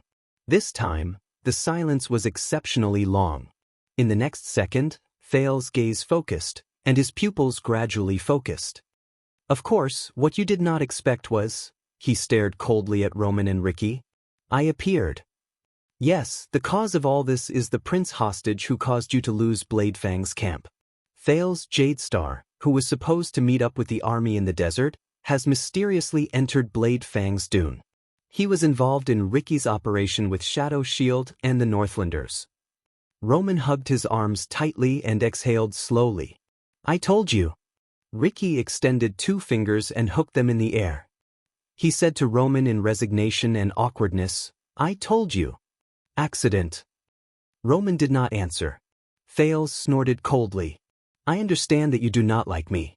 Because of me, you lost Bladefang's camp, and perhaps you also lost your army and power. And you want to take all of this back. Thales stared straight at the legendary wing. I can help you as long as you promise me a few things. At that moment, Roman slowly raised his head. The handsome knight stared at the horizon in the distance. His gaze was profound. What makes you think that you can come up with a few pleasant stories? His voice was as calm and clear as ever. Do you have the right to negotiate with me? Thales sucked in a deep breath. Because if you don't agree, Thales mustered his courage and tried his best to make his voice sound confident and calm. Then, the entire camp, the entire Western front lines, and even your subordinates who respect you greatly will know that the beautiful and alluring legendary wing is actually a hypocrite who colluded with the orcs and framed the camp. He is their true enemy. Roman's gaze shifted. And the suzerains of Western Desert, such as the famous Duke Fakenhaz, will also know that you put in so much effort to chase them away dejectedly and occupy Bladefang's camp for yourself. Thales gritted his teeth and said, and I promise you, when that happens, Bladefang's camp will never be yours. The legendary wing lowered his head swiftly. It gave Thales quite a shock. When you threatened me, did you know that you had no bargaining chips in your hands? At that moment, Roman's murderous aura surged. Even if you knew this, what could you do? Thales' heart tensed. He stared at the legendary wing with a dark expression. Roman snorted coldly. He turned his body to reveal the royal guards in the distance. The latter were anxiously waiting for the results of the battle under the watch of the cavaliers. On the contrary, look at my bargaining chips. Your prisoners have had their fill. The legendary wing took a step forward, and there was a faint, oppressive air about him. Listen, Prince. Threaten me one more time. Roman's handsome face, which was originally eye-catching, seemed to have become aggressive at that moment. I'll kill one of them. Until I kill them all. Thales clenched his fists in secret. Ricky noticed that the atmosphere was becoming more and more off. He frowned and instinctively took a step back. I can even knock you out right now and send you back to the capital. The legendary wing's words were as sharp as a knife. For the sake of your and their lives, you had better not resort to foolish actions. Roman slowly lowered his body until his amber eyes were at the same level as Thales. A warning look flashed in his eyes. Because you are so weak. Aside from a useless title, you have no bargaining chips or power. Thales instinctively gulped. He felt a heavy weight on his chest, and there was a bitter taste in his mouth. Damn it. Damn it. Roman stared at the trembling teenager who was so angry that he could not speak. He snorted softly and straightened his back. Follow the cavaliers back to the capital. Bladefang's camp is not prepared to entertain you. He turned around and was ready to leave. Ricky spread his arms by the side and put on an expression that said, Do you understand now? Thales breathed deeply. Damn it, he only has a good appearance, bastard military ruffian. It had enough. Thales sucked in a deep breath for the last time before he opened his eyes swiftly. Ricky! The prince's sudden words caused the two to stop in their tracks. This time, Thales' tone was calm and indifferent. If one of my subordinates who are prisoners loses even a single strand of hair, Ricky turned his head around in puzzlement. Or I will be knocked out and sent away by this pretty boy. Roman narrowed his eyes in displeasure. Then, after you leave this place, spread the fact that you were hired by the legendary wing, including the truth you just heard. Spread it to Bladefang's camp, the entire kingdom, and especially to the ears of the nobles in the Western Desert. Tell them everything. Ricky was instantly stunned. The legendary wing frowned. You sure are humorous, Your Highness. The mercenary then laughed involuntarily. Why should I? Thales suddenly raised his voice and interrupted him. Because I promise you in the name of Jadestar, just like what the Red King promised the first Crassus. Thales' eyes were burning. He glared at Crassus of the Disaster Swords. As long as you complete my request, you will forever have Thales Jadestar's friendship, and you will also have a place in Constellation. Ricky froze for a moment. Roman's expression slowly changed. But Thales still gritted his teeth and continued speaking resolutely. And I will tell you Black Sword's hiding place, the details about Black Sword, and Black Sword's power of eradication. I will even tell you the whereabouts of the Dragonbreaker and how to use it. By the way, the name of that weapon is the Blade of Purification. It is indeed a legendary anti-mystic equipment. It once sealed a calamity in Dragon Cloud City 6 years ago. The information contained in this sentence was too much and too heavy, so much so that the two could not react for a moment. They were stunned on the spot. Then Ricky shuddered slightly. What? Purify? Thales raised his head swiftly. This promise is valid forever. You can fulfill it at any time. Ricky was stunned. But Thales' next sentence made the expressions of the two people in front of him change at the same time. Now, Your Grace, if you want to touch my people, then you better kill Ricky as well. Thales said fiercely. Unless you believe that in the future, in the face of benefits, this sword seller will uphold his conscience and loyalty, reject my temptation, and keep your secret. At that moment, Ricky's expression could not tell right from wrong, and it was incredibly interesting. He stared at Thales in a daze. The legendary wing's expression changed as well. It changed from indifference to shock and anger. But Thales continued speaking anxiously. But you cannot be certain how much Ricky has told his subordinates. So, the safest thing is to kill all of them. At that moment, Thales' gaze was incredibly cold. Leave no one alive. Ricky's expression instantly fell. Your Highness, this. His gaze moved back and forth between Thales and Roman, as if he could not understand how the situation had changed so suddenly. Thales snorted coldly at Ricky. His gaze never left the legendary wing, who was extremely shocked and furious. What? Did you really think that I called you over to listen in because we are good friends? Ricky's gaze changed. He glanced at Roman and said fiercely to Thales, F***CKU. F***CKU. Thales snorted softly. You're welcome. Ricky sighed and turned to the legendary wing. Baron, you know me very well. It's impossible for me to... This Jadestar brat. Roman did not even look at him. He only nodded slowly. I know. Ricky seemed to want to say something, but in the end, he turned his head around in embarrassment. They stared at the prince with dark and displeased expressions. But Thales could feel that their gazes were meeting less and less.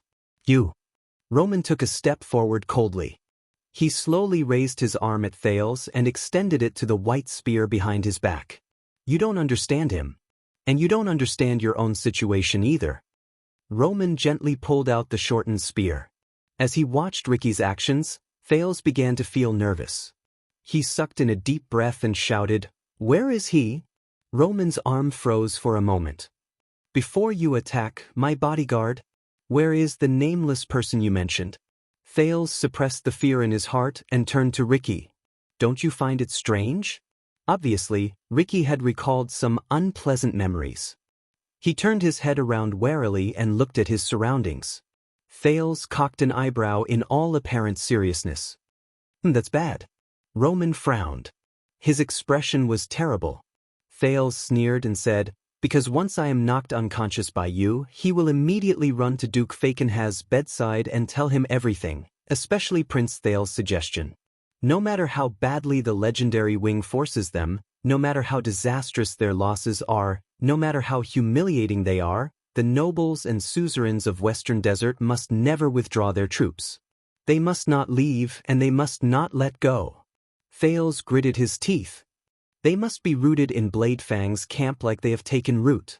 They must not let anyone interfere with the matters of power there, even if the other party is the famous 3 commanders of Constellation. The legendary wing's grip on the spear tightened. The prince pointed in the direction of Bladefang's camp. Because that is what His Majesty promised them. It is the reward they deserve after they saved the prince. It is their most legitimate property.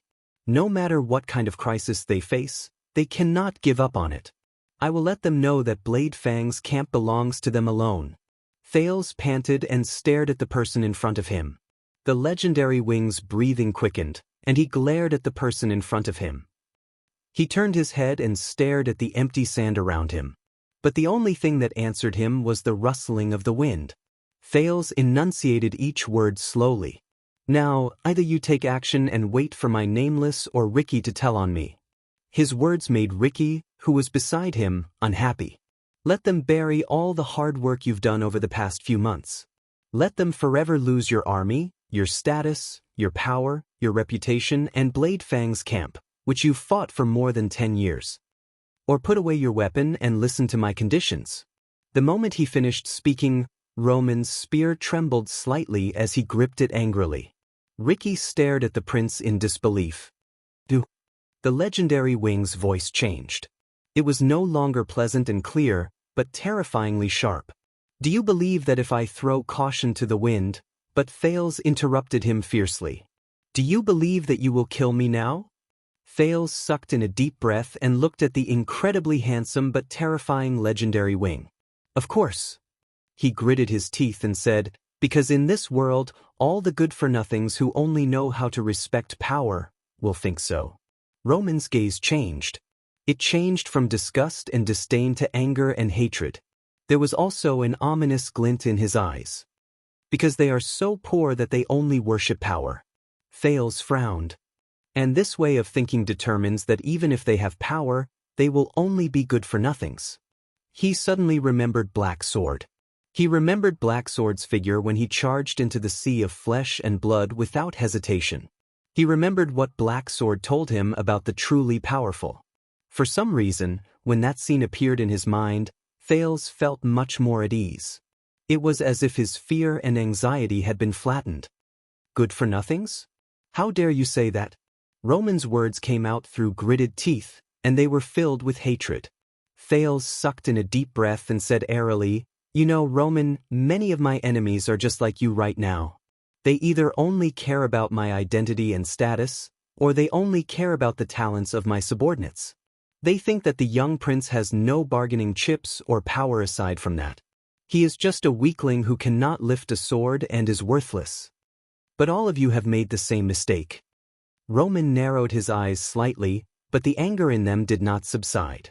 In the next moment, with a whoosh, the short spear in his hand instantly elongated, revealing a ferocious and sharp tip. Thales instinctively shrank back.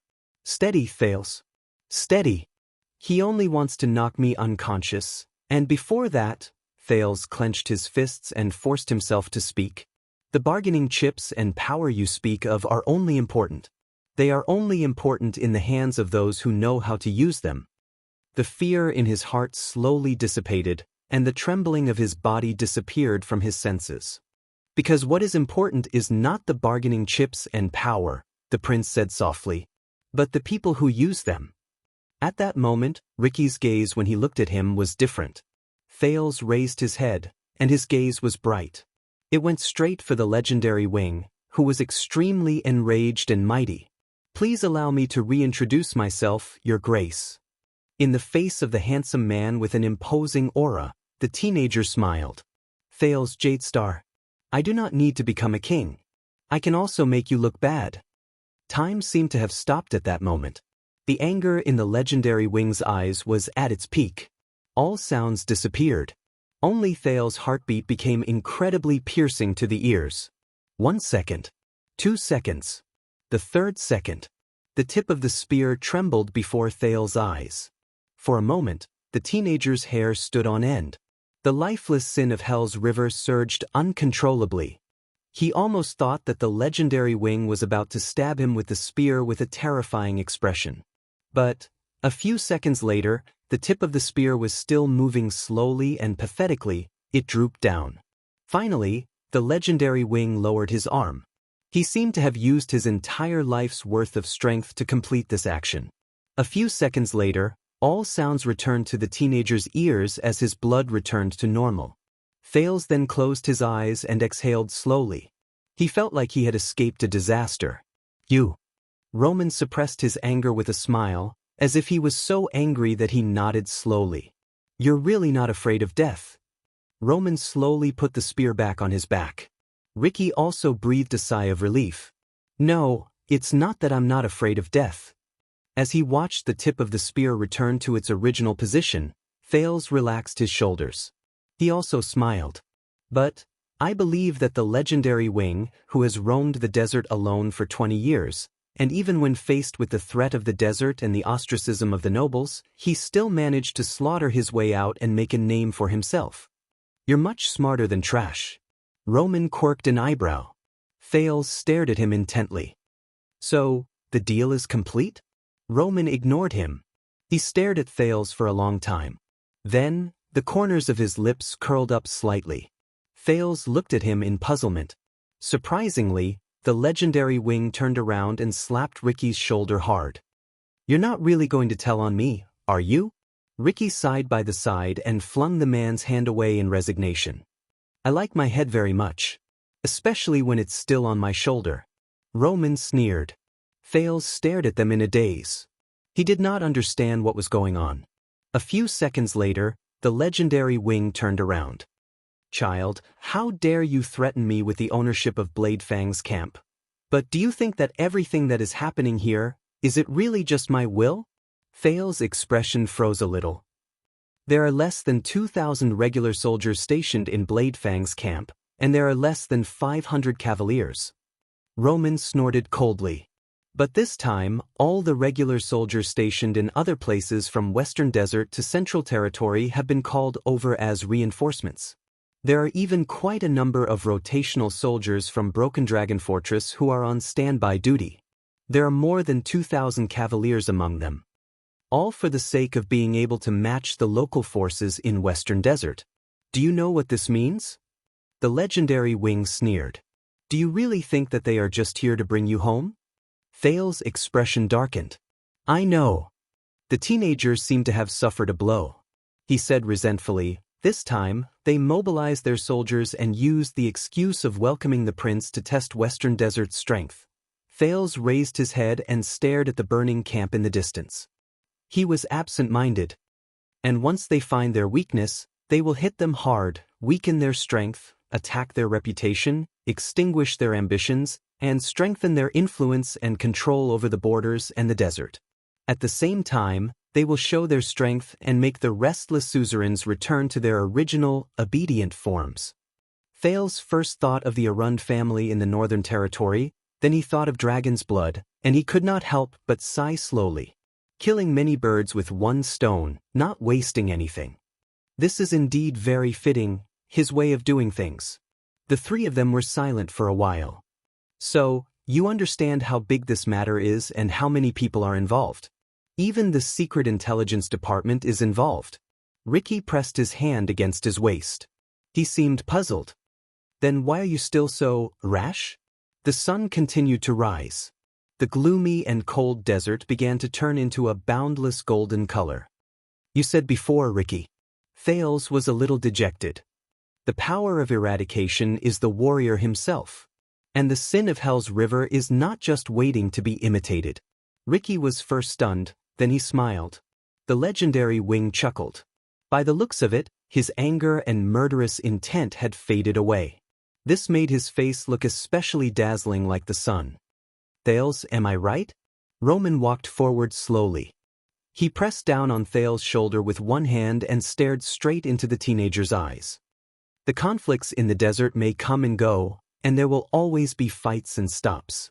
His eyes reflected the sand dunes and the endless meandering horizon of the wasteland.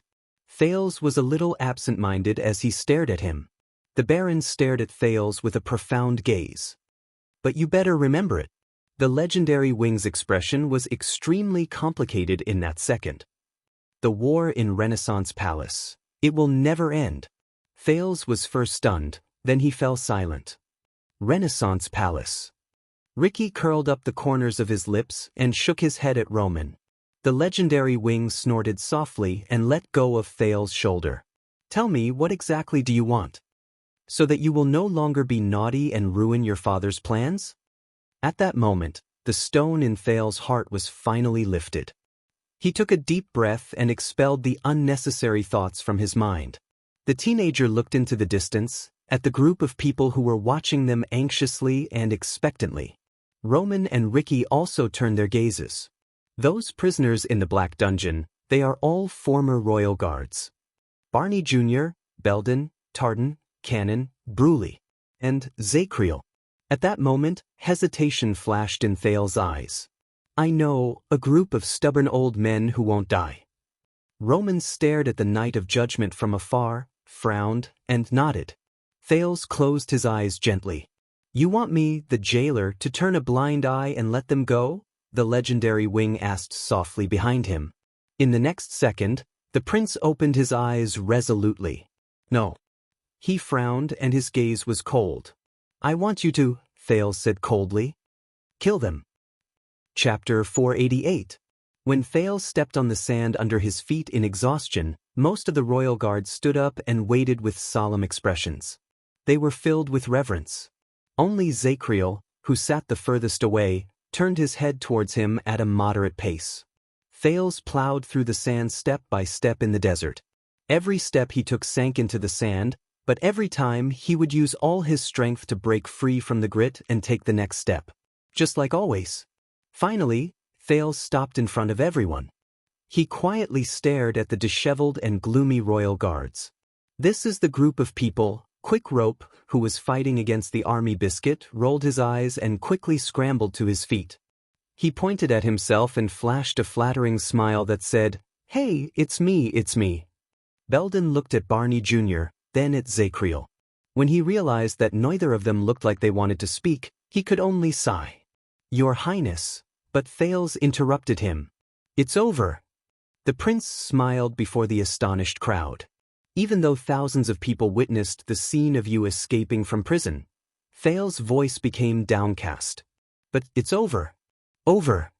Belden and Tardan looked at each other, and they could read the surprise in each other's eyes. The prince turned around and looked at the desert at dawn. Groups of cavaliers came and went as they were dispatched to deliver Roman's orders. He then watched Ricky return to his men and placate the mercenaries who were pointing at them. The official statement is that during the civil strife in Blade Fang's camp, the legendary wing personally executed every fugitive and left no one alive. The royal guards looked surprised and bewildered. They looked at each other. The teenager said airily, So, all the prisoners who were imprisoned 18 years ago have passed away. Do you understand now? Everyone slowed down their breathing and digested the news. Thales' eyes dimmed. I wanted to do more. I wanted to reopen your old cases, clear your name, and restore your reputation, but he did not continue speaking. The royal guards were silent. They looked at each other from time to time, and their faces were filled with hesitation and confusion. Your Highness, Belden sucked in a deep breath, as if he had gathered a lot of courage. But Thales continued to speak to himself. Baron Williams will take care of the rest. Be it the Secret Intelligence Department or the Army, you will not be stopped again. Barney Jr. frowned. As for how to leave this place, conceal my identity, conceal my name. Thales swept his gaze over the tired and injured royal guards in front of him. His voice was hoarse. You are all experts with great skills. I believe you will have a way. Concealing his identity, concealing his name, Belden and the others looked at each other. They could not understand each other. Without waiting for the others to react, Thales looked at the grinning man. Do me another favor. Take Quick Rope, this guy with you. Take him away from this place. Make sure he stays out of the sight of those with ulterior motives. Everyone turned their heads in unison. Quick Rope, who was still smiling foolishly, froze. Don't ask who he is or where he came from. Thales looked at Quick Rope with a tired expression and forced a smile. This is what I owe him. Quick Rope was stunned. After saying this, Thales sighed and stepped on the soft, cold, and lifeless gravel under his feet. Now. He raised his head and looked at the rising sun in the east. All of you are free. Free. The moment he said this word, all the royal guards were stunned, including Zacriel. Free? At that moment, confusion and perplexity filled the air. Bruley and Cannon followed his gaze and looked to the east in puzzlement. They seemed to be slightly shaken. Barney Jr. stared at the sand under his feet and sank into deep thought. Belden and Tardan stared at everyone in a daze. They did not know what to say. Quick Rope's eyes darted around, as if he knew that this was not a good time to speak. Only Zacriel stared at Thales without moving. Enjoy it. Thales cast them a few deep glances, flashed a gratified smile, and turned around. He staggered towards Roman, who stood with his white horse at the foot of the sand dune. He looked as handsome as a man from a painting. Your Highness. At that moment, Belden finally could not help but speak. What about you? His words dragged the people who were immersed in their thoughts out of the indescribable atmosphere. Thales stopped moving, but he did not turn his head around. I am a prince, remember? Thales exhaled and looked at Roman, who was in the distance. I will go back with them to Blade Fang's camp first. Then, I will return to Eternal Star City. Return to my starting point. To face my fate, Thales clenched his fists. My future. Your Highness.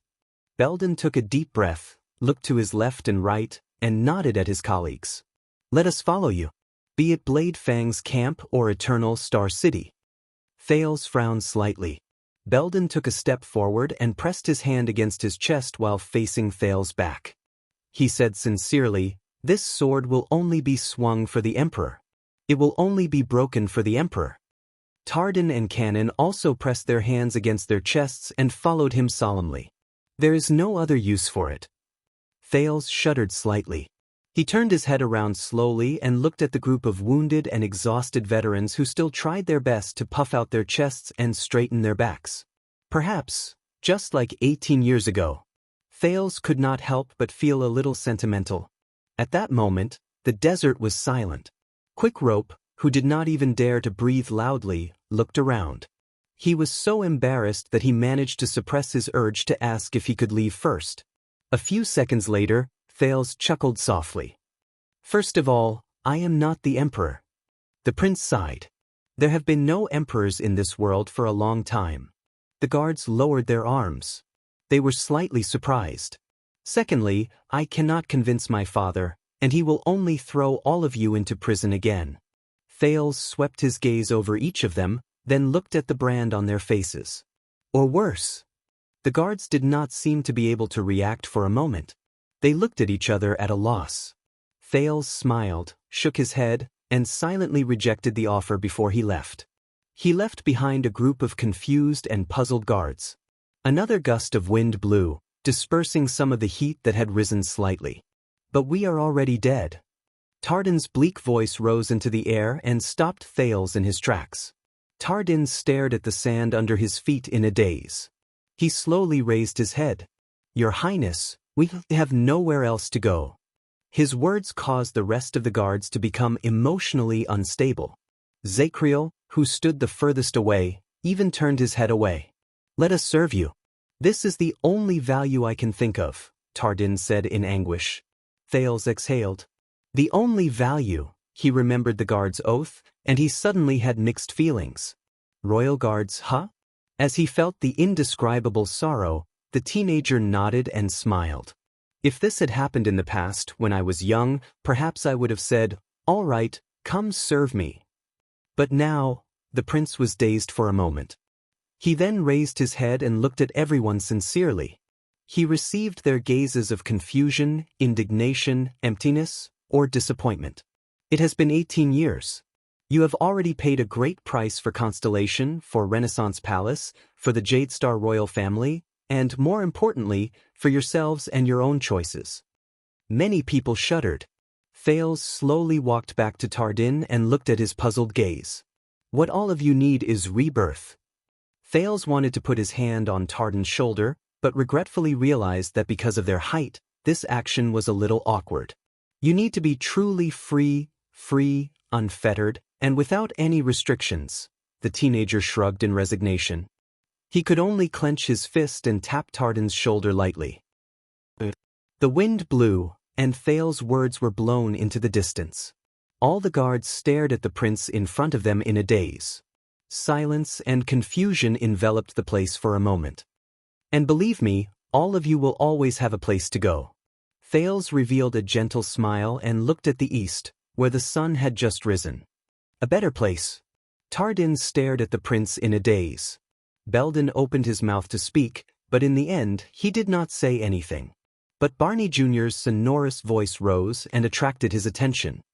Based on Constellation's history, being a prince is definitely not easy. Thales frowned and turned his head. He watched Barney Jr. pass through the crowd and arrive in front of him. You will need a hidden force outside your field of vision. We are very suitable to be your swords outside Renaissance Palace. Barney Jr. stood in front of the crowd and stared at Thales with a burning gaze. Thales was stunned for a second. As a prince, gazing at the wild, hiding power, at that moment, Thales remembered many things. For example, the map of Renaissance Palace that King Nuvan gave him. For example, the raven of death's crazed gaze when he was on the verge of death. And the Black Prophet's gloomy tone from a long time ago. This made Thales a little absent-minded. What a coincidence! Thales raised his head and smiled at the crowd. Stake, that guy from Shadow Shield just now also said something similar to me. Everyone was taken aback by his words. Shadow Shield? You want to become my secret, sharp blade. But Thales immediately burst out laughing. Power!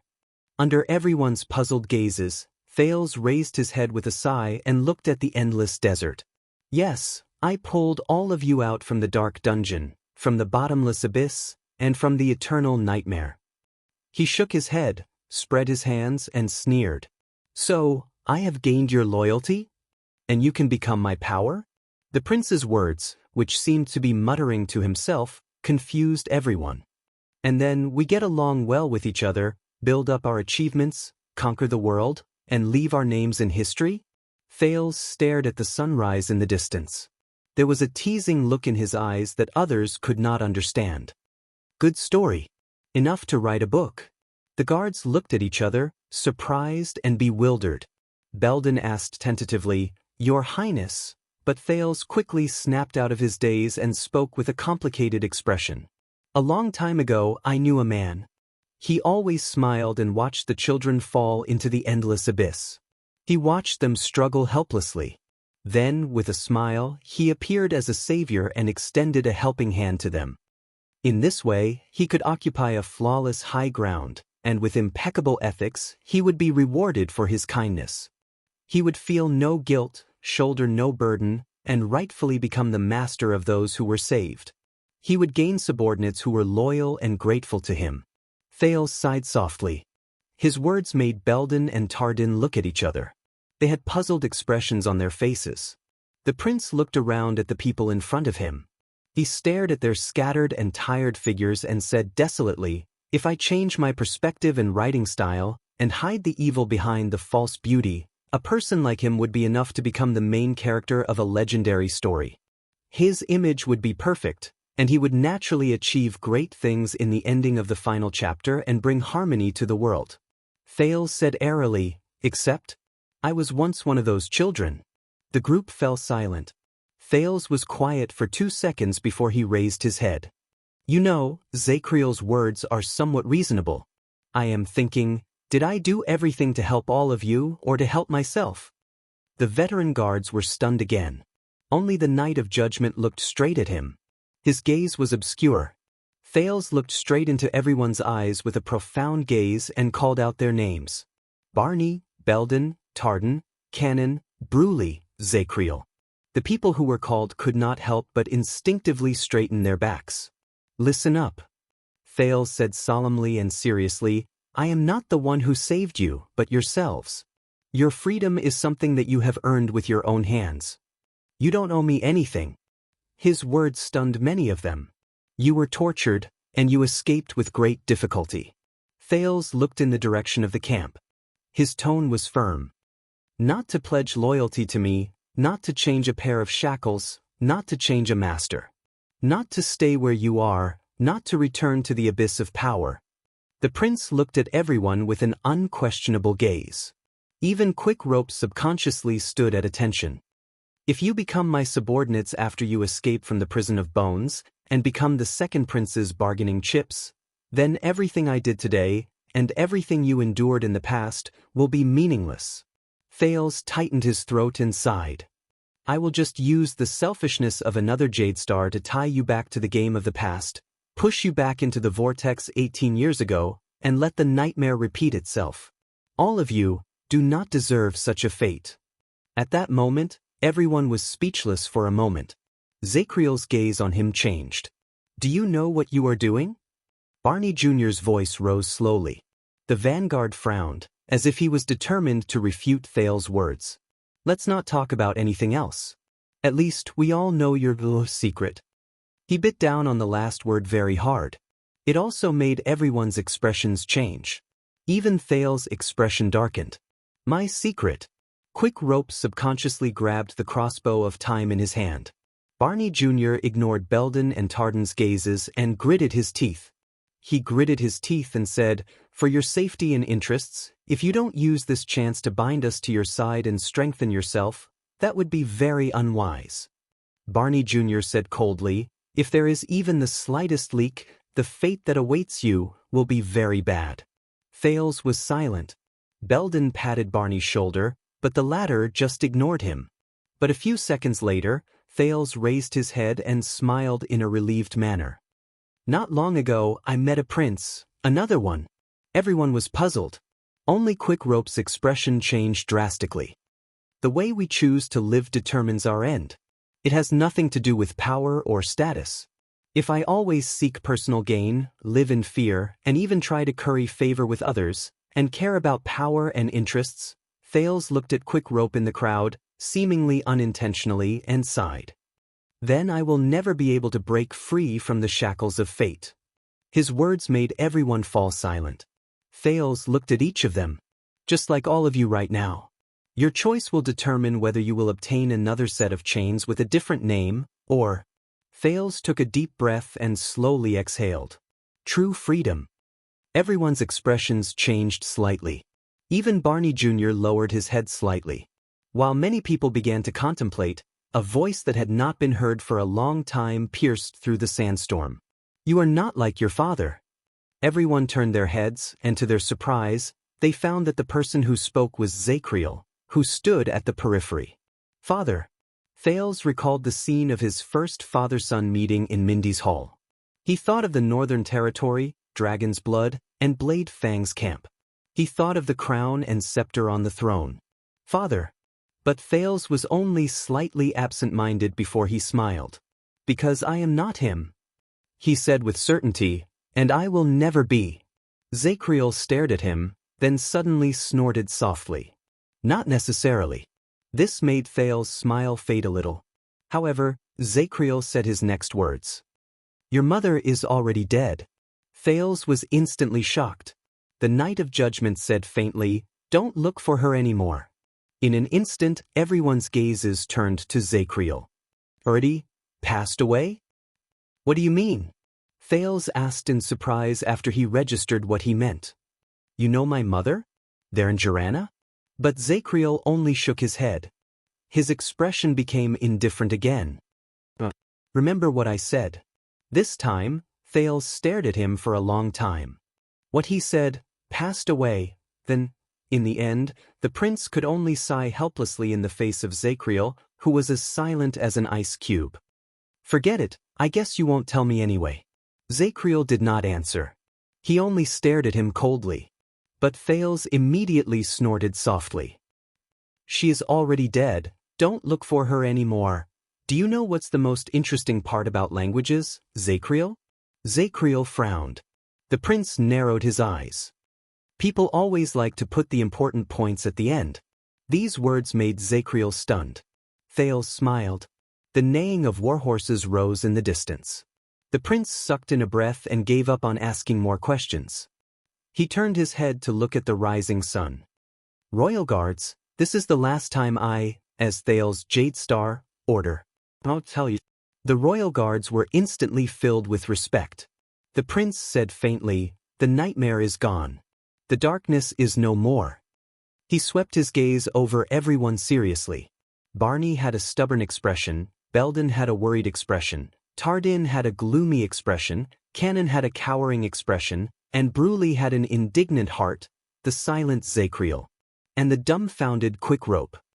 From now on, you are truly free, he flashed a smile. Live. Once he finished speaking, Thales did not care about the others' reactions. He turned around resolutely and walked towards the sand dune in the distance. Roman was waiting for him there. Thales dragged his tired body and walked through the sand, just like how he came. He walked towards his destination. The morning sun shone on his back, and it reflected a golden light. It's over. Compared to these, everything in the dungeon flashed before his eyes. He was filled with emotion. What a pity, Your Highness. Belden's faint, choked voice came from behind him. But Thales only shook his head and continued walking. Stop. Royal Guards. A faint, muffled sound came from behind him. Thales did not turn around while he was in a daze. But in the next second, more muffled sounds came one after another. The cavaliers and mercenaries in the distance seemed to have seen something. There was a slight commotion, and they cast their gazes in his direction. Thales stopped walking because his thoughts were interrupted. Roman frowned in the distance. Ricky also stopped talking to his subordinates. They all looked in his direction. Thales turned around in puzzlement when he was reminded by these abnormalities. He was immediately stunned. The morning sun shone on the endless yellow sand. 6 stubborn figures stood on the horizon of the desert like they were cast from iron. They leaned forward slightly. The light and shadows were blurry, but they formed neat and uniform figures. They were washed by the morning sun and the wind. Thales stared at the scene before him in a daze. Zacriel, Barney Jr., Belden, they were the royal guards. The wind blew gently. At some point in time, all the royal guards had knelt down on one knee on the sand. They did not say a word and did not move. Their faces could not be seen clearly, and their expressions could not be discerned. They only placed their right palms on their chests and swung their left arms back in the prince's direction. They bowed their heads deeply. It was as if they were paying their final respects. At that moment, Thales looked at the 6 kneeling figures, and he suddenly felt his chest sink. He pursed his lips. But Thales did not say anything in the end. He raised his right fist with the ghost of a smile on his face and tapped his chest gently. Then he turned around resolutely. Behind him, the 6 figures lowered their heads even more. The legendary Wing frowned as he watched the scene before him from afar. In the distance, among the golden sand dunes, 6 men covered in wounds knelt firmly on the ground. They lowered their heads and saluted in the same direction. Near them, under the slightly white sky, the thin and weak teenager walked over slowly. His footsteps were arduous but firm. His expression was anguished and gratified. He looked like an oil painting. Jade Star, Roman mumbled and snorted coldly. Joseph stared at the 6 figures in annoyance from the Disaster Swords team.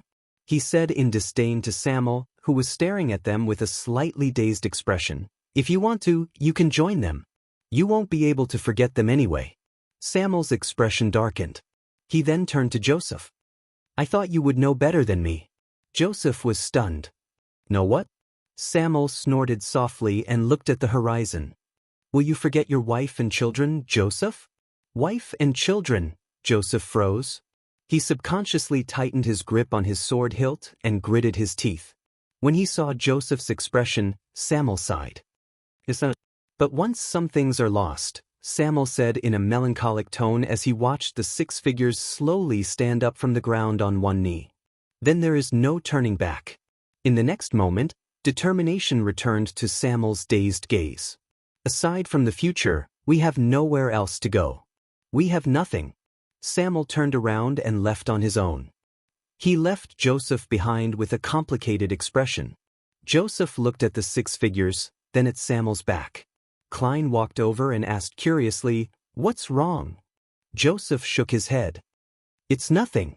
TSK, you self-righteous bastard from the Empire." He grumbled indignantly and turned around to pack his luggage.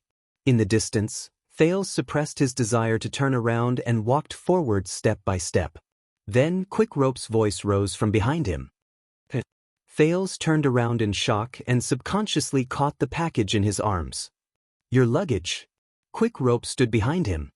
His tone was a little dejected. "And your crossbow." Quick Rope tossed the crossbow of time to him again, forcing Thales to be flustered. Quick Rope sighed and looked at the royal guards who slowly got up and gradually walked into the distance. Are you sure you don't want them? They'll be great help, and it's rare for them to have such a deep bond with you. They'll be loyal to you, and they'll be willing to die for you. Thales struggled to hang up the package. He exhaled and smiled. Maybe. Quick Rope frowned. You know, your status is not good to begin with. If you have them as your subordinates, at least when you run into an accident in the future. He did not continue. Thales curled up the corners of his lips. Yes, that's right. So, disaster swords. Thales suddenly said. Did you know? They specialize in searching for those who fall into the endless abyss and make use of the despair and emptiness in their hearts.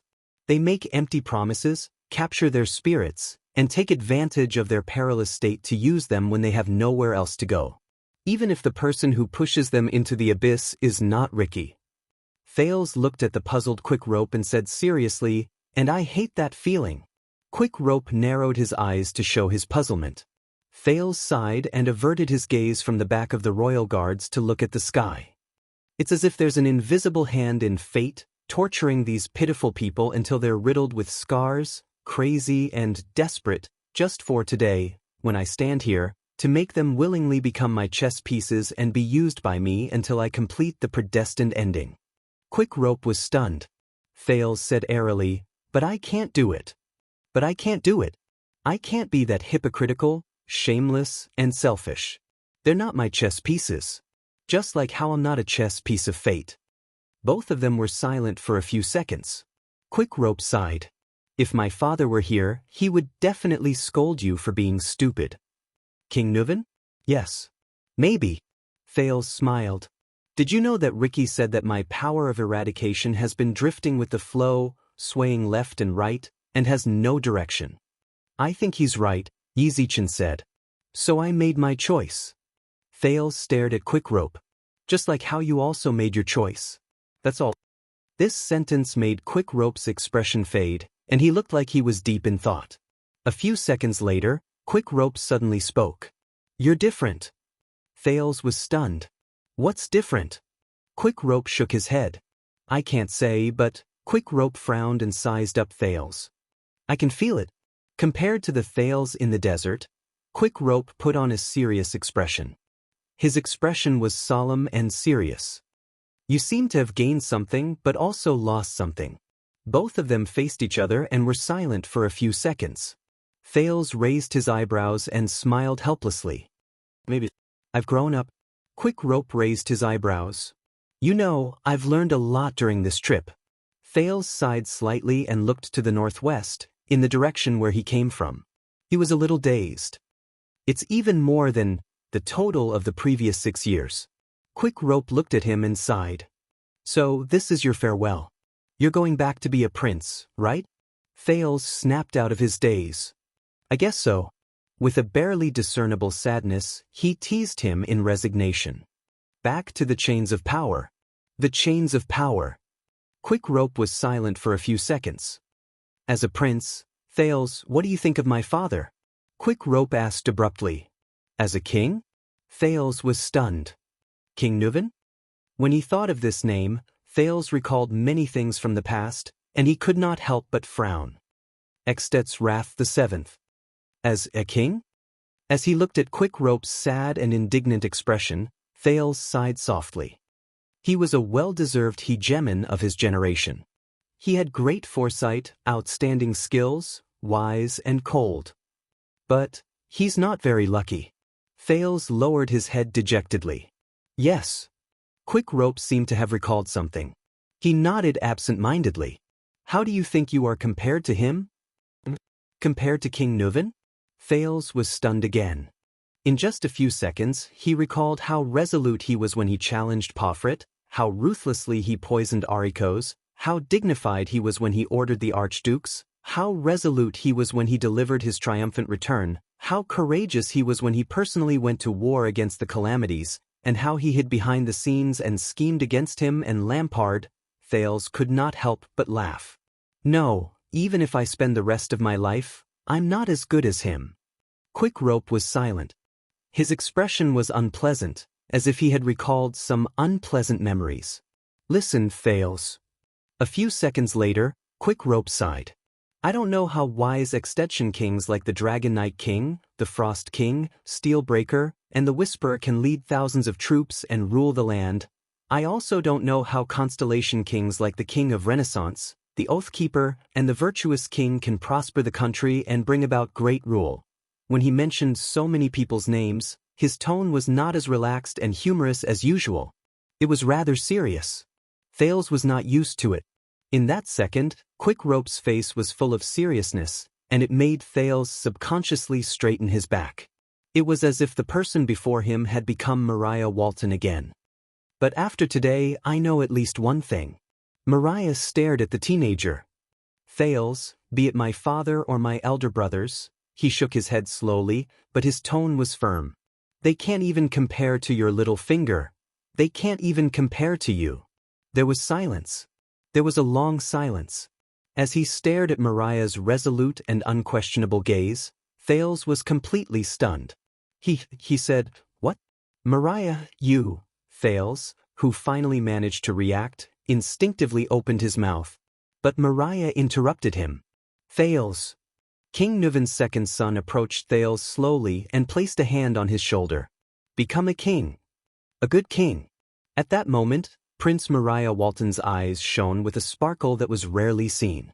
Because after today, I believe that you will be better than them and the other kings. You can prove that even when you are shackled by the shackles of power, you can also live in a different way. Bookmark for easier reading. You're tuning in to the Wandering Hero YouTube channel. Don't forget to subscribe and join us on this journey to catch the most captivating stories.